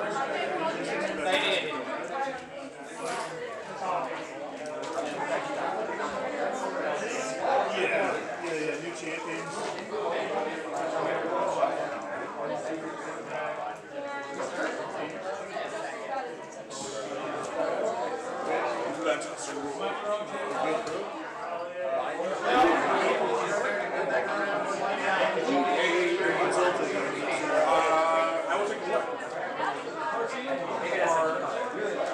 Actually, I have no idea. The clock ready? Yeah, there's only one pair I got correct, but it's in the X1 bracket, or the 3X bracket. Okay. Like, what do you mean by not correct? Oh, like, so we've got a 3 playing a 0 and a 1 playing a 0. Okay. 3 should be playing a 1 and a 0. Oh. That's just how these go. Tell me when the clock is up. I'm not starting. You go start the clock, he will start the clock. Are we starting? Oh wait, no, we're not. Huh? A little bit longer. We're waiting for the 1 minute to pass. I didn't have the last one. As soon as it hits 5:30, it's 5:30. All right, players, you can begin. Fastest ejection in the whole game ever. Ladies and gentlemen, we're back. I think we're starting round 4 here at the Genesis 2022 World Championship. Yeah, that's exciting. We're round 4. We got one more round after this one to go, and we got another exciting game coming up for you. So that Idris, was it that Firegasm deck we seen on the last round? We do have that on stream again, and it's up against a Kato this time. Yeah, this is a Kato deck I think we saw on round 2. We've seen it on round 2, and now we're just here again. Both players sitting at 3-0 and showing off why they deserve to be here. It's going to be a good matchup back and forth. We're going to see how this plays out as both players shuffle up, set up, and get things rolling. From the Kato perspective, how do you see this matchup playing out, and what's your sort of game plan going into this? Oh, goodness, depending on what Kato's build, like we're looking at it right now in front of us, it is definitely a toolbox here.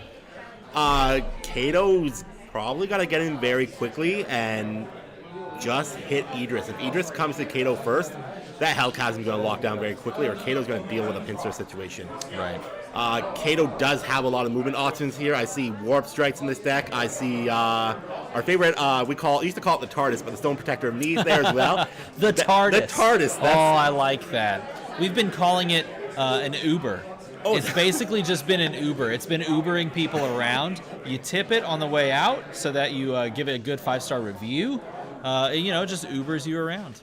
It's not quite Uber Eats. It's more Uber Beats. I didn't make that joke. I just stole it from Flake. So you can take it up with him after the fact if you really don't like that joke. So to put a spoiler out there, we are actually looking at a creature in Future League right now that's kind of like your Uber Beats and that. You kind of hop on it, go for a ride across the board. We already have it. It already exists. But Why this do we is need more more? of the TARDIS than that. This one just kind of pops up out of nowhere. Where that's true. Maybe you need something that you can just hop on the back of and ride, like an ostrich or something. You can do that with ostriches. Can you? I think you can ride someone find this information out. Can you ride an ostrich? I need to know this, because if you can... Oh, we're going to get thumbs up somewhere. In the game. We're not talking Donkey Kong Country either. It needs to be in the game, riding an ostrich. So we're going to find out very shortly who's going to have the lead here, and that's definitely will set the tone for the rest of this matchup. If you are playing from the Idris perspective, how do you see this matchup unfolding, and what do you want to make sure that you do? Of course, it always helps to draw into your huge, powerful cards, and then you decide from there. But in general, are you looking to play, a backup game, or are you looking to try and close in and probably do some damage with some possible Hellchasms? I might just run in there and say, "Hey, Kato, I'm here." Run in. Get to the end of the turn, throw in that snare, say, "You're not moving this round, you're staying there." If I'm on the lead, I'm on the next turn, jumping up one spot, dropping some blitzers, and just Hellchasm. It's like, get out of this, it's fine. My friends are here with me too. Yeah. Close out the game quite early if you can put something together. It does look like he drew into one Hellchasm as well, but the way that he's posturing, it does look like Kato may go first here. And that is going to be the case. Kato's moving. Oh. Considering the movement and then considering the possibility of the hand there, they are entering in Lost Star Arena. We've had a lot of Lost Star Arena on stream today. Kato starting off with some studying. Yeah, you got to read those books. You got to understand that knowledge is power. I was just thinking the same thing there. You know what? Knowledge is power, and the more you know, the better. I don't know how that ends. The more you know. The more you know, the better off you are. The more you know, the more cards you have. Now, what is Kato's follow-up to here? What do we see? We're digging for an option, it looks like. Yep, two. Two is better than one. Choosing what to discard here, just trying to filter the hand, figure out what you can play out. There goes those Earthmanes. So there goes our Blitz, or at least some of it. So giving up that, maybe you're just digging for more Tigers. Maybe you want something that's just a little bit more poppy, or you just want to fill up the board. Maybe you're looking for Stone Protectors of Knee. I'm not sure what they're digging for, but that choosing to just immediately exhaust at the end there. I would definitely love to have an Anja in my hand right now. Right. Just for the sheer fact that Idris is going to take her turn. We're going to go to her end of turn after she's inserted, and we're going to throw in that Anja to get an extra turn for the round. Yep. After knowing where the board state has gone. Right. So there's Baruch. So that's right. And a very powerful summon in its own right, because it is going to unexert the moment that you play it. And there's a Lava Rider following up as well. That is, but two incredibly dangerous summons hitting the board early. And this worries me if you're trying to possibly come in at the end of the turn with like an Anja. And is that one in the hand? I couldn't quite make it out. So I'm hoping right now, so for Baruch to come head on to Kato, Kato is going to warp it away. Kato does have that ability to do that, which is very powerful to protect him on his front there or his forward. So here's the test to see will... Oh, looks like we're going to take it? It does appear he's just going to... Well, no. No, he's... Looks like he's going to send it away. Yeah. There we go. It looked like he was attempting to jot down, but he was just, I guess, keeping track of his aura, making note that he, used the effect. Now this is a perfect time if he has that Anja Tiger to get it in there and to start dealing with threats. I would love two in my hand right now. One to take out the... Oh, there's one. There's one. Does he come across with a second? Either way, having one stick to the board is exactly what you're looking for, because like you said, it allows you to sort of dictate the tempo of what this board's going to look like on the next turn. And you also start. Because you're in the lead here, you lead off, you're going to be able to gain value here, deal some damage, and then basically play this as if you have a two-turn cycle, if you will. So the Anja goes in. Does he have another one for the... Nope, we're going to go to the next round. It would have been so powerful he had the second one there. That would have taken out that Lava Rider. But, I mean, you get the option to lead off and remove it off the board immediately. But Lava Rider is a swift attack. And that's true. You can respond. That's a far forward. That will actually hit Kato. That's true. If not careful. So choosing how you dictate these terms at the start of the round, incredibly important. Kato might be best to either step away from that a bit and then have the Anja go in for a swipe at the end of the turn. Right. Just to deal with the threat. And that's looking like what is he going to reposition forward? It's almost like he's considering possible side move, yeah. Okay. So he's going to circle around and indicate the damage that's being dealt. There we go. And there's the damage on the side, yep. So dealing with that Anja Tiger, dealing damage to the Lava Rider, clearing it out so that you don't have to worry about the danger that is. The branding there. That's right. That was well played by Kato there. Well, that's exactly what this deck wants to do, isn't it? Is use those Tigers to your full advantage to take those turn cycles in a way that your opponent can't really deal with. Looks like we have a Warp Strike coming out there, and there's the snare to stop it. Immediately attempting to stop it. Is there a response? Is there another Warp Strike is what we're going to look for? That's the question. There is. Yep, he's got the second one. It looked like he was paying it right away anyway. Now he's going to pay it again. No, he's going to pay for the second one. 4 off the top. And that Warp Strike, second one is going to likely resolve. The snare still does have the opportunity to resolve. Because I don't believe it targets a spot on the board. It targets a spot after the fact. Like it targets a spot on the board. It has to be an occupied spot, if I'm correct, for the trap to go off there. But because of the way that the stack works, after they move, you can target the spot that they've moved to, essentially. Yes. And that Warp Strike there, what it looks for is the awareness first and a spot adjacent to the awareness. And then it hits a spot in the awareness. So cleaning up, like getting out of that attack and then cleaning up that Baruch at the same time was just beautiful at the end of the day there. Oh, and, a second Baruch. I believe that is a second Baruch that he's looking That is another Nene to deal. deal with. And this one's going to be a little hard to get away from. Rapidash looking very powerful, attempting to deal much fire damage. It is a very Rapidash-esque summon. You have to agree. You think we get an alt art from Jeff Basato there and that to put a Rapidash onto I feel the like Baruch? there's so many options that they could definitely do that. Just jam a good old Rapidash. Oh, and there's another. Oh no. Lava Rider coming in as well. I don't know how I feel about the Lava Rider there. I'd rather it be a little further away to not be hit by shenanigans. But now, I guess that begs the question: why choose there? So perhaps this indicates something within the hand that you're looking to do, or you have some sort of movement plan that you have, or you're trying to pincer in your opponent and make their warps less effective. There goes that snare. Yep. So Kato still has the lead here, so we'll see what Kato can do to answer this Idris here. Yeah. The other drop option there for the Lava Rider is what? Maybe dropping behind to threaten the Tiger. But are you really that worried about the Tiger at this point, or are you just wanting to deal damage? When your opponent's sitting at 13 and you're sitting at 25, maybe you just want to try and close the game. Yeah, closing out is probably what you want to do there. My only concern is what shenanigans has Kato got to take care of those summons. Sure. But Idris is at the point where, why not just apply the pressure? That Ansha Tiger can't take me out quickly enough, given the current state of the board. Yeah. When it comes down to putting your opponent on clocks. Yes. When you have 2 summons and your own effects on the board, and your opponent doesn't, then you're guaranteed a victory if it comes to a race. And in this scenario, maybe you're just hedging on the fact that you can win the race unless they do something about it. So you're putting pressure on their life total, and you're putting pressure on the cards in hand. Especially after they've used and expended multiple dedicated studies. How can they dig for an answer if they don't have the capabilities? So we have a Stone Protector coming out.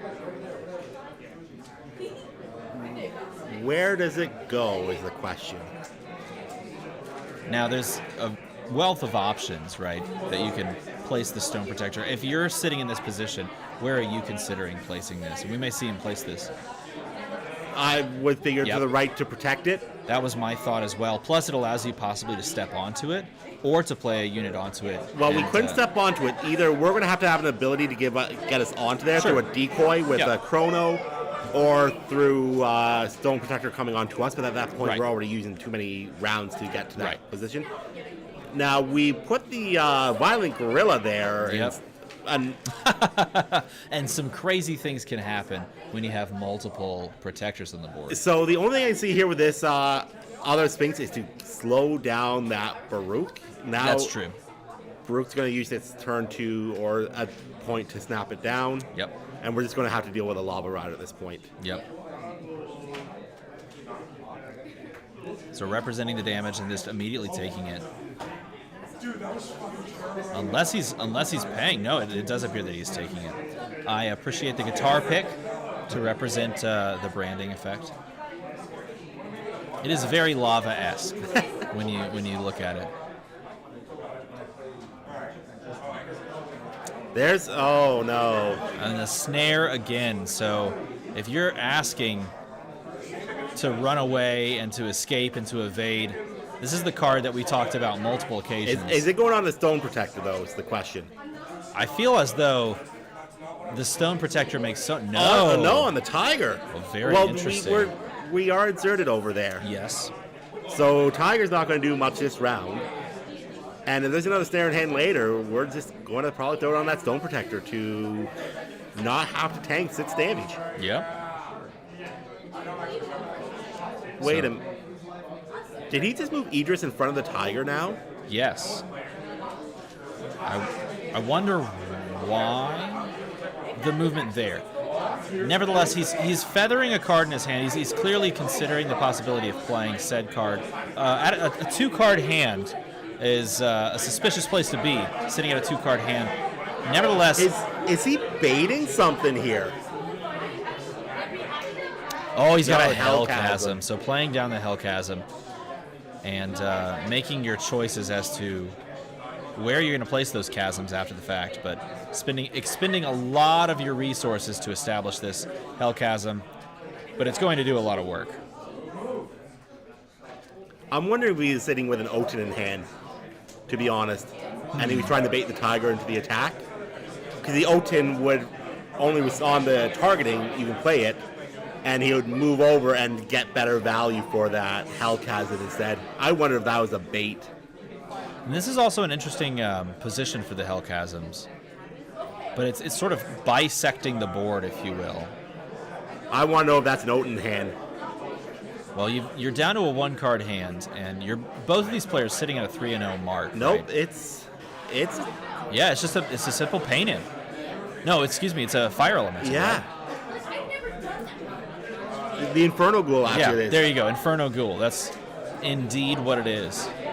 So just a simple 1 health. It's a threat on the board. It is a threat on the board. It's just interesting to place yourself. Maybe you're trying to pin in.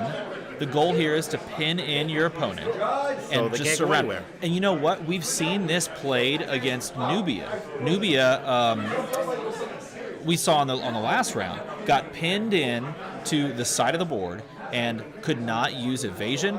Either when they didn't have evasion or just were locked down with snares and things like that. They could not get out. And so they were basically put on a clock of pure damage.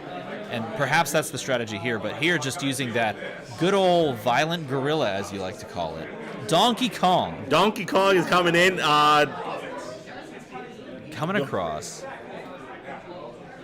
He's now not a great situation. Kato looks like it might have actually made that attack to get rid of it. Yep. So movement on the Inferno Ghoul, and then Kato, I guess he just exerted, I believe. And there's the move on the Tiger as well. So Kato looked like actually responded with his own ability there to take out that Inferno Ghoul. Probably not to take that damage because Kato can't take any more damage. When you're sitting at 3, you're in dire straits. Yeah, if Kato had taken the damage, he's in fireball range, and that's death there. So he had to take care of that Inferno Ghoul. Choosing where to move in this Stone Protector too. Favoring that spot in between Idris and the giant, angry primate. Because where we're at now with Idris, if Idris can move into that square there, there are flame jets in that deck, and that is a far forward. So that would be if that's a flame jet, that's flame jet fireball game. Yep. So we got to keep that distance for now. We need that round. We need the next round to actually get into something or to finish this off. And the Tiger here threatening damage on the back end. But again, you're just looking for a way to close the game out. Your opponent's at 3, and you want to close this out before you have to start really worrying about the damage that can swing back. I don't think Kato's in the position to do it though right now. At that 3 health, that's 2 rounds of fireballs. I don't think Kato can raise the damage. But if you position yourself and you position your, basically all of your pieces in such a way to prevent that over time, maybe his line of thinking is just outlast, use my board advantage, and try to chip down, right? So I'm looking at it right now. Fireball goes in. That brings it down to 1. Yep. I don't think there's enough damage. There's only 9 damage on the Tiger and the Gorilla there. Right. Kato's not, unless, God forbid, Kato in the next round gets a tsunami somewhere. Right. It literally That's comes where down we're down to is a top deck. To a sort of pseudo top deck scenario. Both players have sort of calculated down to this moment. The question becomes what they both have in hand and what they both draw off the top, and how they can leverage that to close the game out, because it doesn't look like it's going to end this round. No. Idris can't close it out yet, but we're down to 1. Now look at this, though. Your opponent has 16 aura. You have 54 aura. Yes, you are at 1. But your opponent's drawing into things that perhaps they can't play if they're looking to pay aura for it. The only thing I'm hoping for Kato is a Chrono Walker. Yep. That's the. Oh, no. Look. And he looks like he revealed it was a snare, and I can't quite make out that other card. Is that another Tiger there? Oh my gosh.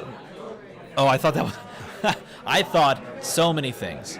But it does look like... and they're talking over that specific position there on how the interaction unfolded. And I think things like that Hellchasm on that specific turn where it just comes in, deals a bunch of damage, and then really it did restrict the movement possibilities. evasion, none of that was really available to them at any point anymore. It's just speaks to the power level of that card and how these players are using it in the tournament, because this is not the first time we've seen that do exactly that, or we've seen a card like that close out the game, right? Snare's been closing out a lot of games this championship, more so than I thought it would ever go. To be honest, I thought it was a great tech card, and looking at it now, this card is defining the meta going forward. It certainly seems like it, especially based on the stream that we've been watching. The games that we've caught on the stream, Snare has been hugely prevalent on whether or not a player can win or lose, because so many people have, resigned to this fact that, like, okay, I can evade out of this issue. At some point, you may present this amount of damage and this amount of damage, but, I'm just going to Chrono Walker in response, or Warp Strike in response, or, like, any of those moves, pushback, like anything that moves a character, moves a champion, or that just gets shut down. And think about the alternative you can use for your Snare as well. You can go head-to-head with an opponent. If they have a push trigger sitting in hand, you can snare yourself and keep right there. We haven't seen it on stream yet, but the fact that you have the capability and the flexibility to do so is a testament to why this card is being played. And it's not necessarily being played in every deck list, but looking here, Kato has access to 3 snares. The Idris deck is running 6 snares? Is that right? 6 snares right there. We had a stack of deck lists over here a moment ago. And from what we've seen on stream thus far, it's almost in every single list. We've almost seen it in every single list. Going to Snare City all day long. That's apparently where we're at. Welcome to Snare City. Population, you and me. Us, really. We're here. So it looks like we got some signing in over on the Kato side. Yeah, what can you make out? A little bit of glare makes it a little tough. Looks like we're getting some more Chrono Walkers in there. Which is probably wise. Pretty sure I've seen 2 more going, and we have 6 in the main board. Is there 2? How many are in that side there? Yeah, let's take a look. So it looks like Idris took game 1. 2 in the sideboard. So he brought both in. Yep. Kato wants to get in there and do some damage, by far, and apply that pressure. Kato had great pressure on Idris, just couldn't close it out. So hopefully these other 2 Chrono Walkers can take us that extra mile. Well, it comes down to frequency of draws, right? You want to draw those things frequently. But then again, when your opponent's sitting on 6 snares, if they're all in the list, if they're all in the 50-card deck, it really comes down to who draws what and when, and how that all plays out in the moment. So, yeah, you can add those Chrono Walkers in, but whether or not they actually get value is wholly dependent on what your opponent is holding in a lot of ways. So remember, though, too, Snare's a great card. Idris does pay the full 5 energy though for it, so she has to keep an eye on that. Yep.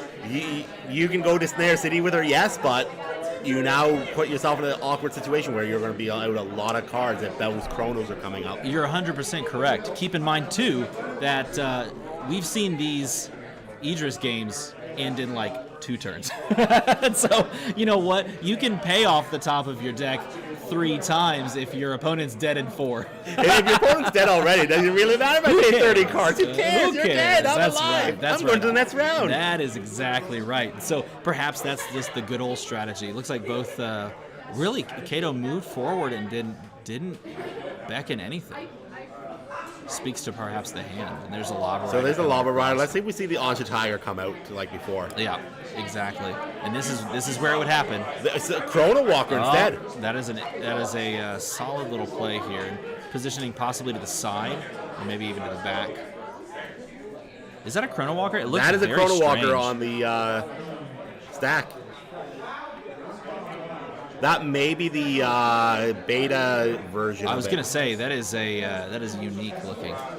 Look at this, pushing straight forward, and when you are taking the lead in the round, being in this position possibly gives you the opportunity to maybe bring in another Tiger here into the round, deal some damage to the Lava Rider, and then close it out. But it looks like no, that's not going to happen. So Kato has the lead. Best thing here I'd be hoping for is like a tsunami somewhere. Play into the tsunami, let the Lava Rider respawn at me, and then send it beside Idris and still hit both of them for the value. Right. That's the power of Kato. It looks like we do have Is that another 3 Chrono Walkers? Walker or 2. Yeah, maybe That was 3. 3. Oh my god, yeah. And there's a tsunami there too. And it looks like we have into Chrono Walker, into Chrono Walker. So it looks like we got, is that Earthmaid and Aja both in there? Is that an Aja Tiger? It might be an Aja Tiger. It does appear to be an Earthmaid though. I do see the Earthmaid. I'm trying to see what that other card is. Now that is a scary hand. The propositions for that hand are immense. We'll put it that way. Now, how do you play this out timing-wise? Because again, as Kato, you lost the first match, you lost the first game, and you very much want to put yourself at 4-0 record. So this is the pivotal game for you to really come out here and establish yourself. And there is the tsunami. Let's see now if the lava responds. Now, do we send it away? And remember, even when we send away this Lava Rider, Kato's still going to be in his main step. So he could potentially play a summon down to kind of protect him. Right. It looks like that's exactly what he's indicating. He's gesturing. Of course, we can't hear what the players are talking about. Maybe he's just purely dealing damage. Yep. So there's the aura payment. Yep. We're going to send it away.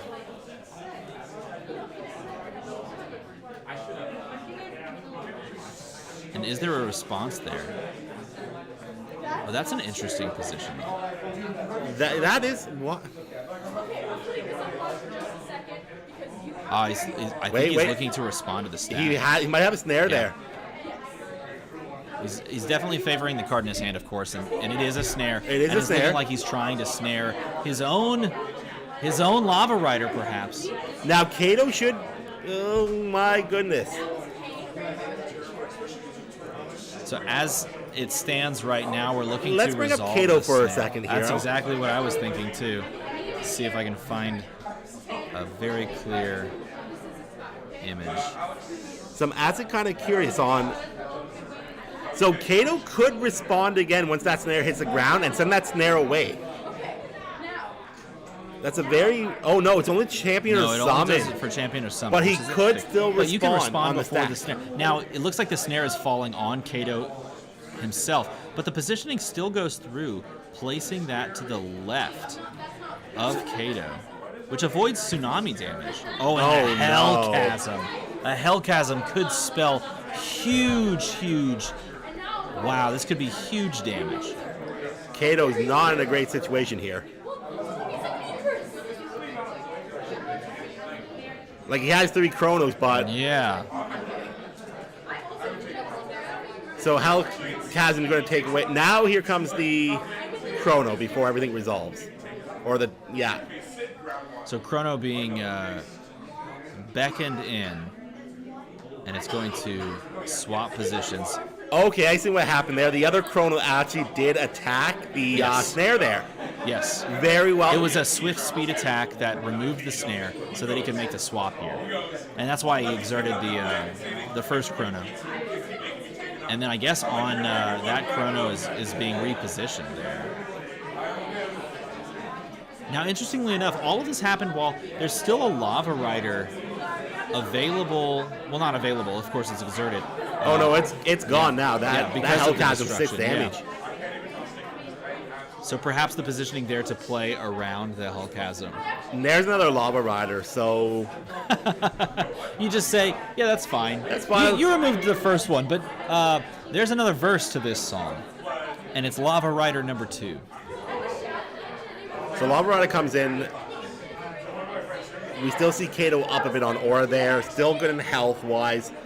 This game still has could swing either way right now. Well, and we also know the composition of the hand is very strong for Kato. A little harder to make out on Idris's side. But you've expended a large amount of resources. In fact, both players are about sitting even as far as resources are concerned. Cards in hand and aura available to him. So I guess the first thing is, what does Kato decide to do? You're far away. Looks like it's going to go after the Hell Chasm, start getting rid of it. Yeah. Clearing those out so that you can move more freely is a huge deal. And it's weirdly enough. So it's a chasm, right? Yep. A chasm is not something I would put a health total on, but yet here it is. It does have a health total, and a very large one. I think it's 8. 8 health on a chasm. You got to break those rocks. And remember, there's 4 of these coming out on a card with that awareness. Yeah. And it's still dealing 6 damage. And if your summon survives, they're still dying. And it creates 8 rocks, I guess, is how we're thinking of that thematically, that you have to bust your way through, essentially. It is incredibly powerful card. It is a spicy card. So it looks like Kato's trying to get around a little quicker here. Yeah. Now, my biggest concern right now is Idris can still fireball. Yes. Just to start chipping away at my life. I need to get stuff over on the other side of that board and deal with Idris now. Or by the time I get over there, I'm going to be sitting up against a lava rider or something else. That's just going to start And you've pinging been me. chipped. You've been chipped down so far that you don't have the tempo or the turns enough to actually deal with it. And look at a warp strike coming down. That could help reposition. And there it is. That is exactly what we're thinking. It's funny because in game 1, we saw Idris take more of an aggressive stance, pushing to the center of the board, kind of playing these summons out that really enveloped from all sides. And here we see a more passive play, which you may not expect, slamming down summons, but then using Hellchasm to create this bisected center. And just lob fireballs all day long. Yeah, and both totally valid, as we could see. Totally valid. So also that lava rider looks like it's been thrown onto the Hellchasm. It's going to go away. Yep. Kato using that Hellchasm to his advantage. Well, also incredibly good usage of the warp strike to get around it, and then to take advantage of what your opponent thought was to their benefit. Now, I believe Chasm is at the end. I want to say end of the round Yeah, for we some can reason. check that. That's actually a great question. I was looking at this earlier because I just loved the card. Let's see if I can find where the chasm itself is. Should be in the chaos section there. Yeah, I think it's towards there. It is right there. So at the end of end turn. of each turn, yeah. That's even spicier. Oh, we have an Earth Main coming down. And this is just one of those opportunities to bring it in, unexert it, and then move it around. So we're going to see go probably pop right up beside Idris there. There we Yep. go. There's pressure. And still at 19, like, Kato's aura is getting very low, though. Idris still can make a comeback here. Oh, it looks much different than the previous game. The aggression that we're seeing from Kato is what you would expect from like a Kato Tigers, where their Tigers are just coming across. This list, of course, with less Tigers than some, only running 7, but something like an Earthmane Lion here still applies a lot of pressure, and that's what we see. But as you mentioned, the aura count for Kato is dwindling. And if you're trying to, evade or get out of situations with things like Chrono Walkers, you're running out of the opportunity to actually do that. Yeah, definitely. Idris here has Idris needs something on the board right now, other than a Pain Imp. You don't think that one Pain Imp is going to close this game? If this one Pain Imp closes this game, I will buy you a beer at the end of this. That would be the ultimate MVP. We should make a commemorative card for this Pain Imp that lasts for turn after turn after turn and then kills the opposing champion. I think that Pain Imp should become a champion. Quick, get Assad. If this happens, we need a Pain Imp champion. Well, Core was just a regular creature of the Inferno Pits at one point who gained consciousness. It could happen. It's possible. I mean, this is the moment. This is the story. So we're pincered in now. Idris is in a bad situation. No, it is not where you'd want to be sitting, but you are always worrying, at least I would always be worrying about just big hits and like another Hellchasm style, or just dropping a bunch of summons that can deal these fire, weakness damage and things like that, right? So Idris right now, we're going to see the Earthmane. The Earthmane's got to make an attack here. I'm hoping Idris is holding an Oten somewhere, maybe to get out of this, to give her a... No, we're getting in there with the Chronos. We're going for the full pincer. Oh, no, I was rooting for it. Pain Imp. Oh. Pain Imp, you failed us. Oh, Pain Imp. Oh. Never forget, chat. We'll always remember it. So we'll always have that moment. Is going to pincer in. And look at this. all the way to the corner. And this is the prime example of sort of, action economy. Being able to have so many summons that once they've exhausted all that they can do, you just have full control over what you want to do, and you dictate terms. Like, I'm the only thing I'm hoping for right now, and Eater's even playing this, I'd be wishing for a meteorite just to hit the board and clear it. That's exactly, but it doesn't even look like it's in the list. I looked earlier to see if meteorite is something. Idris in a lot of trouble here. This game's closed out. Idris can't get out of this. This is an unwinnable scenario outside of something insane. So what are we snaring? Probably Kato. Probably this. But it doesn't get you out of. Yep, Kato is snared. But a decoy rabbit would be so much better here. At least we could get out of an attack. I think you're happy. If you're Kato to see a snare on you, because you say, that's fine. My summons will finish this game out. Yeah, Idris, smacks the Earthmane, kills it at that, fireballs it. Yeah. We're still in a situation, you got a Chrono with a big booty on your tail. You're not getting away from this. And there's multiple summons on the board still. It's not just Earthmane, it's not just that one Chrono. There's another Chrono that you have to deal with as well. So is this another Hellcat? It is another Hellchasm. No. So this is one of those big plays that you have to make if you want to stay in this game. But you're sitting at 3 health. Yeah, that's Chrono take, and that just pinches him in even further. Exactly.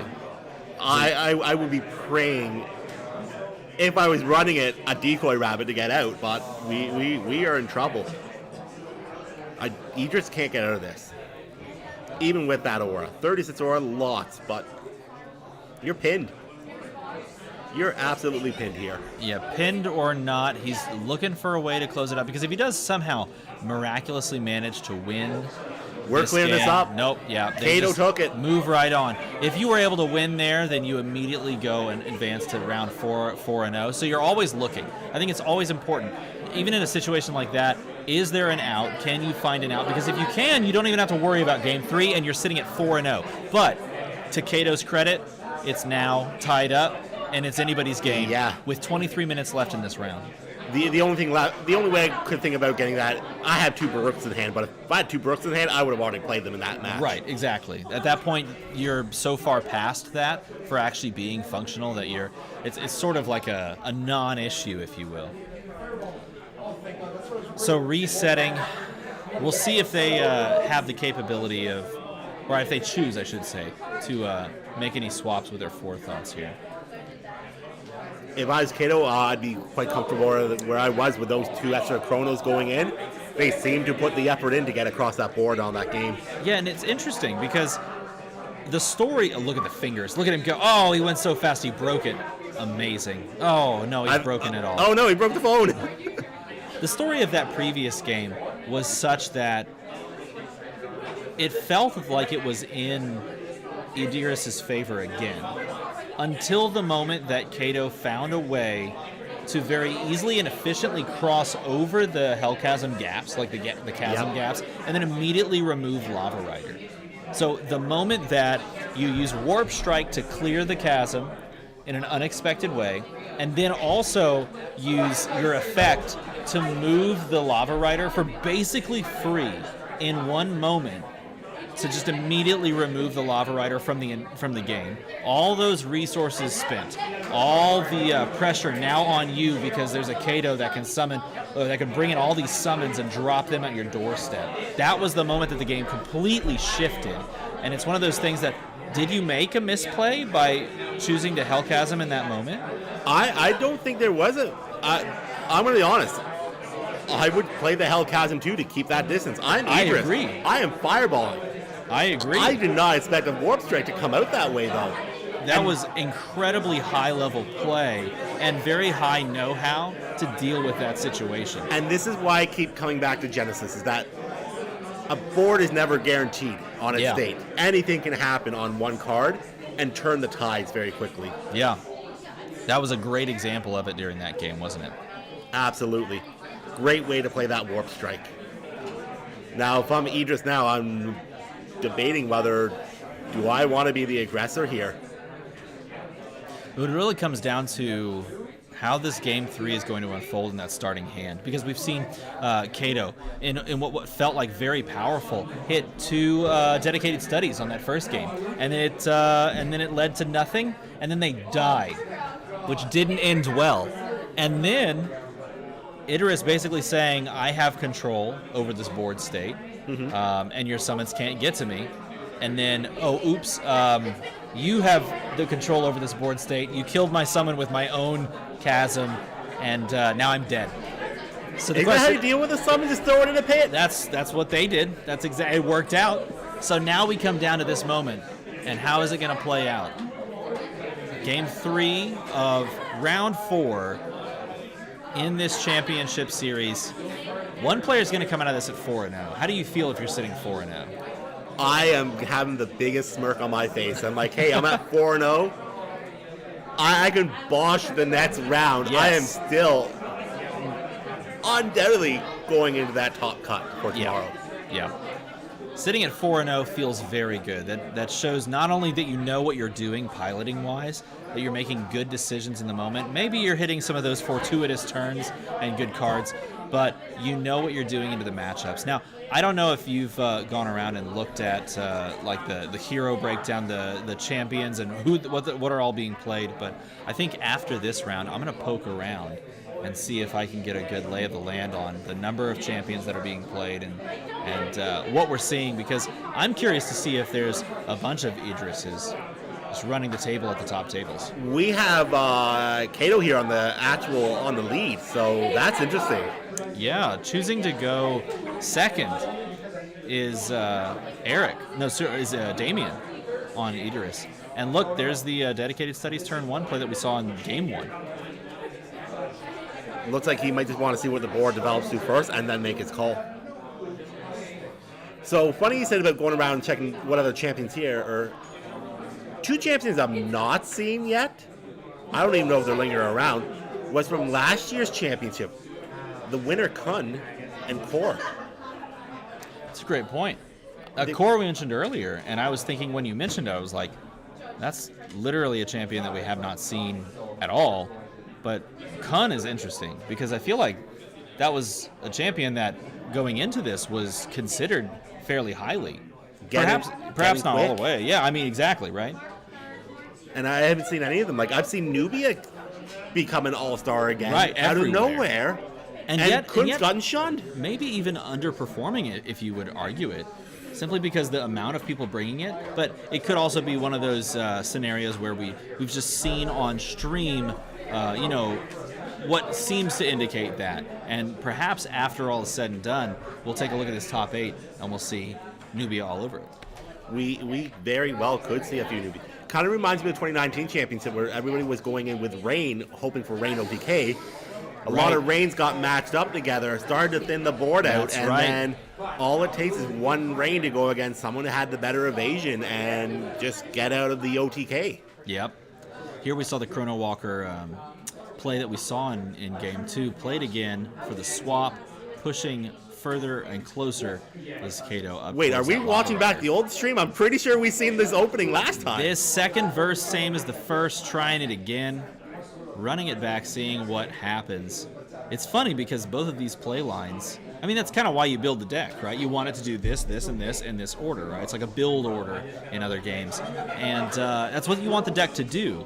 But it's funny to watch it play back, and I'm curious to see how it's going to change. It's going to come down to one of those pivotal plays like we saw in Game 2 or like we saw in Game 1. Something's going to swing it over, and then you're going to either know or not whether you took the proper position. Yeah. It reminds me a lot of chess. You know, in chess, there's this idea of like opening theory, and X amount of plays in chess have been mapped out and played in previous games, and it's only until like turn, move 14 where we've reached a brand new game in the history of the game of chess. I feel like the same thing could possibly be said about Genesis, where we've seen this opening before, but it's the moment that you choose to do that starts us a new game. Yeah, I said those build orders you want your deck to do always something that's very similar, but it's knowing how to adapt that toolbox of the deck you built against the opponent that you're playing against. One thing I haven't seen in either of these deck builds, and a lot of people playing, I I don't know how you feel about games, but I tend to always like to run what I like to call that option card.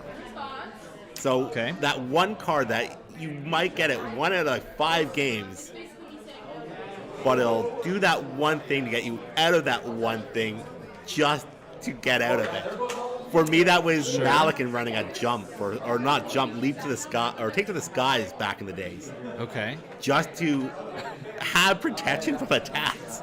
It was dumb, but it worked sometimes. So as far as deck buildings in most card games, I don't necessarily have that. For me, I find a card that I just consider so memey that I have to play. That's the way that I build decks. It may not be the most successful, but if I can find that one card that makes someone go, wait, what is that? And then they pick it up and they read it, it just makes me chuckle inside. So that is my one card. That's what I'll include. Please tell me you're not one of these people who are running around with a lion mane rabbit in your deck just to be... Oh, I would do that. I would run just decoys. I would run rabbit decoys. Come on. Why would you not? Rabbit decoys, the lion mane was the one that jumped on you and did damage. What have I done to this game? a fantastic homage to one of my favorite movies. You know that card was designed by me, right? No, was it? It is definitely designed by me. The lion mane rabbit was inspired by Monty Please tell Python. me it was. Yeah, I'm only assuming that you were inspired by the rabbit that is dynamite. That rabbit's dynamite. You have. If you're going to draw inspiration, draw it from Monty Python. Run away! So good. So let's see where this board is now going. Lava Rider is now going onto a flank here, or it's either been. No, Lava Rider might have been pushed over there with that warp. That's a very real. I think that's actually the case, and that puts it in a position that it was in. Is this like a carbon copy of what we saw in Game 2? Except now we don't have second Lava Rider. That's a really big change, because previously a Hellchasm was on the stack and it blew up that Lava Rider. You know what I want right now? I want a Baruch. There. Oh no. Now this is going to get very dirty. That. Okay, wow. that was. This is going to get very, very... This could snowball in incredibly crazy ways, and you're going to need some amount of responses to deal with this. There doesn't look like there's an Anja Tiger in hand, but you're going to be staring down a lot of summons very quickly. I'm kind of interested where Idris placed that Baruch. I thought it was going to go to her left there, go in... Well, even there, actually. Maybe I'm just losing my mind here. There's a good response. This is the kind of thing that you need to do in order to protect yourself. That's a pincer waiting to happen. Yeah. And that's not a spot where Kato wants to be in. So which way there goes that Chrono going to Kato's right there. Just try not to get trapped in. A snare here would be back-breaking because it's going to force... Nope, it's not going to happen. For Kato, that's good information to know. It is. If there's not a snare there, I can start doing my shenanigans. This positioning, a bit precarious, but when you have... Oh, and there's the Tiger that we talked about earlier, and that's exactly what you want to do. You want to flash this down now so that you can run it out there and possibly deal some damage. If that Baruch's at 2 health, he can go in and snipe that Baruch right now, too. Right. He's going to burn the 4 off the top. Looked like he did burn a Tsunami, which is always good info to have as well. How many... I don't think the players have open deck lists at this point, but This is Game 3 of a 3-game series. You've seen some of these cards hit the graveyard, hit the the memories at this point. You can kind of count that if you've been keeping track. Going in for that Lava Rider behind. So Kato still has the lead on the next turn. I'm going to assume we're going to see that Lava Rider behind get sniped out at the end of someone's turn here. I believe you're right. And not only that, well, no, it looks like, let's see what happens here. So we're going to are we sending Baruch to obscurity, or are we killing it? My guess would be the kill there first. But doing the rotate and the exert, and then feathering cards in hand, trying to decide how to play that. Perhaps just waiting for your opponent to see if they want to respond. There's that end of turn response. Yep. Is this another Lava Rider, or is this a previous one? I think this might be a previous one. Yeah, that's the previous one going away. Yeah. Probably confirming the Anja Tiger attack at the end of turn there. For sure.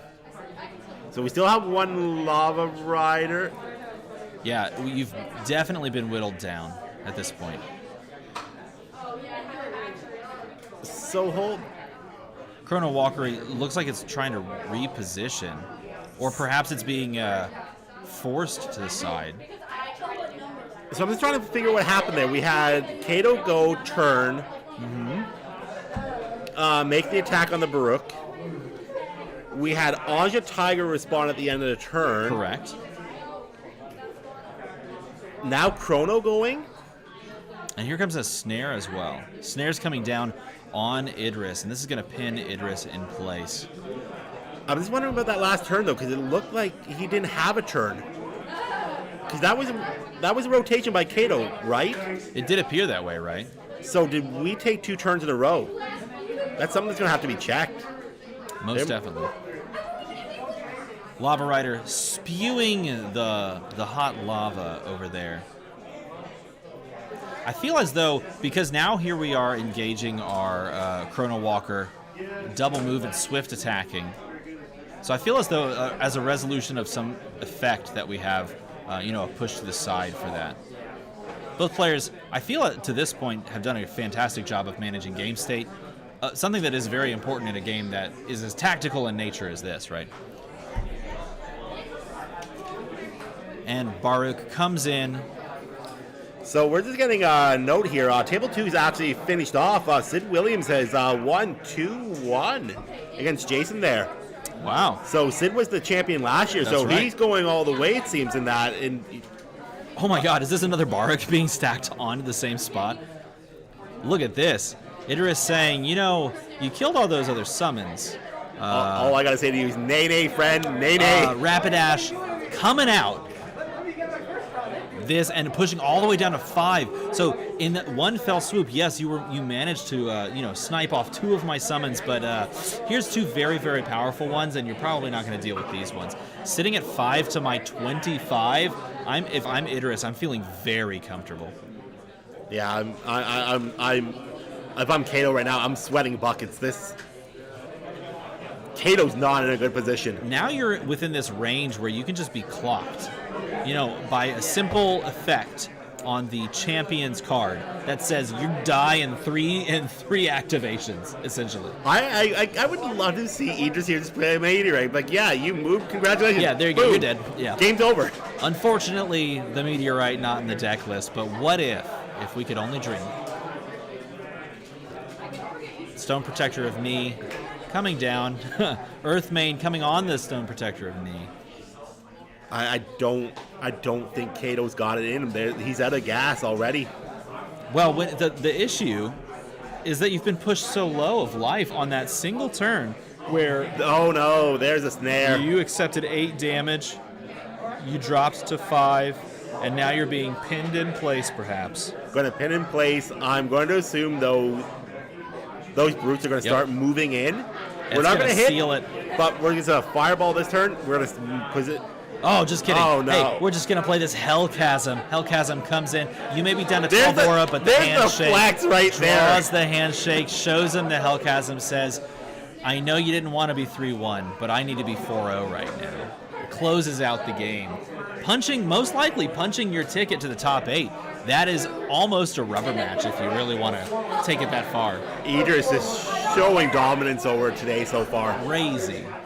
Crazy to see, and it's not something that I expected. I will say this, I was scrolling through deck lists preparing for the flight. So I was about to board my flight yesterday, and I was scrolling through deck lists, and the more I looked at deck lists, the more I was like, ooh, I would like to play that. Ooh, that looks like fun to play. And I scrolled and I got to Idris deck, and I looked at it and I was like, I think I would most likely want to play this one out of all of them.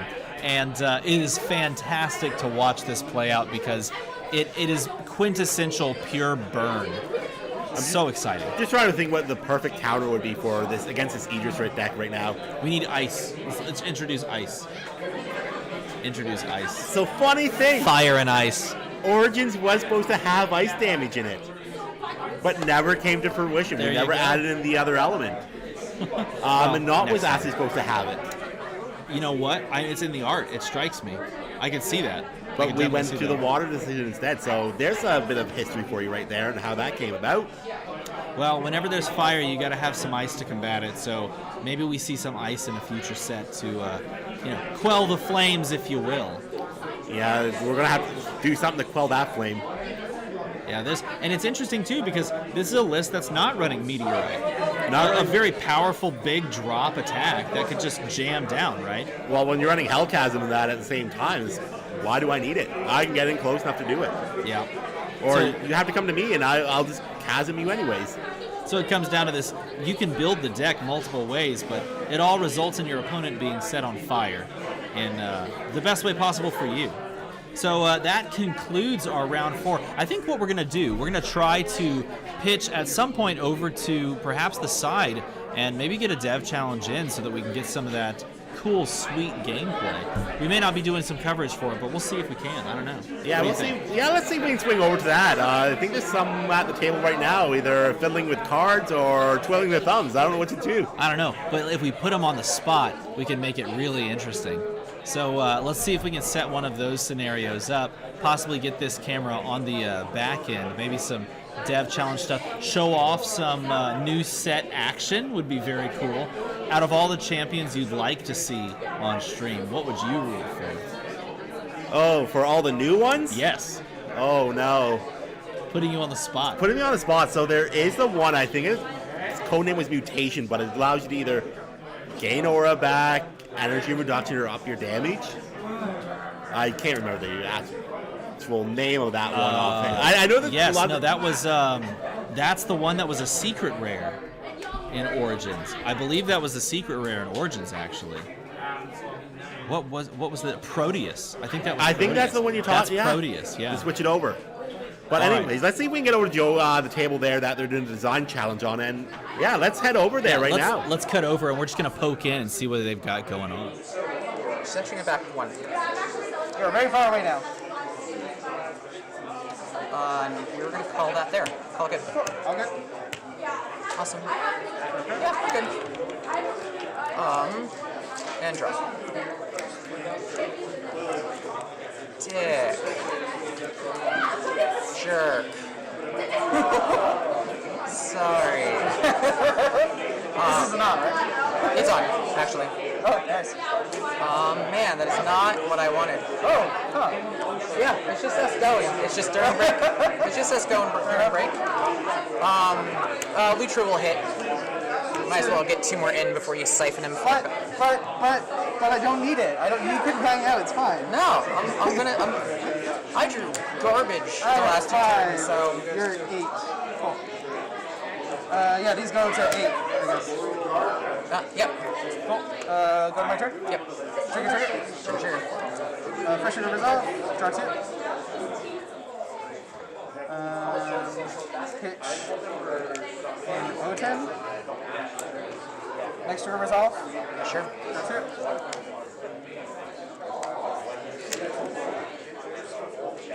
Too far away. Yeah, I mean, at this point, I'm like, maybe I just hang around for 12 turns. Pitch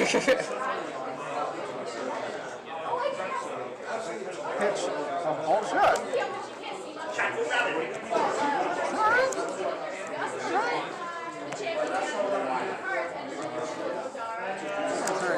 Yeah, okay, pitch a bolt shot. Alright. This is 1 health? Yeah, he's 1 health. And it has not exerted. Okay, I'm going to rotate. Yep. Drain attack, action speed. Rock it out. You're good. Did you hit? Yep. It was already dead. Okay. Yeah, he is super dead. We go back to 6. If it's okay, I should have played that first. Yeah, you're good. That's fine. And then actually. Yep. Yes. I'm actually going to go 2. Okay. And I'll go ahead and end there. In the rest? Keep it. Yeah, drop.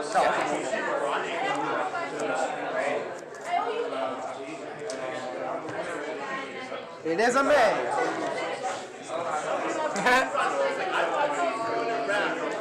I mean, I'm at 6. Yeah. I'm not sure I'll be able to pull off another hit. Into.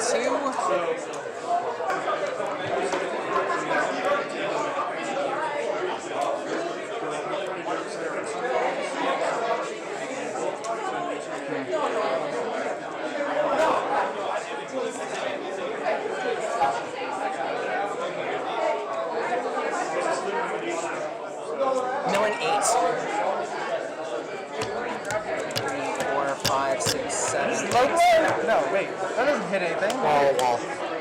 Oh, like that. Got it. All you.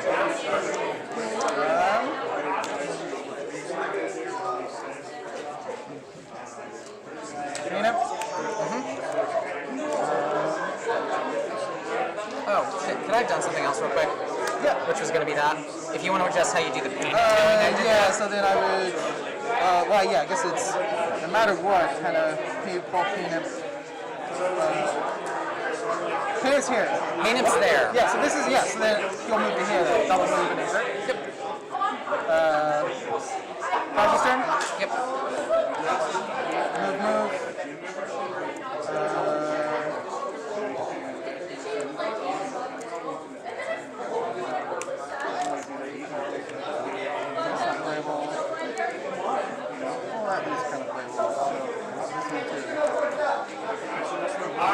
There's so much aura, it literally can't hurt.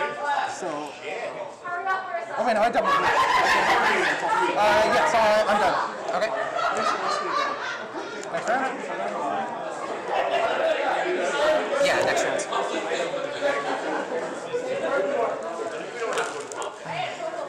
Draw a card.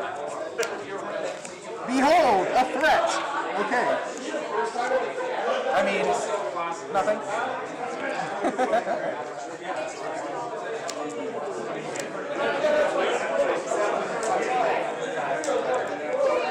That's so tempting. Don't do it. I'll do it.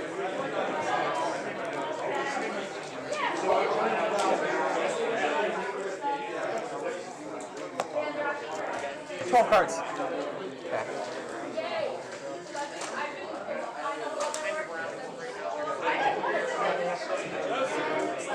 Sir.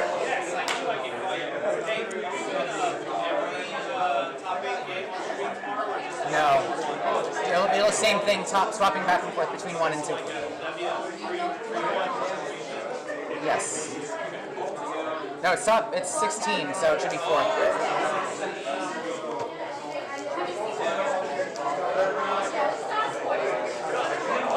Fish sticks. Like I've got.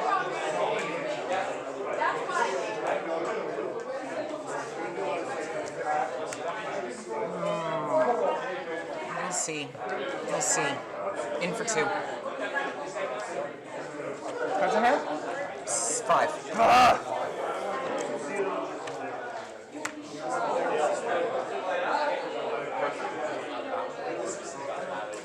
Oh, sweet. I will Engulfing Wrath, and I'm actually in the Desperation.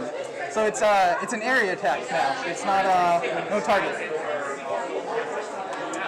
So it's 1 health, so I go down and then come back up. And 8 aura. Okay. And 87 aura. Okay, and then that's everything for 2? Everything is, yeah, in these 2 spaces for 2. I'll take it. You're 6? To 6. All you. Oh, what's your aura? I don't think I've been tracking. 51. I think I need to get more aura spinners in this deck. They burn through a lot of heavy cards very early.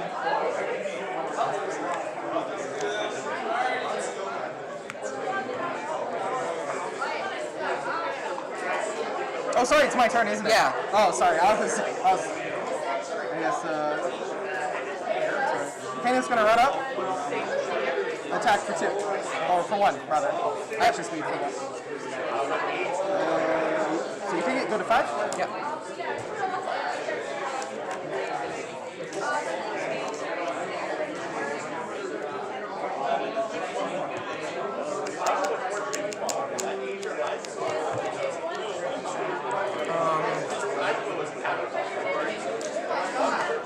Note for 2. You're at 5.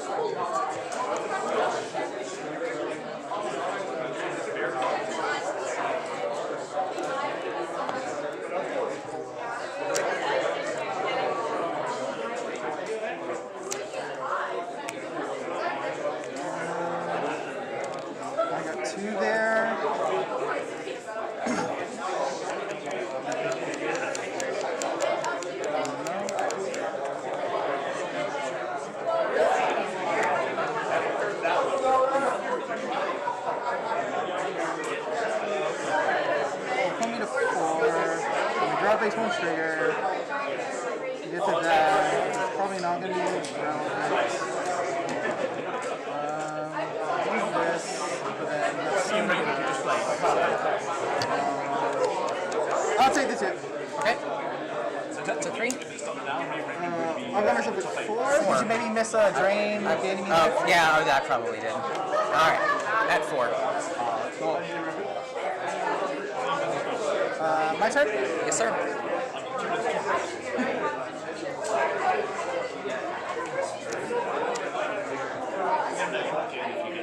How's this game going? I need main war aura specters in this deck. 87. You need to draw more cards. Yes, sir. Yeah. So what's the point? You put on a 3/1/1 making it. I think it's almost guaranteed. 3/1/1. So yeah, say he's off the assuming no assuming no draws, obviously draws happen.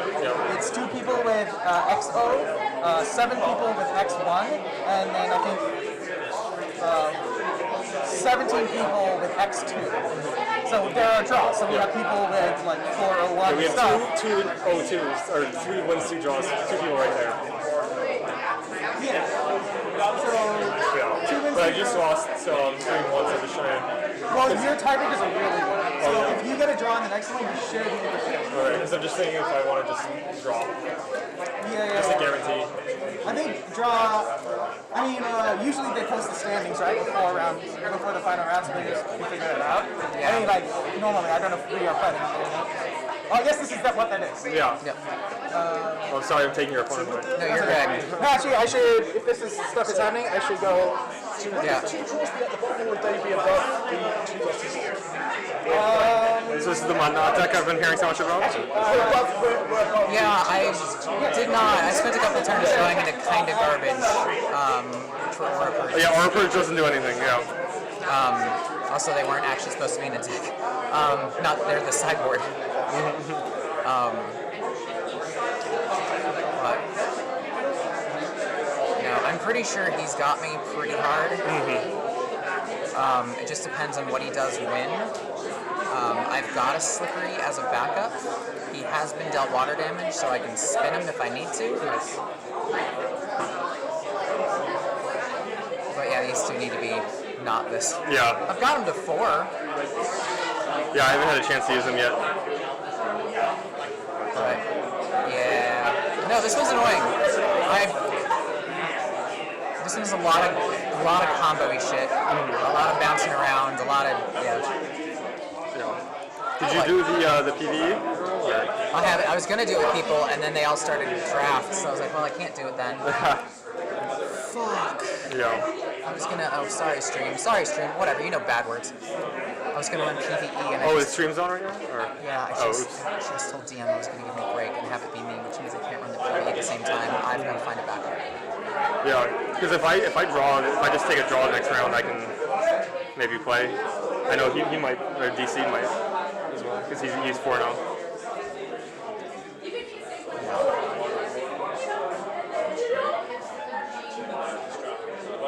It's up to you. It's more a solution I need to solve for kind of immediately. like immediately. Can you get some water? Yeah. It's so hot in that other room, the AC's just not running, I guess, or maybe they're just dumping hot air. I don't know. I'm not sure.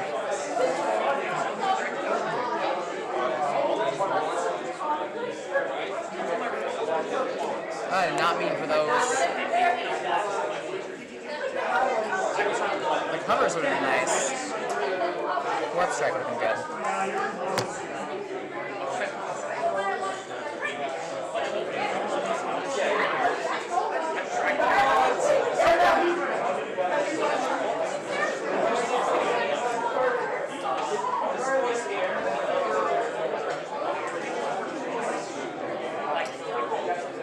Yes, sir.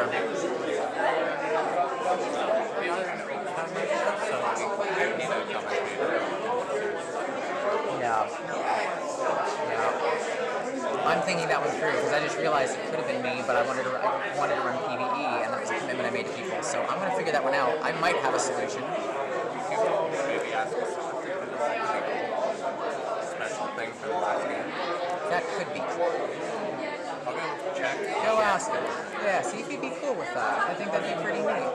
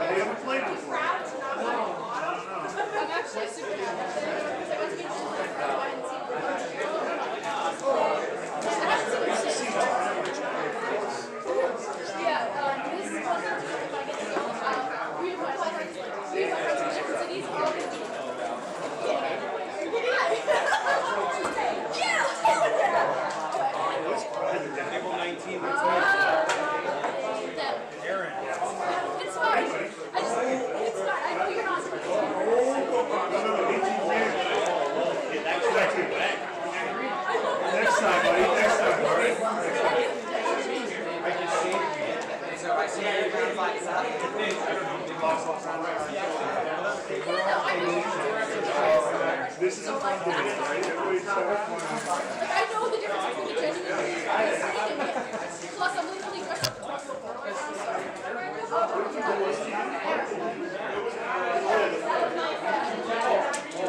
popular is big freaks. Demon Slayer's that's awesome. I've seen all Black Stanley's on big freaks. It's not on something.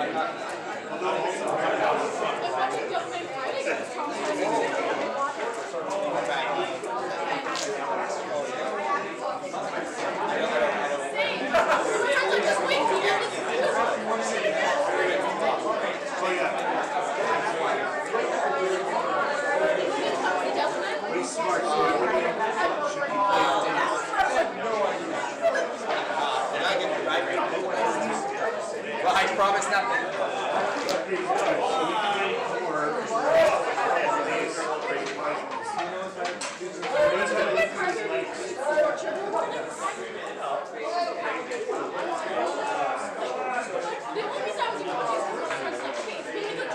I know there's some parts that are not great.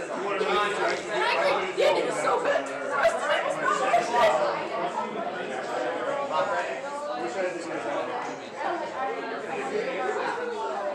Nikki, yeah, she died. Spoiler alert, my favorite character in the league is piece of crap. It was so funny when he got really deserved. Yeah, I will not recommend it to anyone, but I was strict to start the arts and so I knew everything back.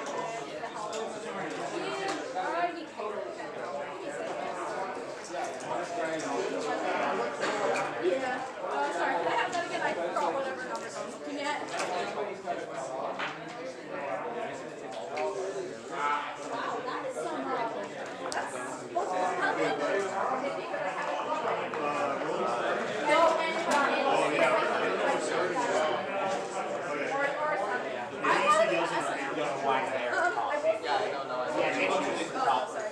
There's only 2 4-0s. You should be looking at table 2, so 4-0s. You see, for me personally, I just hope it You're good. So I gotta stay as far away as I can from you, and then I'll be So question, does the stunning go over to summons as well as just they're just Damien. Sorry, Damien. Yeah, it's gonna show you, it makes me happy. Well, we know what's going on here. Or I can pay for the cards. I gave him Damien.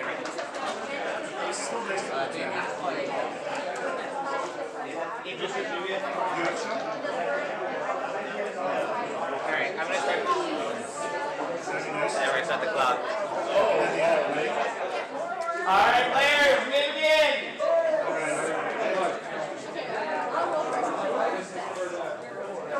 I will go second. I always go second because I have social anxiety and can't make tough decisions, so I don't get to see people first. I don't tell them.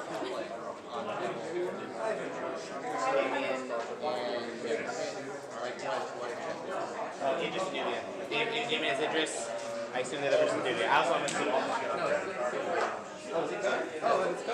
I like talking. So Damien's playing People not watching anything. Honestly,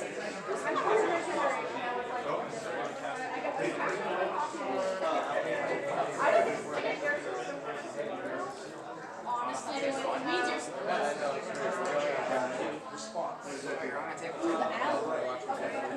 You're watching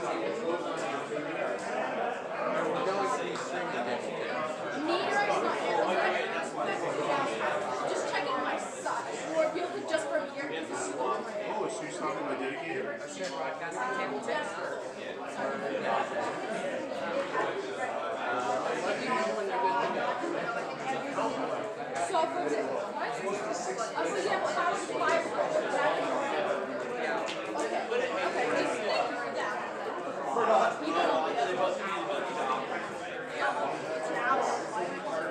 Yeah.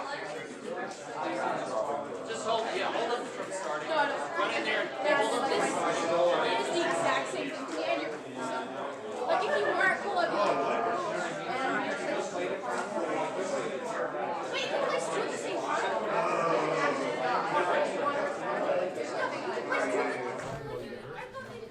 Ladies and gentlemen, it's round 5 of the Genesis 2022 World Championship.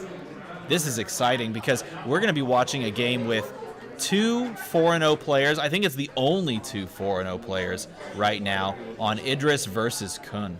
So Kun is coming back for revenge, actually.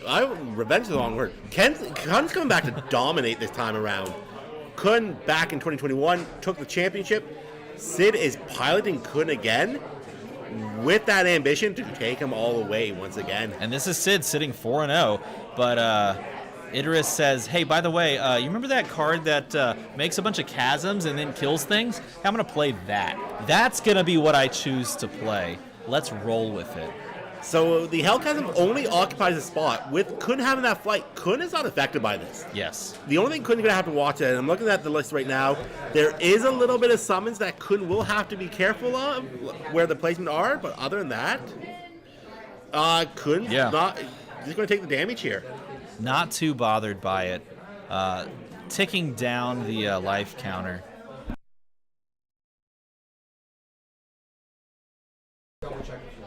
And looking like a slamming down. I couldn't quite make out what card. Could you make out what card? No, he, not in the corner from there? this view here, unfortunately. That glares a little much, but we'll find out in a moment once that thing starts moving around the board. Yeah, definitely.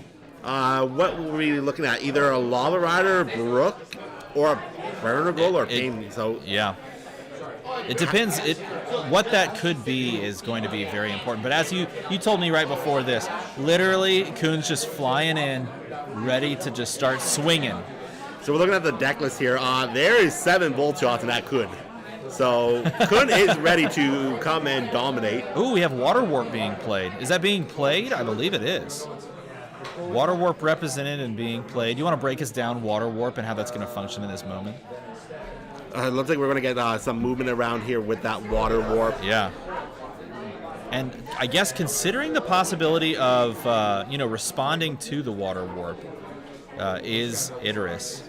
Idris literally has not moved. And I feel like maybe against a Kun, maybe you don't have the capability to really move around that much. No, remember that Kun's ability, that immediate to go and make that free movement at the start of his turn is super powerful. And then it's run across the board. I'm just going to come up there and I'm coming to you. Don't worry about coming to me. I'm coming over to your house, man. The Water Warp, you deal 5 water damage to everything in its awareness. And it comes in a straight line in the awareness. And if anything's dealt damage by it, then you move a spot adjacent to a What's target. the range on that again? Oh, look at that. Oh, Just my flattens goodness. you out. And this actually completely, I believe, cleaned up whatever summon that was. We don't need to know. It's dead already. Yeah. Forget that thing. Get out of there. Just forget. It's the small potatoes, as they say. Idris is going to be up for an uphill battle here. Idris is not going to be... I mean, here's the thing. Kun has done it time and time again in this. It's literally just a 4-0 deck, clean, smooth, no match losses, and maybe we're seeing why that is. But, in response to all of this and the threat at the doorstep, let's just play Baruch. And looks like Kun's getting a response in there already. Yeah, it looks like a Warp Strike. A Warp Strike engaged here. Oh my warp goodness! On over. This is going to be a slaughter fest, my friend. Please bolt shot. Please bolt shot. Let's just flex right now. Oh man! And so this is in response to the swift speed attack that. There's the bolt shot. And he's got exactly that. Oh my goodness! You know those games we were watching earlier where Idris was just dominating? This just flipped on the head and went the other way. Completely turned. What an insane little opening. Just having the answers. It all comes down to just having the answers that your opponent poses the questions for. This is insane. That is a very powerful start. One that you definitely don't want to see if you're Idris. And I'm here. I'm back. Your control of the board that you have into other matchups, it's non-existent. These chasms, they mean nothing. Nope. Here comes that limb down. Here's a summon for some value to put a threat on the board and draw a card. Yeah, a scary, scary prospect. You got another one in hand. He's going to play it. Yep. Probably on the same spot. I would think so, yep. Just jam him down. You might as well get him out there, draw the card, cycle through. There's another bolt shot. It may not be a very long first game if you draw this hot. No, if it's coming this quick, we're going to be on a short shift here on this round. It very well could be. Look at this. The draw up on the dedicated studies.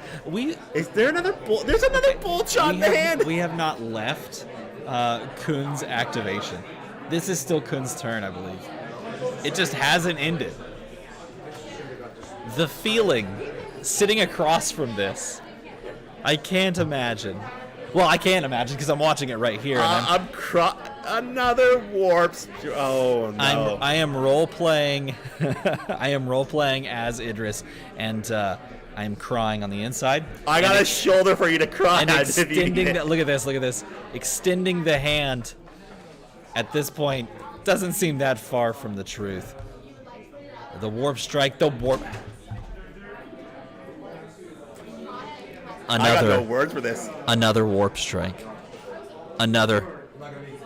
At this point, you're just like, can you not draw or play any more cards ever? Please and thank you. Because I'm in pain, physically, mentally, and based on the life totals, in pain. And I don't have a forethoughts here for Idris too. Like, has Idris been doing this off of main deck the whole tournament? I think so, yeah. It appears that way, doesn't it? So for the deck that we've watched on 2 separate occasions on stream, it's a pure 50-card deck, possibly? There is no forethoughts in this. Well, you know what? I'll tell you this right now. That may come back to bite him if you don't have the capability of pivoting into something that doesn't kill you or that lets you live against this onslaught. Like right now, I'd be praying for forethoughts with like 10 snares just there just to Look stop at this. you. It's game over. Oh god. It's already game over. Well, that was game 1. And here's the thing. The world champion just put on a clinic to try and close out Swiss and go 5-0 in the bracket. Now, we've been saying it's top 8, but joke's on us. It's actually top 16. So whether or not you lose one here as Idris may not actually matter too much because you're probably a lock. Sitting at 4-0 already, you're definitely a lock. What am I saying? There's only 2 4-0 players. You're a lock for that top 16. But you don't want to go into tomorrow knowing that you got cleaned by the world champion. Absolutely not. And a loss here, like as you said, you're going in that 4-0 and that you take the loss, you're gonna be okay.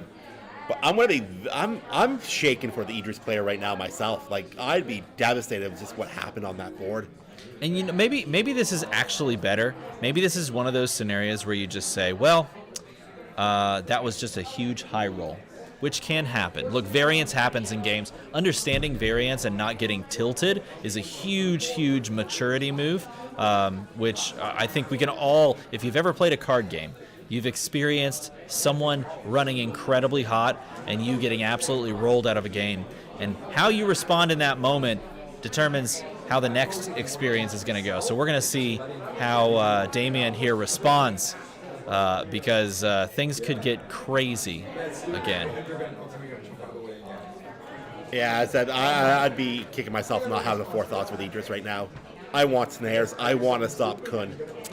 Kun coming over to the board on my side of the board is instant regret every time. Well, it's interesting. There are 6 snares in the deck, so you do have access to snare, but being able to side in more would be fantastic. Super beneficial. I wonder why that is the case. Why not run? If you have the capability, why not run a sideboard? It could just be having access to those cards. Nevertheless, we're about to jump in as they shuffle up and run it back again. Of course, presenting the decks to cut, giving it a few extra pensive shuffles. Gonna make sure those names get up to the top somehow. Right. Cross your fingers. Feel the feeling. And of course, doing everything completely by the book, but maybe a few extra shuffles, just hoping, crossing your fingers. Praying to the RNG gods for snares. Maybe I just needed a few more shuffles. That's going to solve the problem.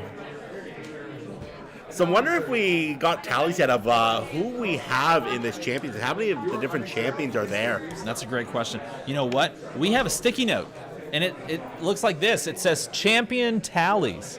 You want to look at it? Here, you look at it. I haven't looked at it yet. Oh, it's on the other. Holy Hannah. Holy Hannah.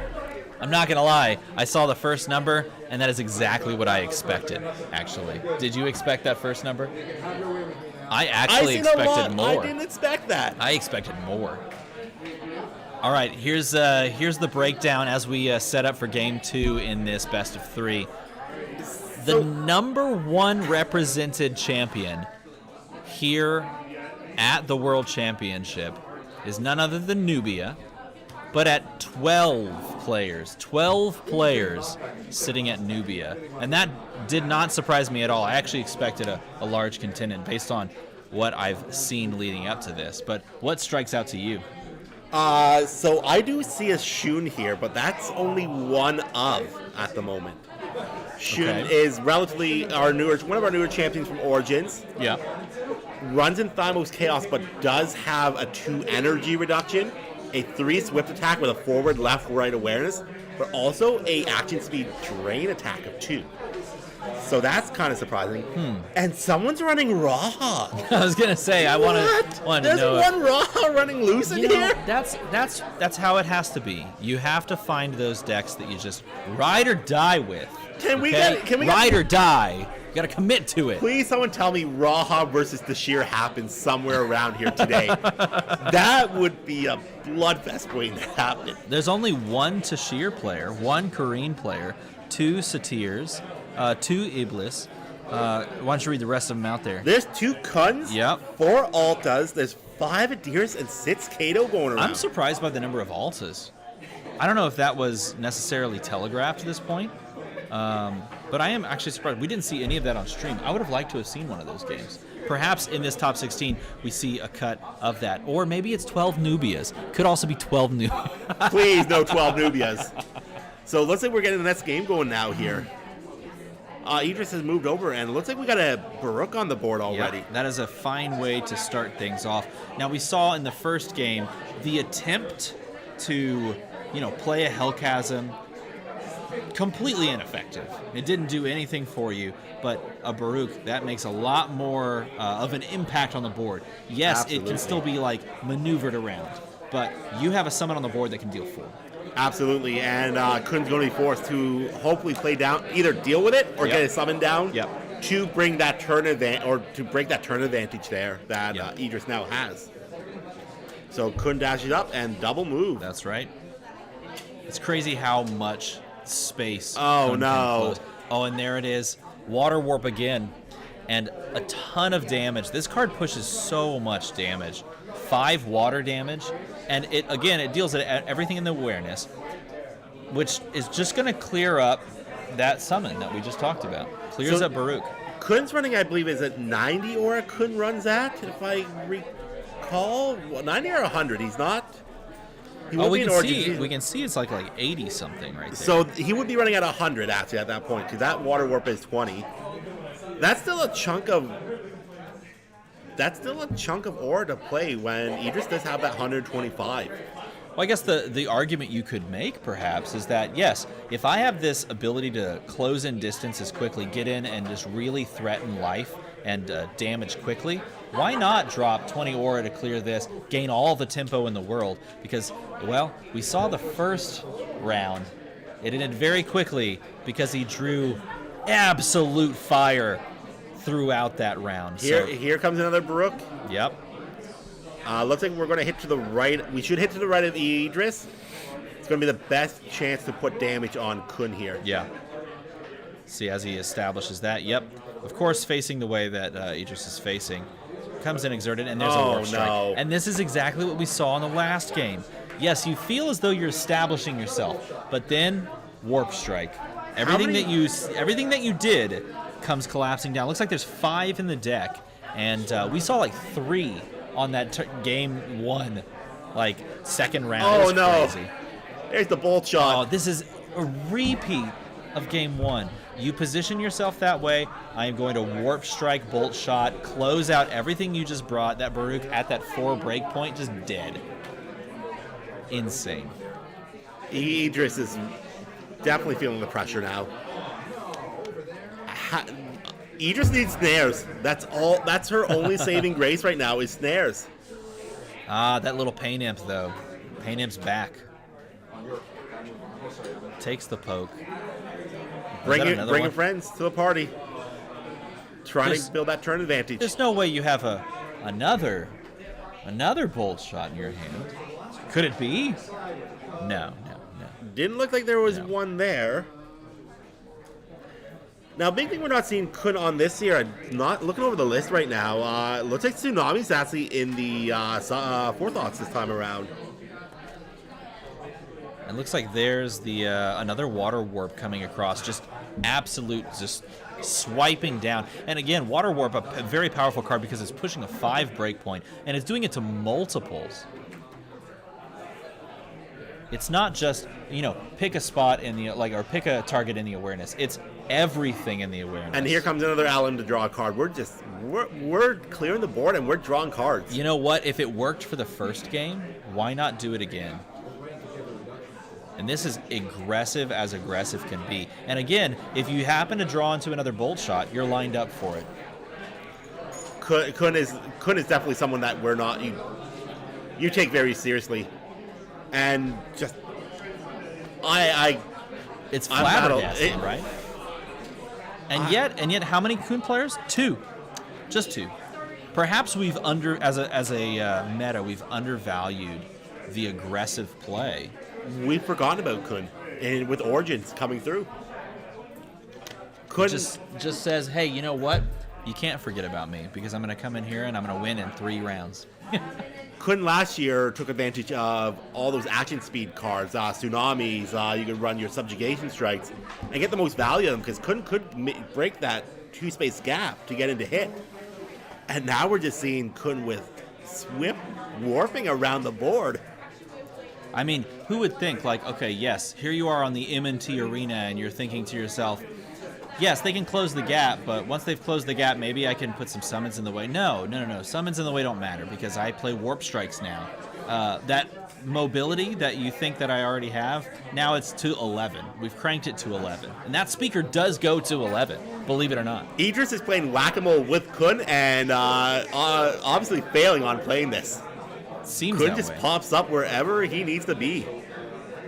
And now, because you don't have the economy, you have an Alum on the board, you can maneuver as you see fit. Free 2 damage, why not? Kun's just making this gap larger and larger. I have no outs for Idris at this moment. Yeah, this is where you need to draw on one of those 5 snares. And you need to reposition yourself, make a summon play. There's Hellchasm. Now, Hellchasm coming down here, it's going to deal... I forget if it deals damage first and then creates the chasms. I believe it occurs all at once because it's part of the same ability. And it pushes 6, right? Yeah, so... So it's a non-zero amount of damage. It's pushing a good chunk of damage, and it's dropping, Kun down to 14, as you see. The chasms matter. There's a Flame Jet to snipe in 2 more damage. Yep. And so you're pushing yourself, you're pushing your opponent down. Oh, there's another one. Okay. So we're up to 10 damage. And now at this point, you have to consider how you're going to deal with this Alum and how you're going to possibly snare your opponent. Is that another one? Yeah, it was. Yeah. You love to see. So now you're having your own giant 3-card repeat turn. Down to 7. Alim's going to come in. Yep. Get some damage. And can you close it out? Your opponent's sitting at 5. Oh, and there's 2 warp strikes in the hand. Yep, there's warp strike number 1, and that may just close it.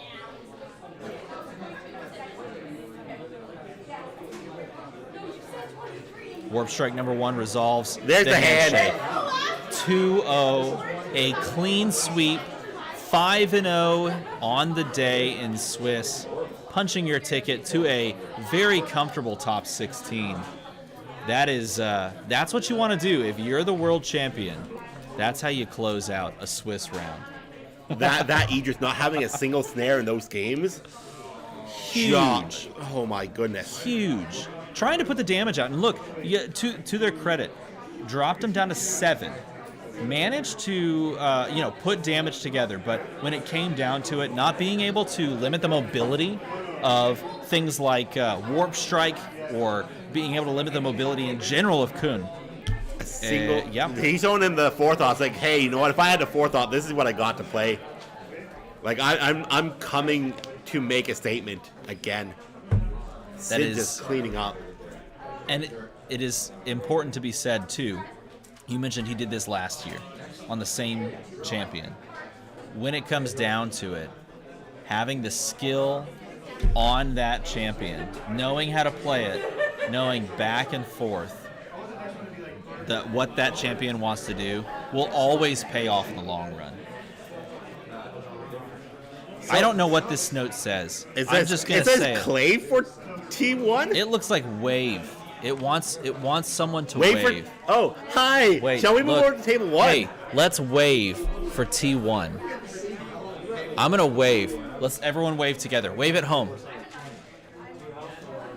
Okay, good. That's enough waving. Enough silliness, because we're going to bounce over to table 1 now. At least that's what this note says. The note, by the way, was dropped by the man in the chair. Everybody needs a man in the chair. We have a man in the chair, and he gave us this note that says go to table 1. So now I'm going to go to table 1. And if you wanted to watch table 1, it's Nubia versus Nubia.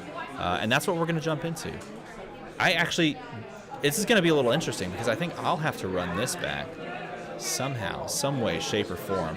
Try to line up with with everything over there. Nevertheless, we're up Nubia to Nubia. Draw lots of cards and bolt shots and Slapper's Fest, right? I have heard Nubia likes to do all of those things. So let's see if we can jump in on a good old Nubia versus Nubia match. In process as they're going right now.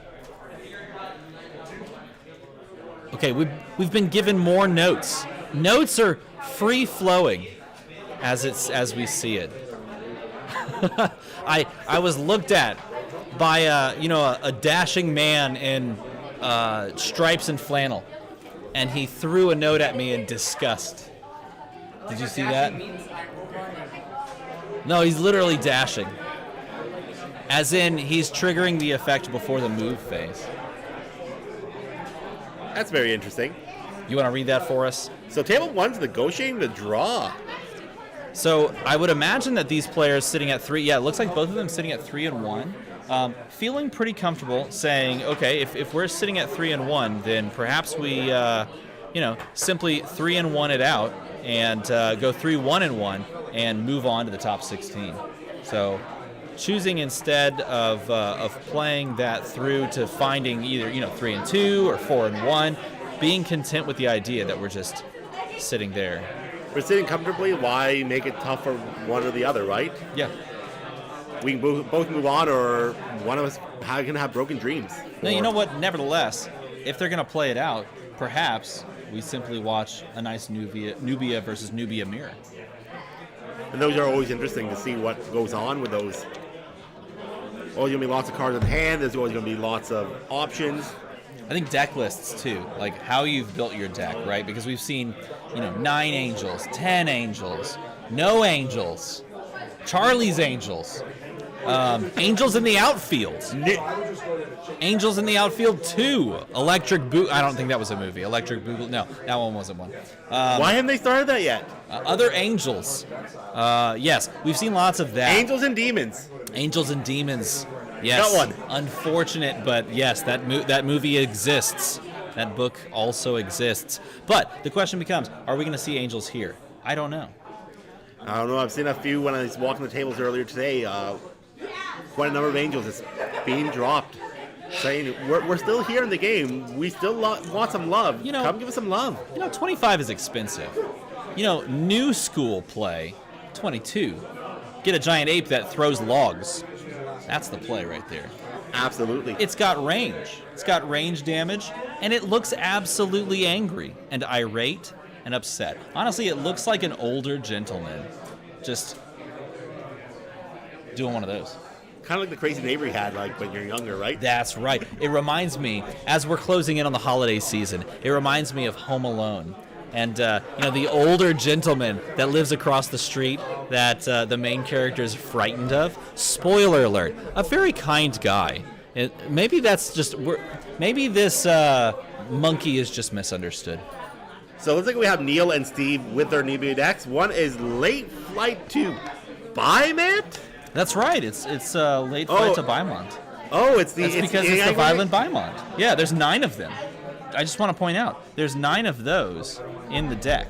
That's why it's a Late Flight to Bymont. And the other one is Nubia Doobs? Am I reading that right? Yeah, I'm not sure I want to read that one out loud. I don't know what that could imply, but I'm just going to leave it. It's a Nubia list with Epiphany. And, drawing cards is good. So why not run Epiphany? So this seems like we have a very summon-heavy Nubia versus a very aggro Nubia. So running the Epiphanies, running the Chrono Walkers, get into action, hit with the bolt shots, keep getting them up, and just start wailing damage yourself. Use the Chronos to get out of bad situations. And we have some Kabus in there for balancing. I'll just say it. I think in order to battle the power level of Epiphany, we need to use this new card that was printed. Oh, this one! Yeah, so this new card that was printed to stop Epiphany in its tracks. It's just printed for this event only. So, suck on that. Enjoy that experience. I don't know if you can see that on stream. It's delayed by like 10 seconds. But it says this, Baffled. And it's why don't you read that? So Baffled is a Jalera card. It's only 3 cheap. With a swift speed of 10 hours, it says negate target cast ability from an Epiphany. The champion that played the Epiphany discards a card at random. Not legal for official play. Oh, it does say that. Oh, no. Oh, man. Oh, well. We had our chance. We had our shot. If you wouldn't have read that last part, then we could have gotten away with it, too. If it weren't for those meddling kids. Yeah, those meddling kids always ruin everything for us, don't they? And that little dog. Well, the players sitting down, shuffling up, deciding whether or not they're going to play it out for, just for fun, enjoying themselves. Whether or not they're going to, call it a draw, as they say. Right. We'll call it a draw. You know that movie. What movie are we talking? What? That's Monty Python. I'm sorry, I only seen the Holy Grail. That's the Holy Grail. Oh God, that's literally I must have fallen asleep. That's the last. That's the last. The last portion of the scene with the Black Knight. He cuts off all of his limbs, and then the Black Knight looks up at him and says, "Right, we'll call it a draw." You've got no limbs. King Arthur walks away, and he's like, "Oh, running away, all right? Oh, come back and I'll bite your bloody legs off." He says that, right? So this is that moment. I do know my Monty Python. I am very up on my Monty Python. Did you ever play the Monty Python card game? You know what? Weirdly enough, no. I've never played the Monty Python card game. But I think it was one of those scenarios where I've never had the opportunity. So we need to make that happen. Get the Monty Python card game queued up. Let's queue it up. So if you're out there, you have the Monty Python card game. Hit this guy up. Yeah, send it to me. I will partake in the Monty Python. I wonder. That's a very old card game, yes. Right? So I would need to go and find some resale website where I can purchase the Monty Python card. I would do that in a heartbeat.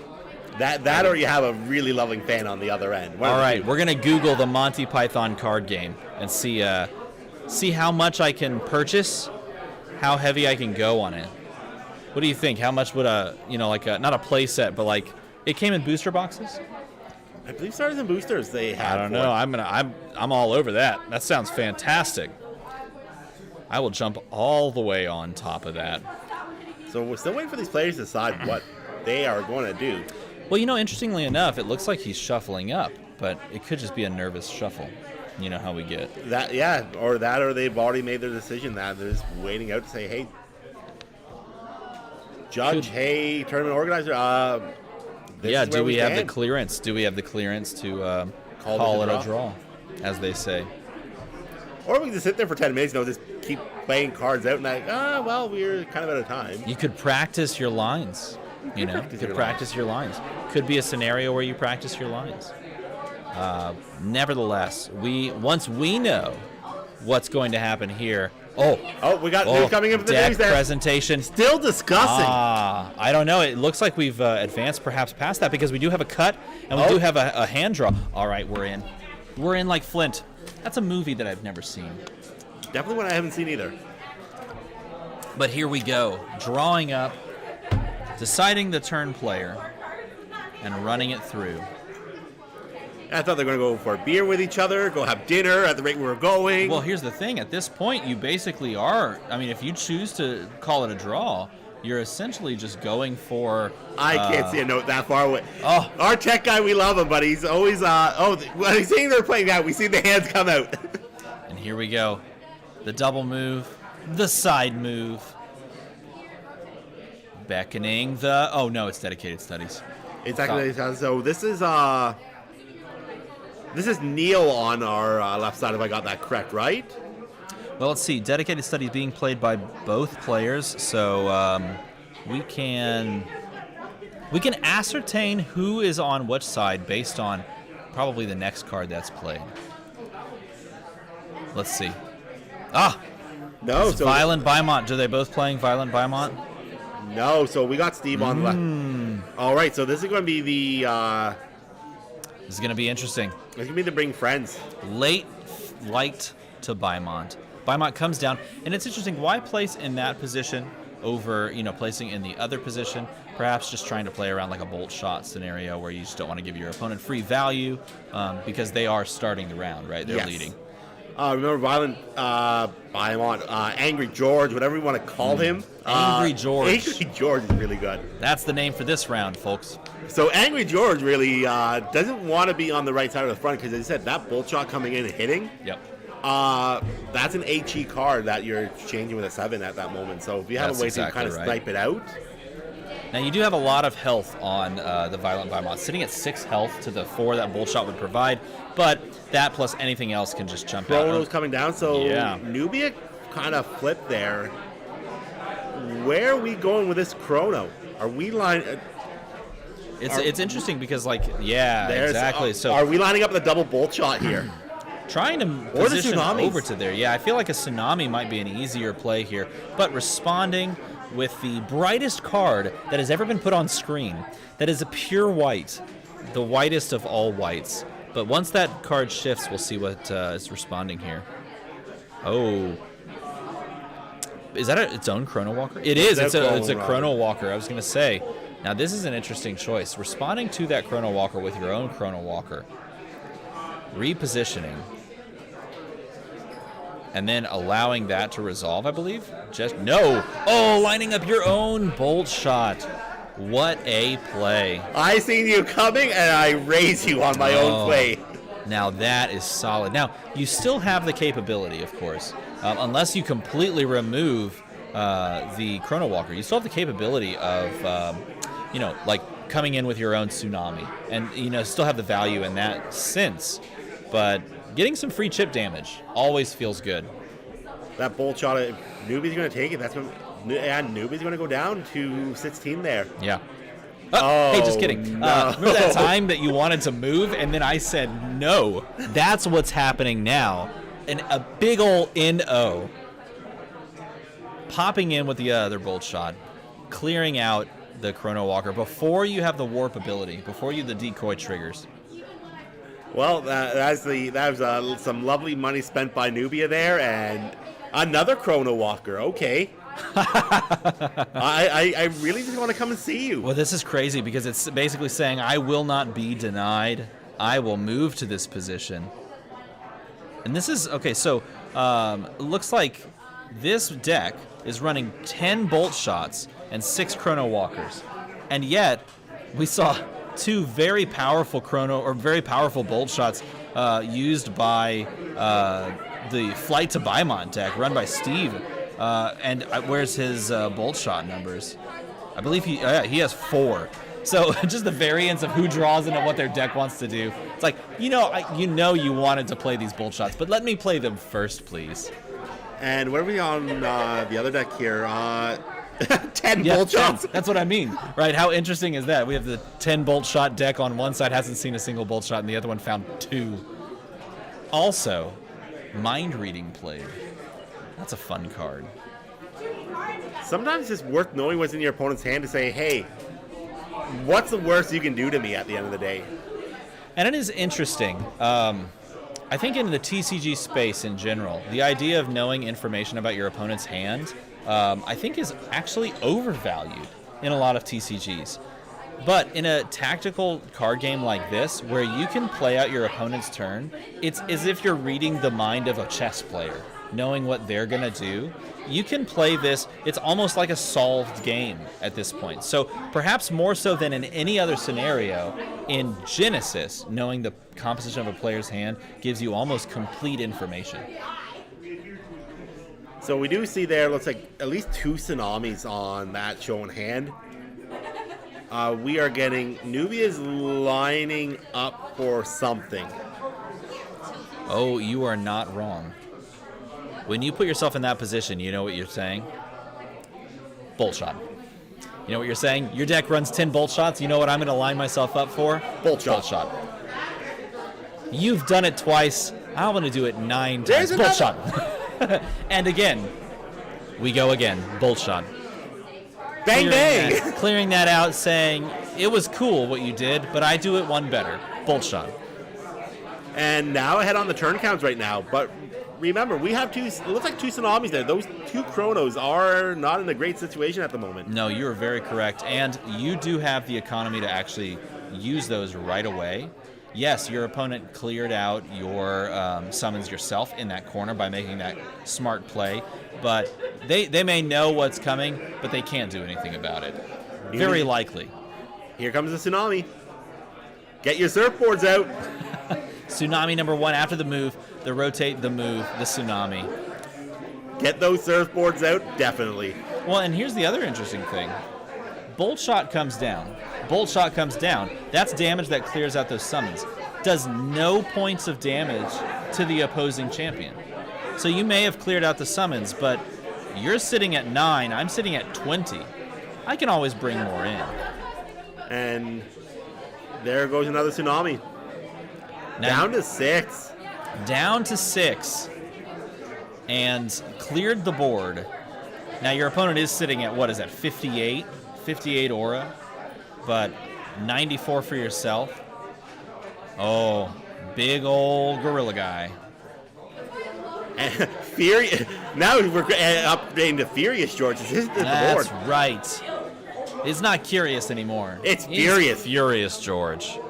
I like that one. Mark that down. That's our new one. Furious George, everyone. Sound off in chat. It's like, what do you do when you're not? It's like, give cards random names.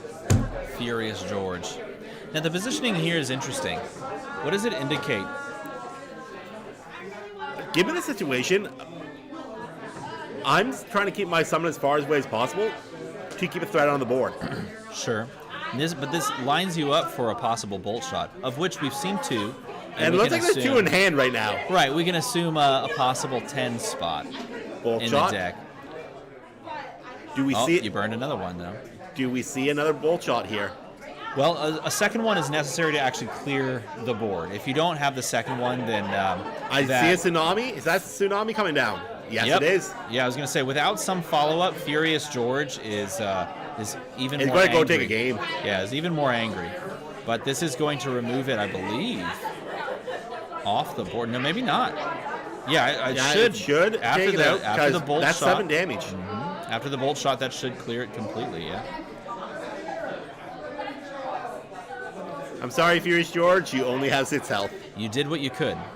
You know, you positioned yourself in such a way that unfortunately left you open to that play, but there was almost no way not to. I mean, outside of moving to a diagonal from your own Nubia after the play, you can't really avoid the bolt shot into the... and this is Kaba's play. Look at this. Kaba's for some pressure, it looks like. Comes in exerted. and then the move and reposition. Of course, you're playing with an open hand, really. Now, that Nubia is far away now. That mind reading... I believe it affects within an awareness, so let's take a look. I think it's only around. Yeah, we should find out. Nevertheless, an interesting and powerful card, especially when you have cards in hand that you can keep secret. Yeah, champions around you must play with their thoughts revealed. So if this is looking at adjacent squares, this is technically... That hand can come back up. Yeah, technically not play face up. And maybe he's just realized that now because we're seeing the hand... No, he's got to resolve the ability on dedicated studies. So choosing those cards. Now maybe he is picking this one up. No, he's just going to play it out anyway, perhaps. Yeah, looks like we just had a tsunami there. Again, get your surfboards out. At this point, you've just got to find 3 damage. Whether they know it or not, whether those cards are revealed or not is irrelevant. If it's bolt shot, it's game.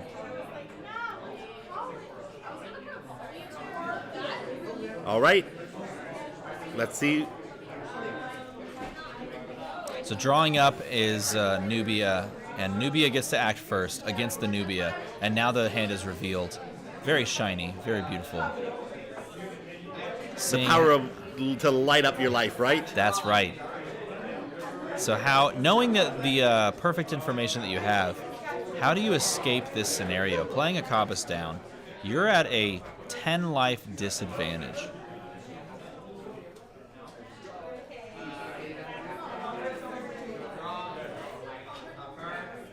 Just flipping through right there. I guess looking at the memories, counting the number of bolt shots, perhaps, that they've seen.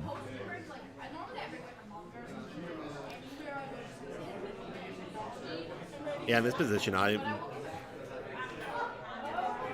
know I'm not in a great situation. I'm 10 health behind. Yeah. My aura is great. Like if I have a Chrono Walker, I'm probably feeling a little better at the moment. But the issue becomes having to position yourself around so many different effects. And Bolt Shot, of course, not costing aura, means that you can never really play to the out that your opponent, just can't pay for it. What we have to remember with Nubia versus Nubia, though, or even with Nubia, Bolt Shots are great. But every time you're playing that Bolt Shot, you're just ticking down time. Yeah. This is definitely... The camera's slightly pushed to the side, so we can't quite see, cards remaining in deck for either player, and that is something definitely to keep track of. We've seen, is it Steve? No, we've seen Neil on several occasions just now pick up the memories and flip through those to see how many cards. It's extensive. We'll put it that way. He's got a lot of memories. He's remembering this game fondly, if you will. So it looks like we're getting another message from our tech crew here. I don't know if you want to read that one out there. We want to keep that out. Let's see. It says, so the results of this match are very interesting because this is deciding if they want to draw or if Steve wins, which is a strange thing. Hopefully, either way, they've taken it up with the organizers, and they've taken it up with the judges on the scene, and everything is clear because it's most important out of everything that everything is on the up and up. Yes. Between both players, that everything is agreed upon prior to that. If that's allowed, if it's encouraged or anything like that, that at the very least it's open knowledge and agreed upon by both players. So here comes the Chrono, which we've been hoping for, given the current state of affairs on the board. Yeah, it doesn't strike me as something that's going to perhaps get you out of danger at this very moment if your opponent has Bolt Shot, but their composition of their hand because it's face up. So with that knowledge, hopefully you can find a way to pivot yourself into, and the cards that you have in hand, pivot yourself into a possible steal on this game. That gets us out of the range there. The other Nubia is currently pinned in that position right now, so we could potentially make some distance behind us. And we got Furious George behind there just ready to wreak some damage. Let's see what comes down here. That card there looked like it was a tsunami. And it would make sense if tsunami It is comes, a tsunami. Yep, tsunami comes down. This is good positioning for that tsunami. You do have the aura for it, of course, and this is going to come in. It's going to clean up your own Cobus. That's a small price to pay because you're pushing your opponent down, and you're hopefully dealing with, your opposing Furious George over So the next that two will take turns. down our other Nubia down to 7. Yes, if I'm it correct. should. If that Nubia is on the lead on the next turn, that is an in, a slap, and Furious George from behind. That could be game.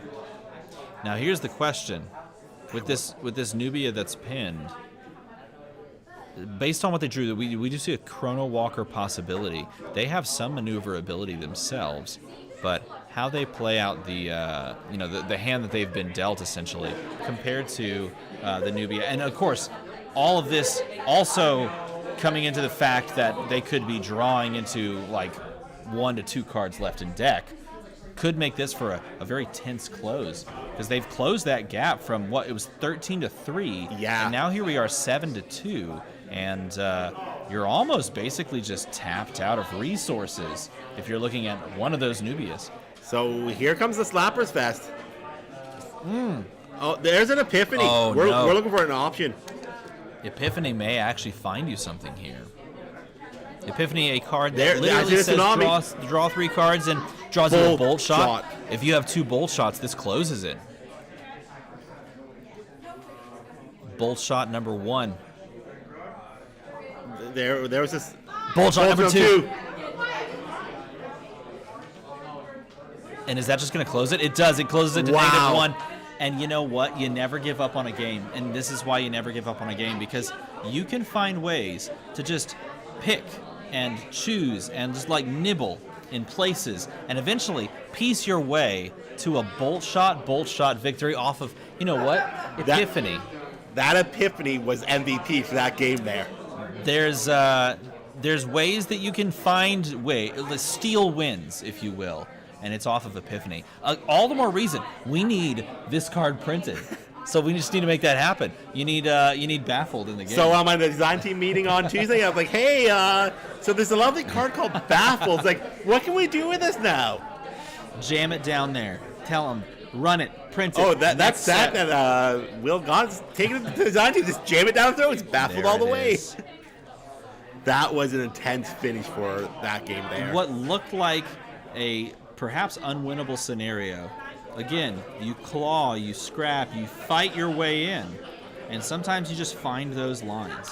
If Nubia has aura left, she's still a threat. You're right. Just play to your outs. I mean, it really comes down to that. Playing to your outs, saying, there's a small percentage chance that I find lethal here in this way, this way, this way. So if you're going to play to your outs, you just keep going. Maybe small, but you know what? If you find it, you find it. Are we going to another game here? They're shuffling up as if I they see were. Four Thoughts being played with. It seems like they're running it back.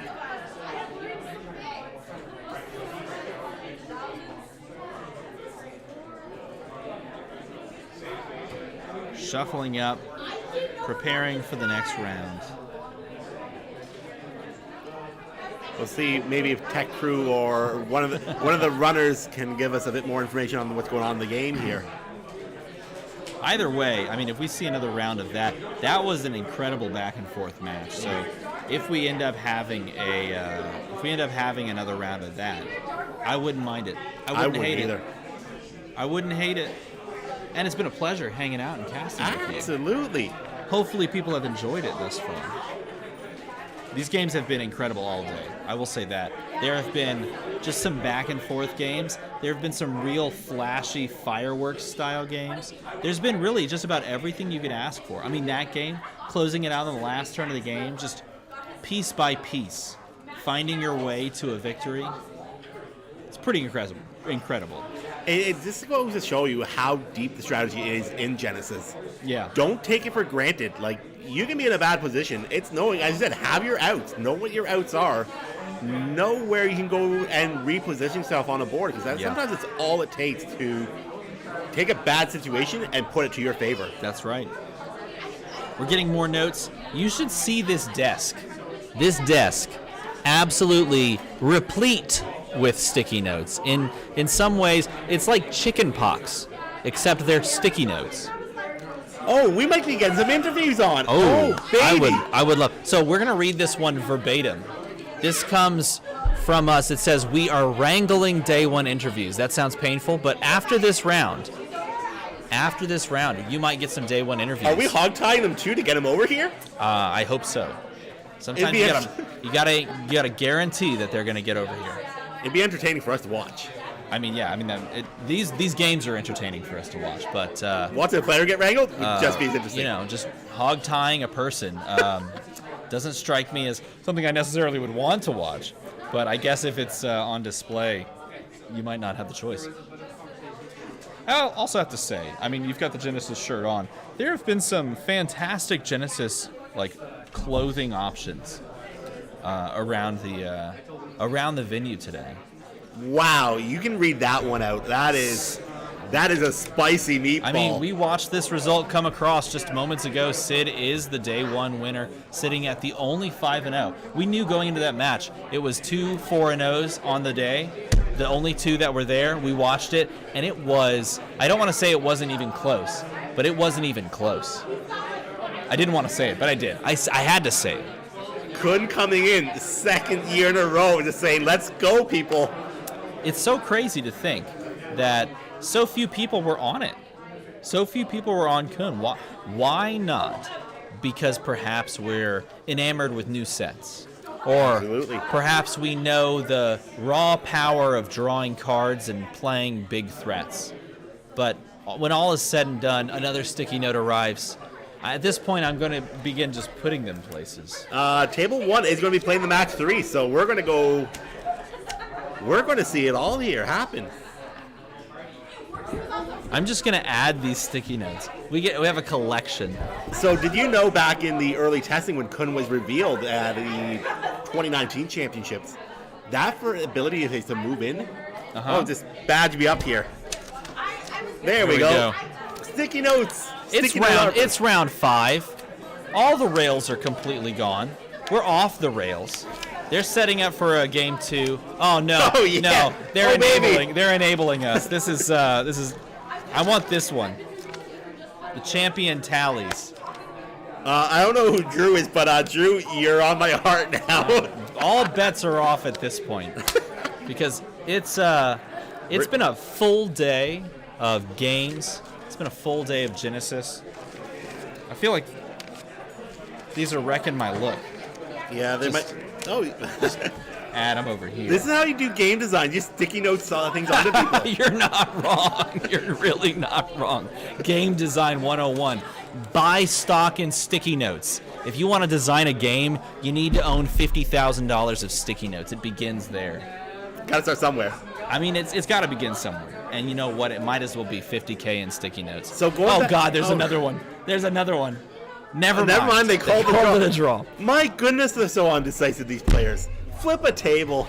Just up with you. So if that's the case, then you're wearing sticky notes for absolutely no reason. Yeah, why am I? You know what? That's just how it goes. Going back to that Kun, we've seen how powerful Kun is in this, how Sid's been piloting it. Back in 2019, on Kun's reveal, that ability to move was a trigger ability at the start of the turn. And in design got switched to an immediate ability just to give that protection there.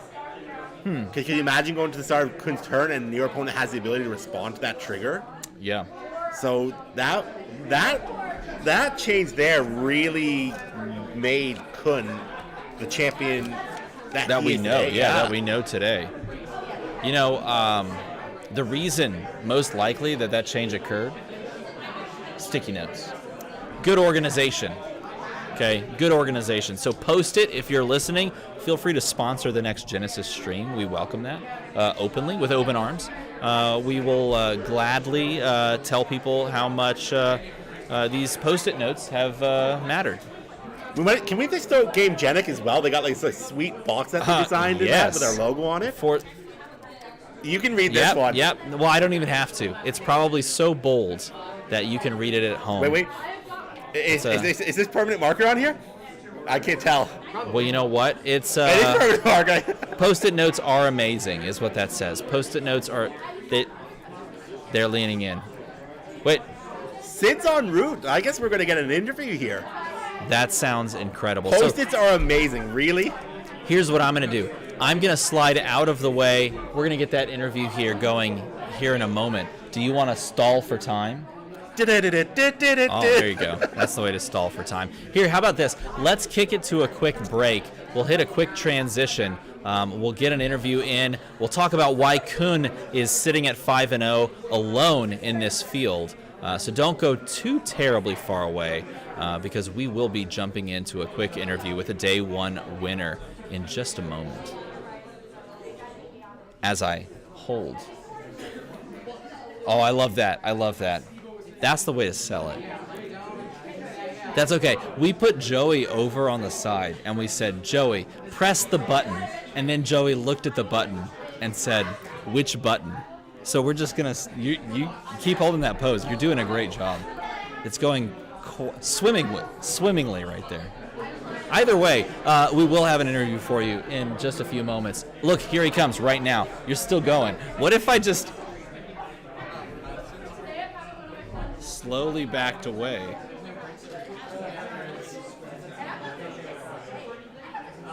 I feel so awkward.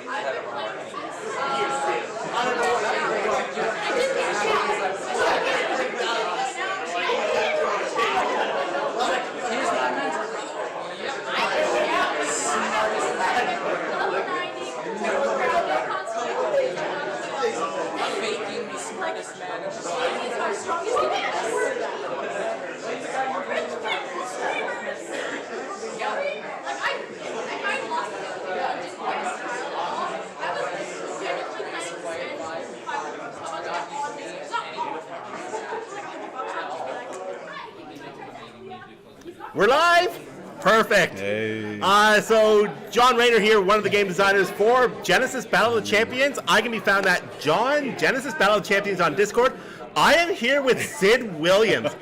Hi. Sid, you the only champion to go 5-0, and you brought an old engine back and just retuned it. It was, yeah. It's the skeleton of the deck I played last year.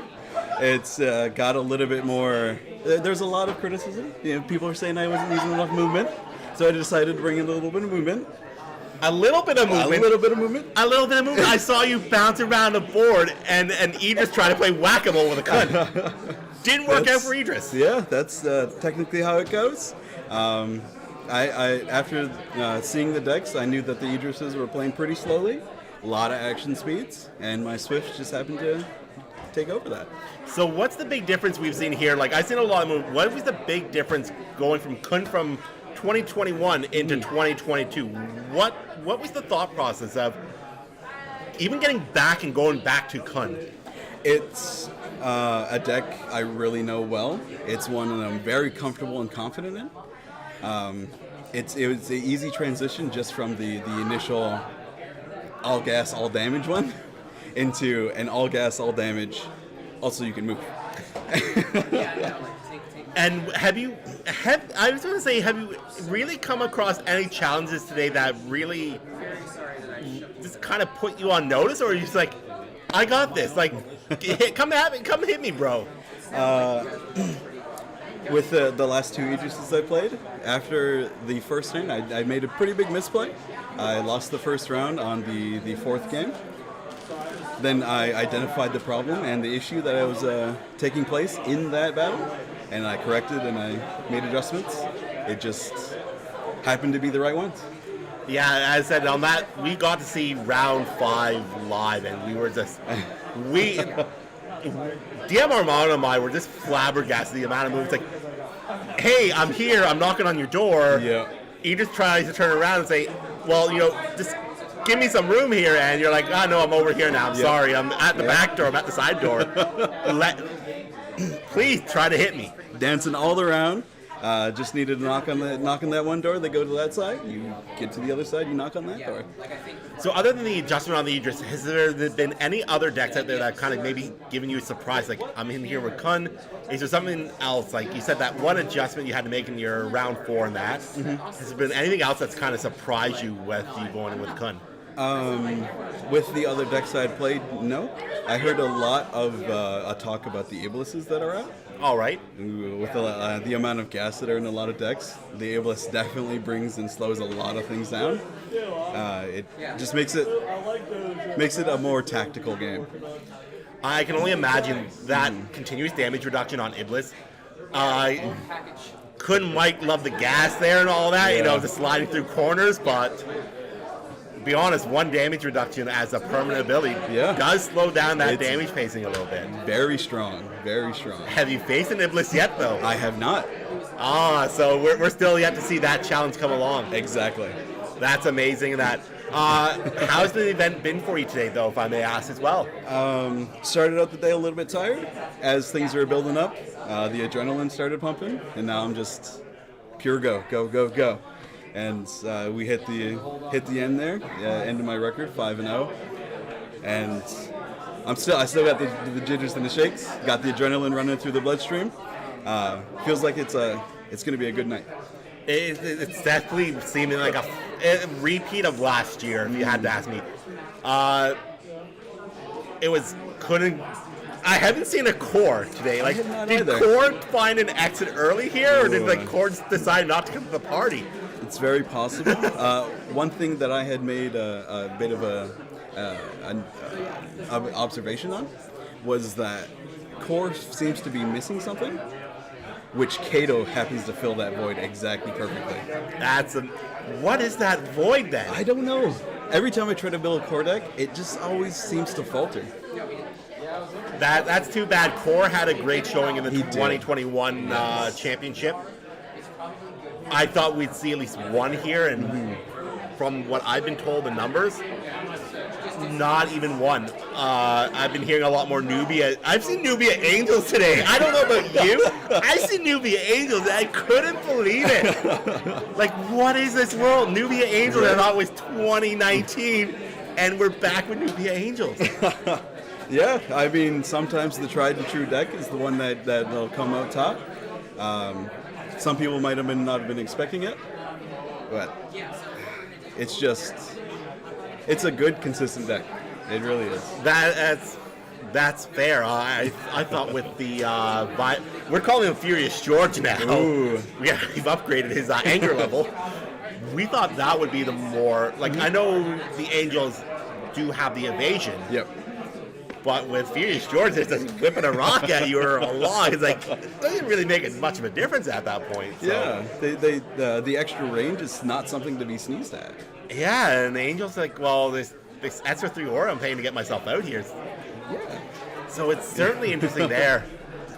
And we talked about the thought process. Like, Kun last year was very action-based because Kun could get in quicker. And we're seeing a swifter Kun. Yes. Is Kun the champion route to, take 2022, move into 2023 quite comfortably as we get further to, closer to invasion here? Is Kun going to be the one who comes in and dominate? It's definitely very possible. I'm going to see if I can make that a 2022 reality. Hopefully something can take him down in the future. I don't know, with movement like that, movement's definitely something that should never, don't turn your nose towards movement in this game. That's half the game is positioning, and Kun definitely seems to have it.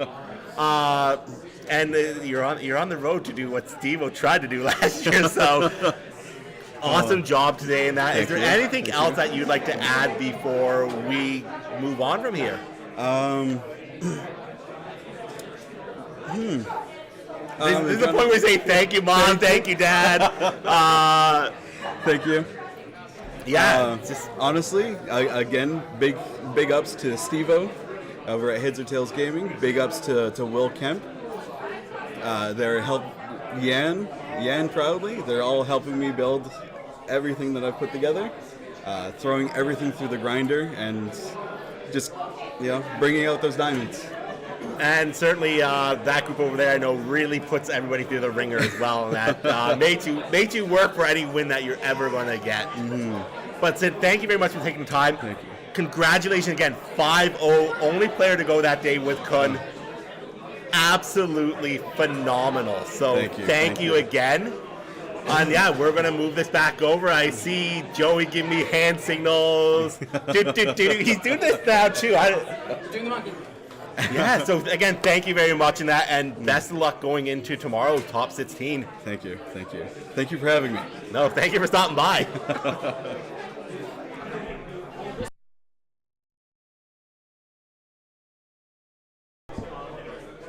Nothing crazy. Sup, everybody? Hi. I'm assuming this. I hope we're all good, and I see the light is on, and hilariously, that's just been my job, is making sure the lights are on. But no, I wanted to take a moment and just do some quick reminders and some shout-outs and some thank yous and let you guys know what is in store for tomorrow. So tomorrow we're kicking off at about 10:30 is kind of when we're doing opening speeches. We'll probably end up actually starting stream about maybe 10:15, 10:30 for the opening stuff, and that's going to be top 16. So 4 rounds tomorrow to get us through finals. I do also want to remind everybody that there is an auction happening right now, genesisbsc.com/championship. Hit that auction tomorrow at 7 p.m. Eastern is when that is done, and it is done at 7. We're not doing the anti-sniping thing because honestly that took like 4 extra hours last year. Which in a weird way is like great, but also like not. People kind of want to know and we want to get their stuff. So join us tomorrow. Thank you all so much for being active in the chat. Massive thank you to DM Ramada, and he's going to turn on a light, and I'm just going to get real bright real quick, because bam. Oh. So apparently we should have had the lights on the entire time, which is funny. But yeah, so join us tomorrow. Massive thank you to DM Ramada, massive thank you to Flake, Matt DeMarca, Steven, JC, who helped cover some of the commentary as well. Tomorrow we're going to have more interviews, and we're going to have more things. I'll bring on Damian, who is here, and Camilla, who's here, and Jeff Pasito probably, and at some point Austin. Lord only knows. But if there's stuff that you guys want to see, either let me know in chat, let me know in comments. We'll just bring some people up. Tomorrow's just going to be a freaking party, I think. But speaking of party, that's kind of what we got afterwards right now at the Days of Beckoning. So I'm going to close this stream out. I'm going to go get my phone that you guys have been watching the whole day and say I'm sorry to my wife for not talking to her the entire day. And she's pregnant, so it's much worse. So anyway, thank you guys so much. Please let us know what we kind of do better for tomorrow. And you guys are rock stars, as have you. Also, massive freaking thank you to Kenny, who has been working about as hard as anybody in here, if not way the heck harder. So thank you guys. We're going to close it off there. Cheers, everybody.